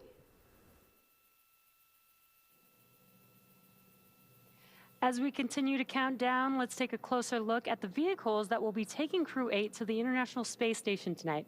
Sitting atop the Falcon 9, the Dragon spacecraft and its trunk stands over 26 feet tall. There are 2 windows on the spacecraft, plus 1 under the nose cone. The nose cone opens shortly after launch to expose the forward bulkhead thrusters and docking mechanism that will connect with the space station. Dragon's trunk holds solar cells which power Dragon while it's in free flight. The trunk can also carry unpressurized cargo. And Dragon has 16 Draco thrusters that can be used in space to help navigate the spacecraft to its destination, each providing 90 pounds of force. That doesn't include the 8 Super Draco thrusters used for an abort, which are no longer active once the crew is in orbit. For those of you following along, you'll know that the Dragon spacecraft has played a significant role in advancing our future in space by safely transporting crew to and from the space station. There are currently 4 Dragon spacecraft supporting human spaceflight missions that have docked to the station: Endeavour, Resilience, Endurance, and Freedom. Crew 8 will fly aboard Endeavour tonight, which previously flew NASA's SpaceX Demo Mission 2, Crew 2, and Crew 6, in addition to Axiom's first mission, the very first commercial astronaut mission to the International Space Station. Altogether, the reusable Dragon spacecraft has completed 7 human spaceflight missions on behalf of NASA and visited the space station 38 times under NASA's commercial resupply and commercial crew programs. As always, Dragon will be delivered to orbit today by SpaceX's Falcon 9 rocket, which provides 1.7 million pounds of thrust on its first stage thanks to its 9 Merlin M1D engines. Once the first and second stages separate, these engines are also used to help land the first stage. The first stage will perform 3 burns as it makes its way back toward Earth today. First is the boost back burn, and that's where 3 of the M1D engines will reignite to help flip the first stage around to head back to the launch site. The second burn is the entry burn, and that's where a single engine will reignite to help slow Falcon 9 down as it prepares to enter the Earth's atmosphere again. Finally is the landing burn, and that's where 3 engines will slow down the rocket enough to perform a precision landing back down on landing zone 1. Meanwhile, the second stage continues to orbit, powered by 1 single Merlin vacuum engine with over 220,000 pounds of thrust. The second stage will secure Dragon's entry into low Earth orbit. And we did just hear that call out that stage 1 RP1 load is complete. That's great. We're continuing to check through these milestones. Now almost less than 20 minutes until tonight's launch. So again, the second stage will continue to secure Dragon's entry into low Earth orbit before separating, leaving Dragon to continue its journey to the space station on its own thrusters. About 40 seconds after separation, Dragon's nose cone deploy sequence will begin, which exposes its guidance navigation controls that help Dragon autonomously fly to the space station. With T0 coming up in just about 19 minutes and 30 seconds, our teams at the Cape and Hangar X are doing a series of system checks to ensure Dragon and Falcon 9 are ready. Let's check in with Ronnie for a quick status update. Ronnie? Thanks, Jesse. We are still looking good for an on-time launch about 19 minutes from now, and we'll keep monitoring all the vehicle systems as we get closer to liftoff. Both Dragon and Falcon 9 continue to be healthy. So as we continue to listen and watch the countdown, our teams are continuing to prep the vehicle for flight, and propellant loading of both RP-1 and liquid oxygen began at T-minus 35 minutes. We also heard the call out a few minutes ago that the launch escape system is now armed. The range, which is monitoring keep-out zones, among other key flight requirements, also continues to report no issues, as they are go to support tonight's launch. Weather also looks good, and we are still tracking less than a 10% chance of violation at our target liftoff time. As a reminder, today we do have an instantaneous launch window, driven by the orbital mechanics constraints of 2 spacecraft meeting in orbit. The technical term for that meeting is called a rendezvous. The reason we need to launch at a specific time is because Dragon is basically trying to catch up to the ISS, which as we speak is orbiting the Earth at more than 17,000 miles per hour. That means we have to deliver Dragon to the correct orbit, and we also need to time its trajectory relative to the orbiting laboratory so that they are in the same place in orbit at the same time. A precise liftoff is crucial for achieving a timely rendezvous between Dragon and the space station. So at this point, if we hear a hold called for any reason, we will have to stand down and target our backup launch opportunity, which is tomorrow at 10:31 p.m. Eastern. So with all systems go, I'm going to turn it over to Rebecca for a status update from Houston. Thanks, Ronnie. The flight controllers here in Mission Control Houston are ensuring the space station is ready to receive Dragon. They're also checking that all the communication links between the station, Dragon, and the ground are working properly. Right now, everything is proceeding as planned. The teams here in Mission Control Houston, the team in Hawthorne, and the astronauts aboard the space station will monitor the autonomous docking of Dragon on Tuesday when they enter joint operations, which happens when the spacecraft enters the approach ellipsoid, which is an invisible boundary that helps us monitor spacecrafts arriving and departing. After docking, the crews will perform a series of leak checks and then work to... working. Expect more words here in a few minutes, shooting for T-minus 10 minutes to get you a brief. And we just received an update that we are proceeding towards launch. Once the crews perform those series of leak checks on board, they will work to open the hatches both on the Dragon side and inside the station's pressurized mating adapter. We expect hatch opening to take place about an hour and a half after docking. Once on board, the astronauts will be greeted by the space station crew and will then join in for welcoming remarks for the...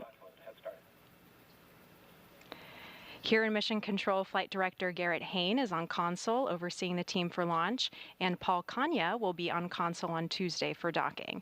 That's it from here in Mission Control Houston. I'll toss it back to the team in Florida. Megan, how's it looking?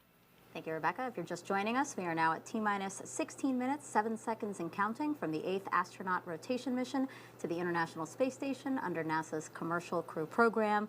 Rajachari, commander of the SpaceX, NASA SpaceX Crew 3 mission here with me. And Raja, we just heard a call out saying to expect another crew brief at T-minus 10 minutes about the crack that the teams are currently monitoring in the side hatch seal. Yep, and that's a pretty standard at T-minus 10 is usually when they've kind of done all the final polling and usually give an update to the crew and for the crew to make sure that they're all ready to go inside the capsule as well.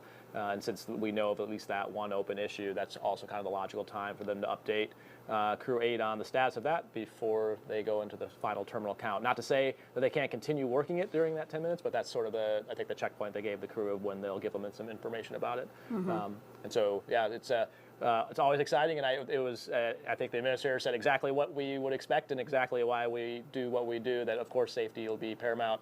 Of course we want to see them launch. Obviously the families want to see them launch. Crew 8 wants to get there, and Expedition on the space station wants to see them, but clearly we want everyone to be safe, so yeah. I know the team will do what they need to do. So we're taking the steps towards launch, but we're waiting for that T-minus 10 brief to really give us the final right, resolution. So we'll continue doing stuff in parallel to be ready to go, sure. But obviously the analysis still has to get completed. So when Crew 8 arrives at the International Space Station, they will be greeted by 7 other crew members, including NASA astronaut Laurel O'Hara. She's been on board since last September and delivered this personal message to her soon-to-be new crewmates. Hey, Crew 8. I'm so stoked for your launch and to welcome you on board the International Space Station. I very vividly remember my first few days on Space Station, so I'm looking forward to getting to relive those days through your eyes, and I'll try not to laugh too much. Matt, It's been an amazing 7 years so far. It's going to be really special to get to fly with you, such a good friend, and I know this is going to be one of our craziest adventures together yet. Mike, I can't wait to share this boat with you. Jeanette, looking forward to continuing the good times that we had in Star City together.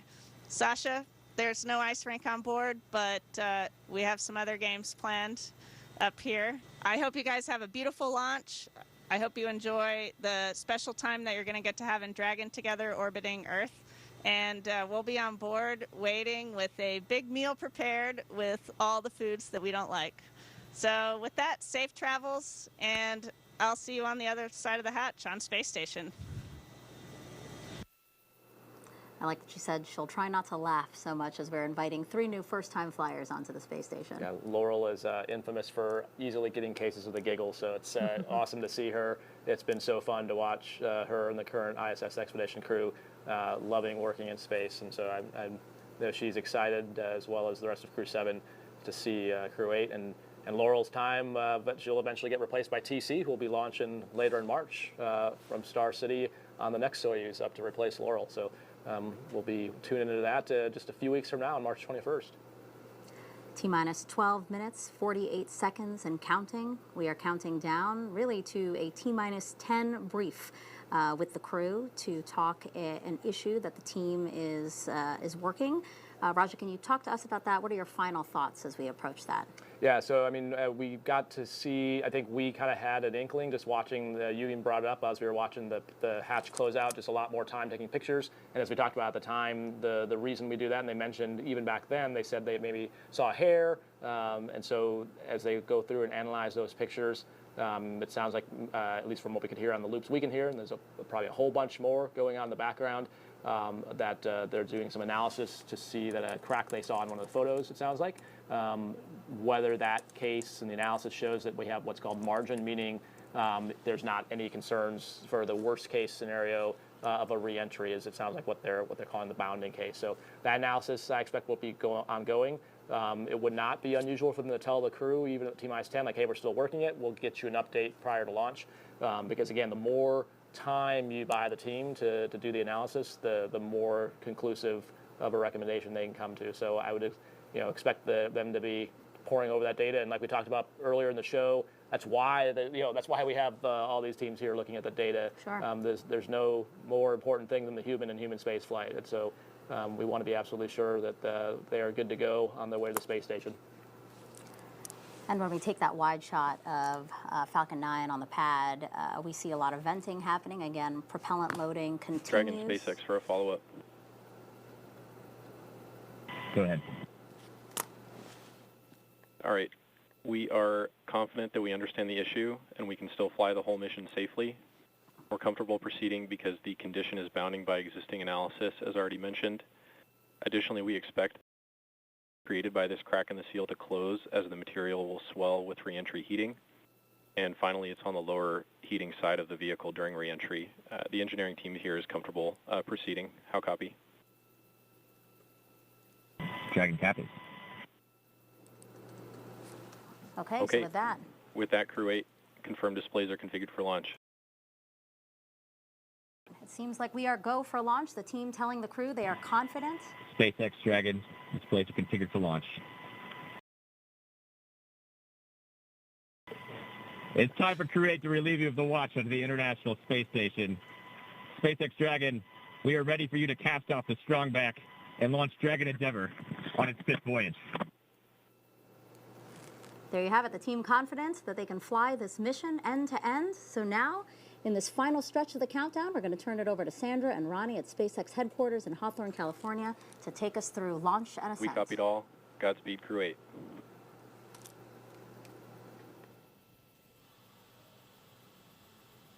Thanks so much. So with that and Crew 8 sounding excited for liftoff, our next major countdown event will be around the T-minus 9.5 minute mark, when the Falcon 9 launch commit criteria get checked by computers. So right now we're listening in for that call. The launch commit criteria are specific thresholds and pieces of information about the entire Falcon 9 system needed to make sure that the rocket is healthy. Of course, we have many systems in place to ensure that the rocket and crew are both safe leading up to liftoff and during flight, now that we're approaching terminal count. Our teams are performing all those final checks before launch.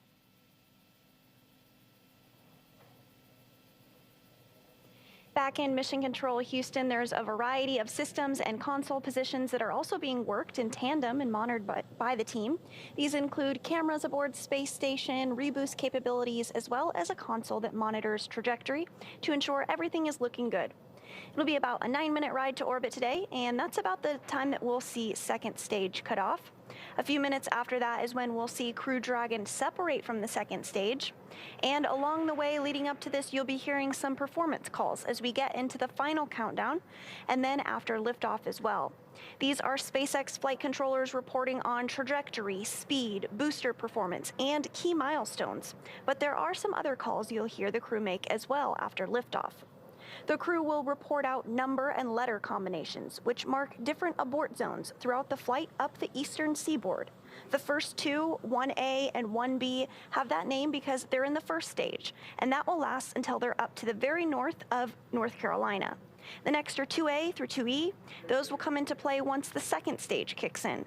That takes us from the top of North Carolina all the way to the tip of Newfoundland in the northern Atlantic. Diverting a little bit from the other naming systems, you will hear the call Shannon, or Forward to Shannon, which refers to Shannon, Ireland, meaning they would target off the coast of Ireland if they were later in that second stage and did need to abort. So again, you'll hear these different callouts throughout the flight uphill, along with key performance callouts from guidance, navigation, and control officers, and you can expect to hear from them on calls on trajectory and propulsion as well. So one of the next callouts we're listening for is the announcement that Stage 1 engine chill has started, which is one of the key processes that prepares the engines for flight. Right now, propellant in the tanks is isolated from the engines, but at T-minus 7 minutes, we'll open the engine pre-valves and start passing just a trickle of liquid oxygen through the Merlin engine. All right, so looks like we are go at this point in time for launch. The seal issue is something that the engineers are comfortable with. Everything is a go in that respect. Fueling continues on until about 2 minutes. They're topping off, I think at this point, or getting close to topping off Stage 1. Stage 2 is being fueled also. And at about 2 minutes or so, I think they'll be done with that. Everything else looks good. And at 1 minute, if this goes to course and we hit T0 at 10:53:38 as we anticipate in about 6 minutes and 18 seconds, we'll have a launch. At 1 minute, the vehicle will go internal with respect to guidance and power and control.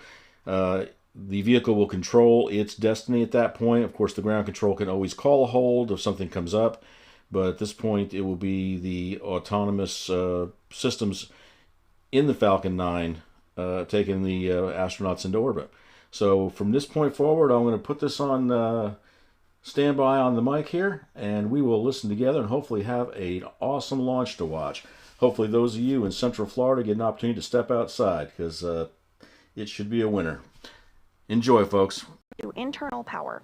Then we'll hear the propellant tanks on Falcon 9 are getting ready to pressurize, adding some additional rigidity and structural support as we get ready for the strong back to retract. At first, it will move just a couple of degrees, and then we'll see it swing open completely the moment of liftoff. That strong back provides access to Falcon 9's fueling lines and umbilicals for both prop load and the different gases being loaded on board. We'll continue to check through a couple more fueling milestones, including one around the 2-minute mark before flight, where we will hear that the liquid oxygen is finished on board the second stage. Dragon is then configured for terminal count.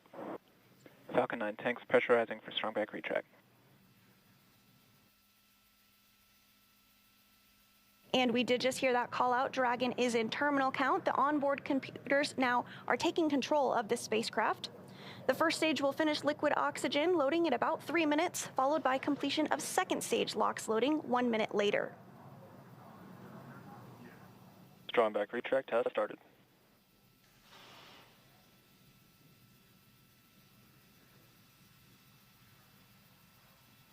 There's the call out over the nets that we are moving forward into strong back retract. The next thing you might be able to see on your screen is actually going to be the clamp arms opening up around the base of this second stage. That will allow the strong back to recline about 2 degrees away from the vehicle. And because we've now begun pressurizing Falcon 9, we know that it's strong enough to stand on its own. That TE will throw back all the way to 45 degrees at liftoff. The strong back is part of the transporter erector, which provides liquids, gases, and electrical connections to the vehicle. There you can see those clamp arms have fully opened around the base of just the trunk of Dragon on stage 2. And so the next major milestone that we're tracking today is stage 1 LOX load being complete. We expect that call out at about 3 minutes when that first stage LOX load will be completely finished. So all those white clouds of vapor you see on your screen right now are normal, and we'll continue to see them build up as we get even closer to launch. Because liquid oxygen is super chilled, it boils off a little bit in the warm Florida air. And in for the call out that stage 1 LOX load is complete. Stage 1 LOX load complete. There's the confirmation that we have completed loading liquid oxygen on board stage 1, but LOX will still be loading for about another minute on board stage 2. Then we'll prepare to vent down the TE, which is going to produce another white Dragon cloud. is in terminal count and is on internal You may also power. hear. There's confirmation that Dragon is on internal power. You may also hear an announcement to the crew about that venting procedure.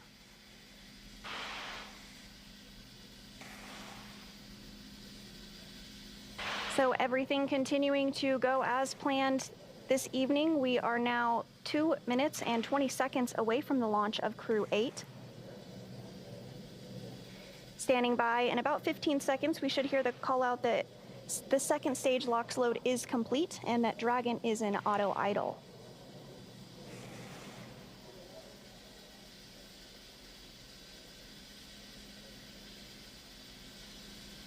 Stage 2 LOX load complete.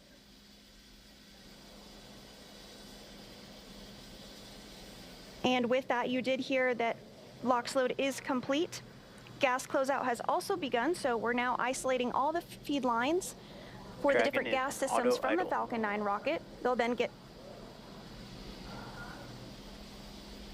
great news, continuing to move towards launch, and you could even hear some of those gases being vented over just shortly.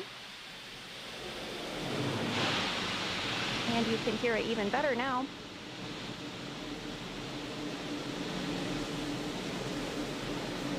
Something else you might see here in a few moments is water being poured onto the pad. Because rockets are super loud, the sound can impart loads back on the rocket itself, so that water helps absorb and prevent the sound from hitting the structure and reverberating back onto the rocket. Coming up on 1 minute until launch. Dragon is in countdown.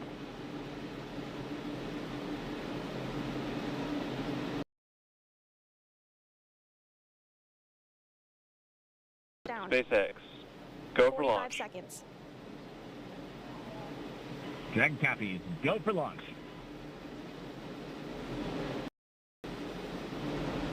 Reports go, crew reports go. Now T-minus 30 seconds. about 30 seconds away from liftoff.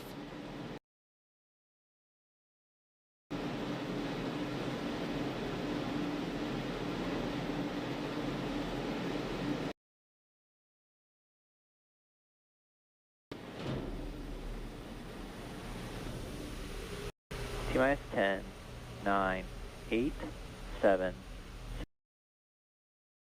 4, 3, 2, ignition, engines full power, and liftoff of NASA. Go SpaceX and go NASA.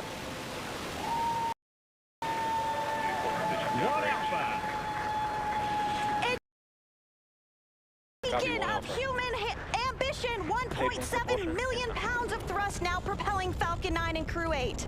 Vehicle is pitching down range.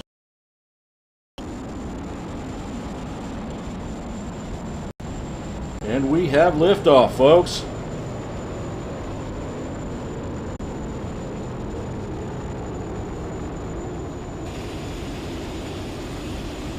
nominal power and telemetry. Stage 1 And we are getting good call-outs on propulsion. Falcon 9 engines now throttling down to help pass through the period. Falcon 9 is supersonic. Come on, throttle up. 1 Bravo. So with that call out, Copy 1 Bravo. we know that Falcon 9 is throttling back up, and that 1 call out for 1 Bravo means that we are in the second and final abort mode for the first line. Now at this point, the crew are already pulling over 2 Gs.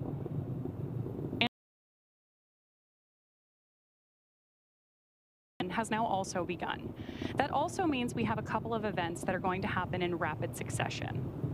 First is that chill on the MVAC engine, and then we'll have main cutoff, or MECO, where the 9 engines on the first stage of Falcon 9 will cut off ahead of first and second stage separation. Then the Merlin vacuum engine on board the second stage will ignite and carry the Crew 8 astronauts to orbit, while the first stage begins its journey back to Earth. At this point in the flight, starting to throttle down, and we're standing. There's that call out for throttle down, and bye for MECO.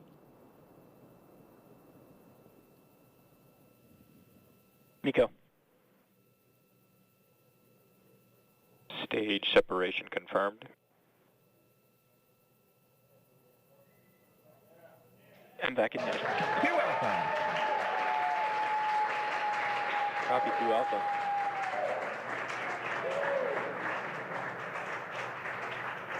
So those incredible views on your screen, and of course the cheering behind me, means that we have had successful main engine cutoff, stage separation of our MVAC engine on board stage 2. We are also in 2 Alpha for the aborts if needed. Of course, that second stage is being illuminated on the right-hand side of your screen by our single Merlin vacuum engine on board stage 2. Now, the next milestone we're tracking is the stage 1 boost back burn on the left-hand side of your screen. And we are expecting completion of that burn in just about 10 seconds.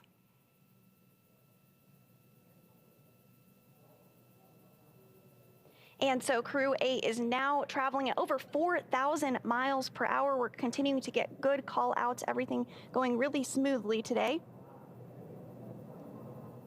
That second stage will continue firing until we reach about 8 minutes into the flight. Dragon SpaceX, trajectory nominal.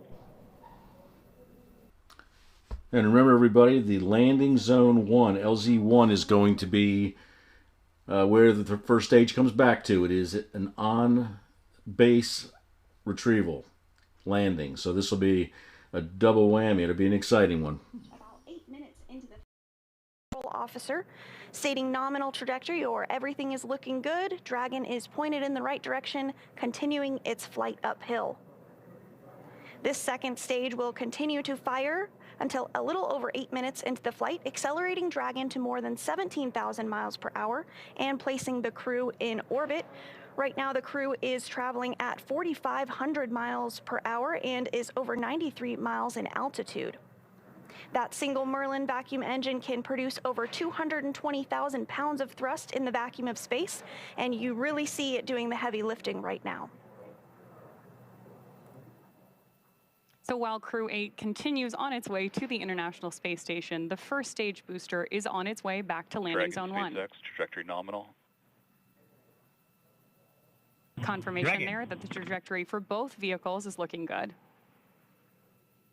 Now, the first stage has a couple of events itself in order to land.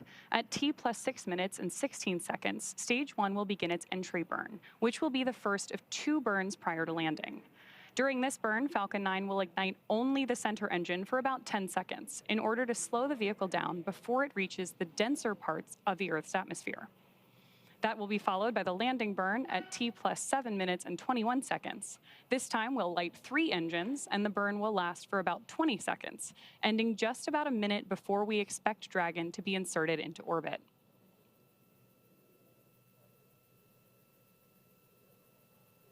And so we did also hear a couple of different ground station call outs like Bermuda. That is one of the ground stations that we're receiving telemetry from, and everything continues to look really good with the trajectory. The crew now traveling over 6,000 miles per hour.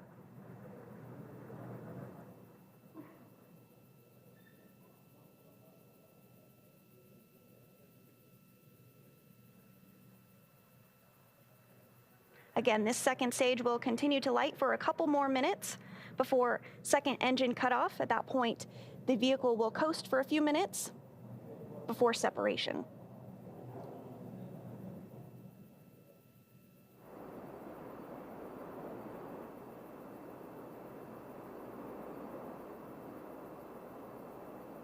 And it looks like we're starting to get some views of the Florida coast there on the first stage as it continues to make its way back to Earth. Dragon SpaceX, trajectory nominal. Continuing to get good call-outs, everything going smoothly. Now almost 7 minutes into the flight of Crew 8. So the next milestone we're standing by for is Stage 1 landing burn start. Again, as Stage 1 approaches the Space Coast to touch back down at Landing Zone 1.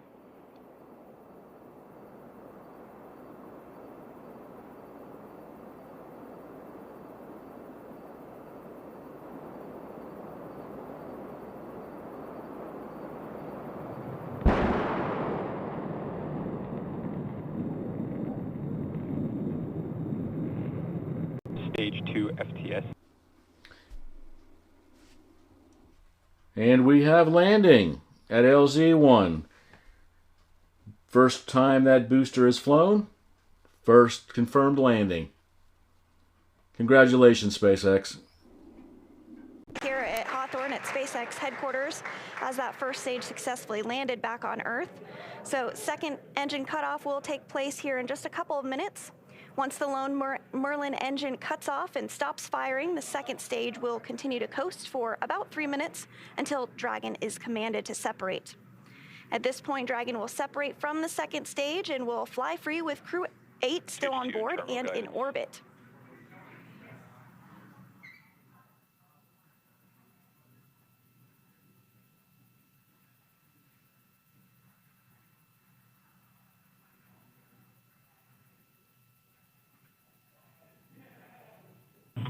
Shannon! Copy, Shannon. And that call out for Shannon, indicative of Shannon, Ireland, the very last abort zone in the second stage. The Merlin engine is about to shut down. You just saw it there on your screen. Dragon SpaceX, nominal orbit insertion. Hearing good call-outs following second stage cutoff. The crew is in a nominal or as expected orbit. That is great news. That launch escape system, and we are getting our first view of Crew 8 inside Endeavour, 3 of them in space for the very first time.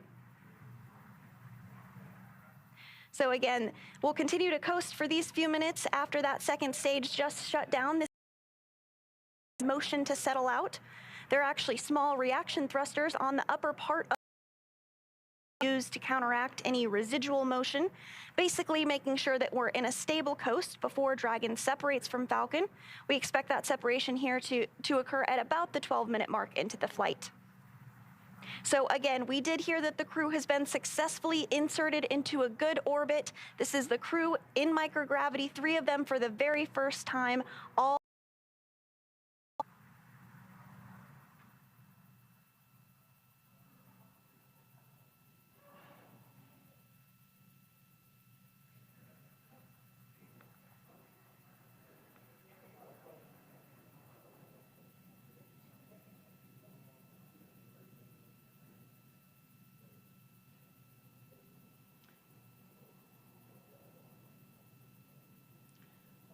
So right now, the second stage is performing a series of checkouts from stage 2.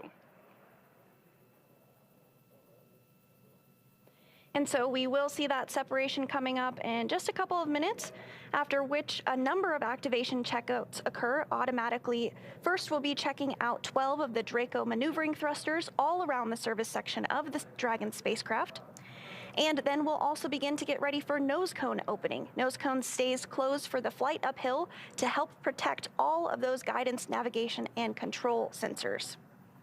It also covers 4 of the Draco thrusters that will be used for the majority of the different phase burns, requiring Dragon to catch up to the International Space Station. So we are standing by for Dragon separation to occur here in just about 30 seconds from now. Of course, the view you have right now on your screen. Oh, actually, now that our view has transitioned, you're getting a great view of Dragon's heat.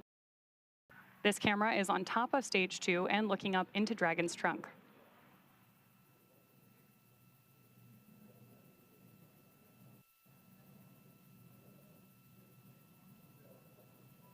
So if you're just joining us this evening, we had a successful launch of Crew 8. They're on their way to the International Space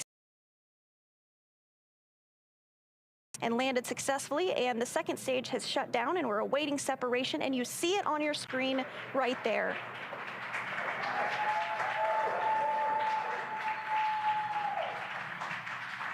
Dragon and Endeavour now flying free. Dragon, SpaceX, this is your launch chief engineer. Go ahead. Welcome to orbit. It truly is our greatest honor for you to trust us to launch you into space. It's been a pleasure working with you, and we trust that all the science and work you're about to do will continue to move humanity further towards the stars. We hope you enjoyed the ride, and thank you for flying on Falcon 9. Please send our regards to Crew 7, and make sure to remind them you just wanted to be fashionably late. I'll hand it off to the launch director for a few words. Dragon LD, hope the ride was as awesome as a Cybertruck. Have a safe journey to the space station, and we look forward to seeing you when you get home. Thank you for flying SpaceX.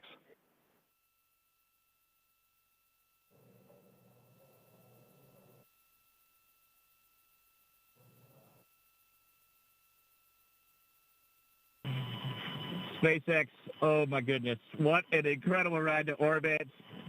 I'm both glad and not glad that you don't have a copy of our ICS. The cheers the whole way up were incredible.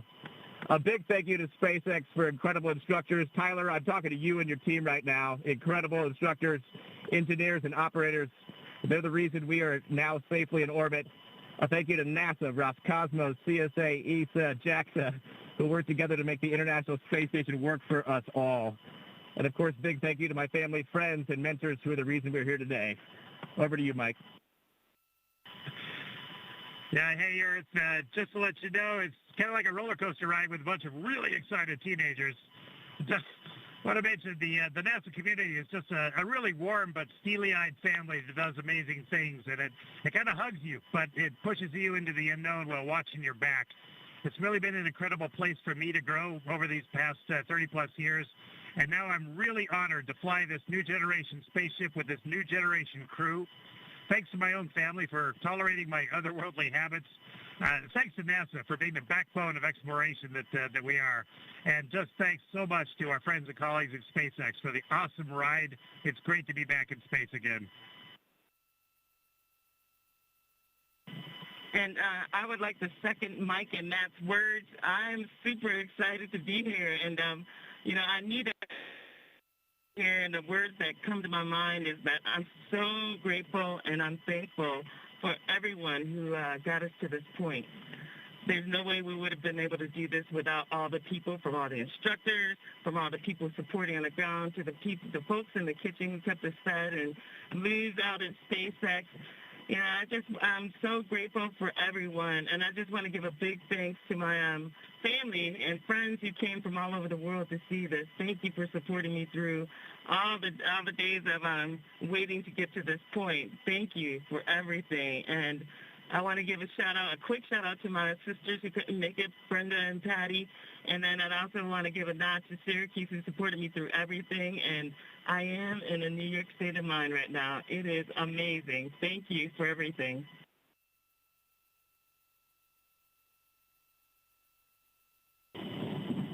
Warm greetings to everyone from the orbit.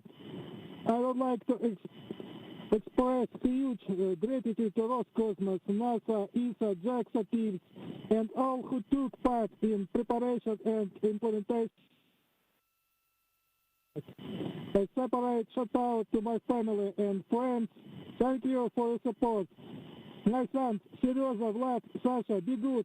Кузбасс от Москвы. See you soon.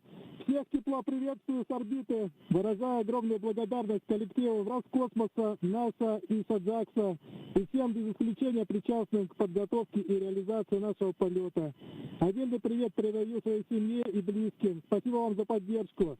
Сыновьям Сережа, Влад, Саша, будьте молодцами. Кузбасс, Москвы, до встречи.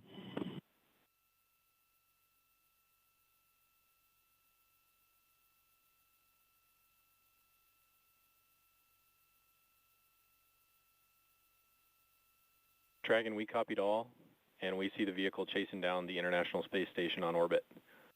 Nose cone opening is in progress. We saw nominal dehumidifier activation and service section Draco checkouts. With that, your go to raise visors.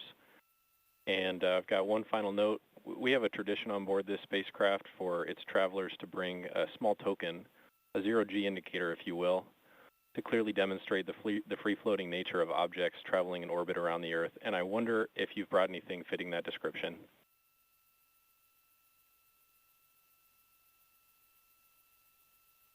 Well, you should ask. Oh, man. So per tradition, we, of course, have a zero-G indicator. It's already been deployed. The significance of our zero-G indicator is not actually what it is, but who chose it. Many parents around the world have jobs that take them away from their children and families for long periods of time to serve their communities, their country, and the world. Military families are a prime example, but many jobs, including our own, share this trait. The choice of the zero-G indicator was given to my daughters to represent the sacrifice that children everywhere make while their parents are serving away from home. We chose a stuffed family dog, and she is free-floating here today.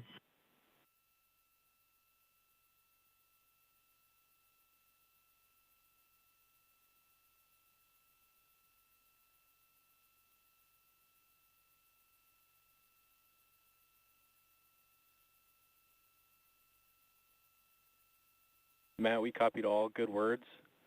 I think we don't have video inside the capsule. We'll have to come back with you in a minute for a video of that stuffed dog. No worries, thanks.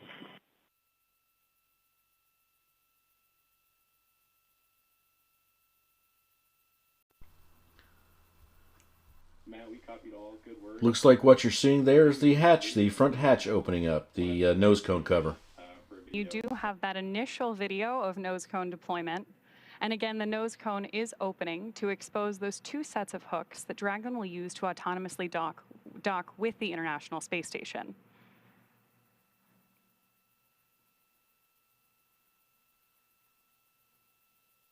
Of course, loved hearing that crew's description of their zero-G indicator, and we're standing by for those views.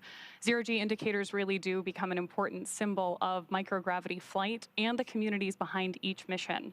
So for those of you following along, you'll know that our first zero-G passenger was Little Earth on demonstration mission 1.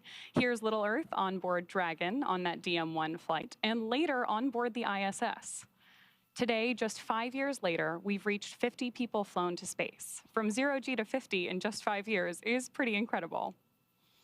And of course, here in Hawthorne, I actually have the real Little Earth that went to space safely back on Earth with us here in Hawthorne.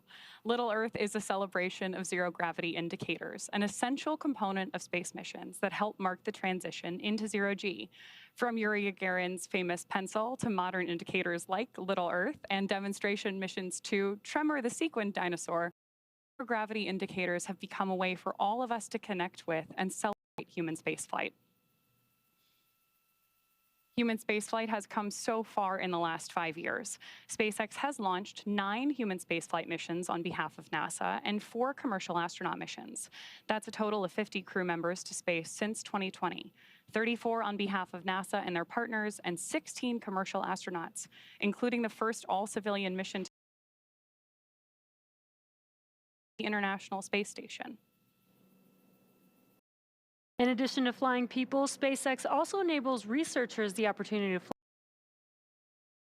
SpaceX and Dragon carried over 1,000 research experiments to and from low Earth orbit and the International Space Station and transported over 300,000 pounds to and from the station since 2012. Researchers from around the world use the space station to address complex human health problems on Earth, studying disease formation, testing drugs and diagnostic tools, and examining the inner workings of the human body. At any one time, the station hosts hundreds of investigations spanning every major scientific discipline from physics to microbiology. Every mission yields critical research and learnings that help make life both on Earth and in space better.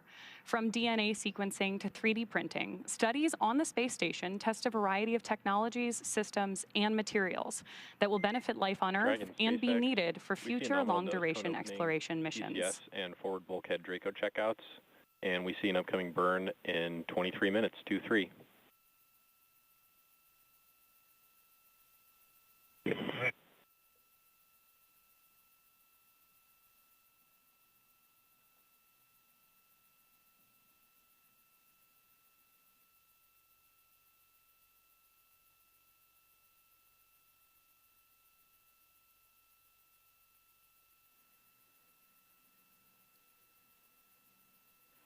Getting great views of Crew 8 on board their capsule there and standing by hoping we might get a shot. There is their zero-G indicator.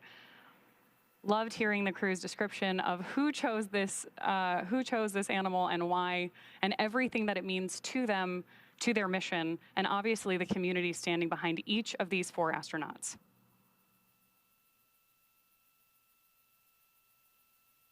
And in addition to that, we heard some great words from the crew expressing their thanks and excitement to be on orbit. Really great to see them successfully on their way to the International Space Station. We had a successful nose cone deploy as well as those Draco checkouts, everything continuing to go really smooth. So for now, we're going to end our coverage from here in Hawthorne until we pick back up with our docking coverage in about 26 hours. So for now, we're going to hand it back over to Megan and Raja at Kennedy Space Center to wrap up today's launch coverage. If you're just joining us, welcome to Kennedy Space Center in Florida, where we just watched Crew 8 lift off from Launch Pad 39A. 3 NASA astronauts and 1 cosmonaut now en route to the International Space Station. I'm Megan Cruz. This is NASA astronaut Raja Chari, and we got to see an incredible launch. What a clear night. That was amazing. Dragon SpaceX. Cabin environment looks good for suit doffing, and we'll take the camera external here in just a sec. Your go for 4.012 suit doffing. And that's the question we were just talking about before we got back online was when are they going to actually start doffing their suits? Copy to go, 4.012 suit doffing. And so you heard the calls there. So first they wait for the nose cone to get open. They wait for the Dracos to be safed, which was the launch escape system. And then once they've verified the cabin atmosphere is good, that's when they can take off their suits. And as you heard them say, they're going to take the cameras external, is basically they're taking off their spacesuit. And it's pretty sweaty. You've been laying on the back for a while. But you could hear it in all their voices, the excitement. And like you said, what an amazing night down here at the Cape. It was super clear. You could see. Dragon cameras are exterior. You could actually see the staging, and it was Copy external. Amazing view, and I got to see the first stage come back, so it was a super clear night, and we got to see the second stage turn into just a very faint star all the way at Seco. Yeah, and it's great to see some friends launch of yours. You're really close with Matt and Mike, I understand, and really it's nice to see a launch because we really waited till T-minus 10 minutes to know whether or not we were going to go. Yep, yeah, and it's it's always exciting when it comes to space flight, even more exciting when it comes to human space flight, and just great to see the team come up with a technical solution, look at all the data. As you heard them keeping the crew informed, like we talked many times tonight, the core is the person and the Capcom that they are talking to, but there is literally hundreds of people talking on loops and making engineering decisions and trying to go back and look at analysis data. And so a great testament to the team tonight to pull all that data together, as they always do. Yeah, and to make sure that they're safe at launch and also re-entry. So great to see the launch again, and once they get to the space station, they're going to have a hand in some incredible science and investigations, and here's Jasmine Hopkins with more on that. Thank you so much, Megan. That's right. We saw another beautiful, spectacular launch from here on the Space Coast, and joining us now is Dr. Ji from Emory University to talk about Project Eagle. So, Dr. Ji, what is Project Eagle? Our goal is to investigate the impact of space microgravity on human heart microtissues. These tissues are generated from stem cells, and they are a potential source of cells for cardiac regeneration. One challenge is that these heart stem cells are largely immature, meaning that they're not as fully developed as the heart cells in our body. So we are trying to find ways to push these cells to develop further, because transplanting immature cells could actually increase the risk of complications. The good news is that we found this heart muscle cells become more mature under ground-based simulated microgravity. And we would like to confirm that observation under real space microgravity. Right, so we're kind of taking what we've learned here on Earth and seeing if we can apply it in space. So with that in mind, we've been studying heart health in space for quite a long time now. So is Project Eagle going to tie into any of the other research we've already done? Great question. Yes, actually our experiment is built up on several interesting studies on the space station, including our own. For example, on the space station, heart stem cells or precursor cells grow faster than under standard gravity. So in our new experiment, we would like to learn if this beating heart muscle cells can develop further and become more mature under space microgravity. Right, so we're kind of taking that that research to the next step there. And of course, that's really important because we're looking at going even deeper into space. But actually, is, things like Project Eagle, could that actually help us on Earth? What we're learning in space for our heart, could that benefit our heart health on Earth as well? That's good. Another good question. Yeah, so we hope to learn, identify the molecules or conditions that can be helpful to promote the maturation of heart cells, because that could help us develop new strategies to push the cells become more mature on Earth. More mature heart cells are more reliable for repairing damaged heart, and those more mature heart cells are also useful for develop new medications to treat patients with heart disease. Right. Yeah. So it's great to see, we're taking it in space, also benefiting our life here on Earth. Thank you so much, Dr. G. We really appreciate you being here. Thank you. Of course. All right, Megan and Raja, back to you. All right, we're about to wrap up our coverage here, but I want to take one last social media question because this one is super cute. This one is from a 4-year-old, Robbie, and he wants to know, what will the crew do to pass the time on the way to the space station? Well, Robbie, hopefully your parents are typing for you and you don't have your own social media account as a 4-year-old. But it's actually probably the best time, both at the beginning of the mission and at the end of the mission, because on the ISS, your timeline down to 5-minute increments. So you're going. So this time in the Dragon on the way up and the way down is kind of the time to honestly look out the window, enjoy the fact that you're in space. For all of us, we've trained and spent most of our life getting ready for this moment, so actually getting to savor that and enjoy it. And you heard Mike Barrett talk about being able to look.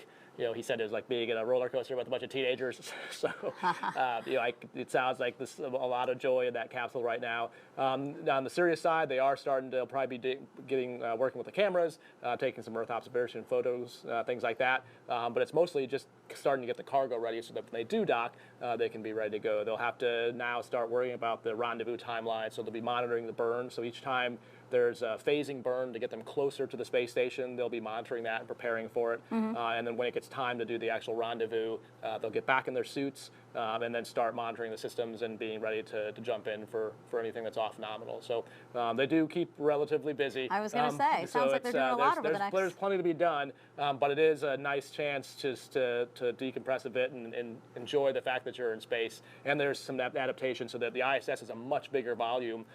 So it's actually kind of helpful to use the Dragon where you're confined.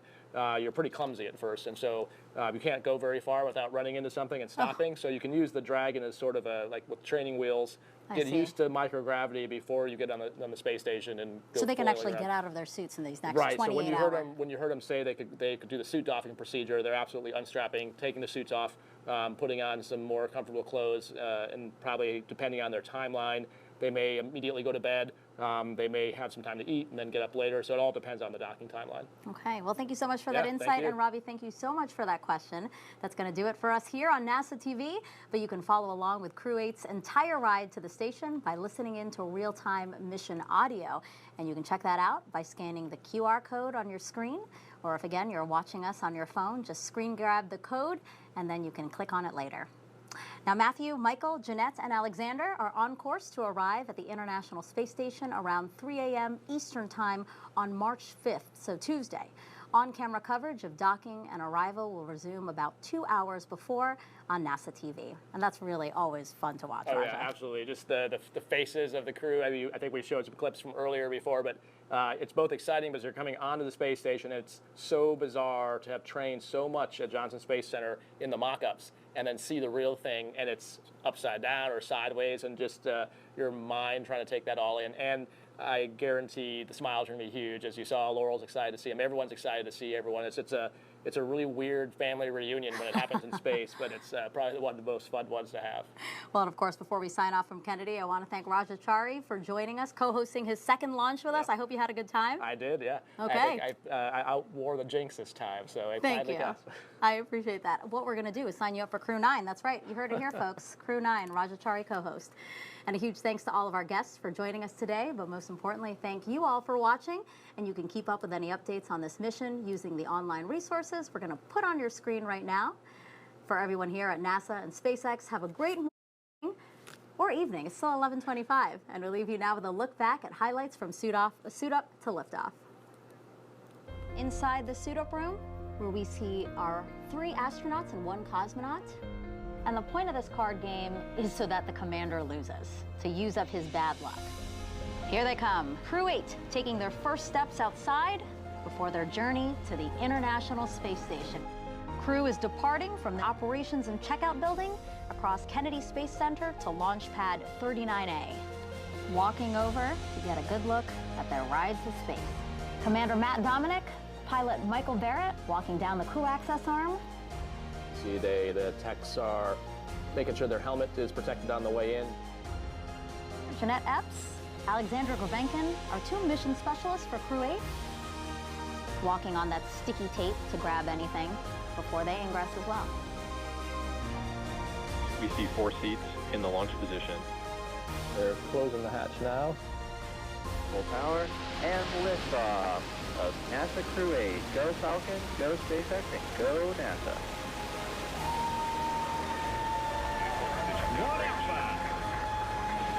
Endeavour ascends, a beacon of human mission. 1.7 million pounds of thrust now propelling Falcon 9 and Crew 8. Vehicle is pitching downrange.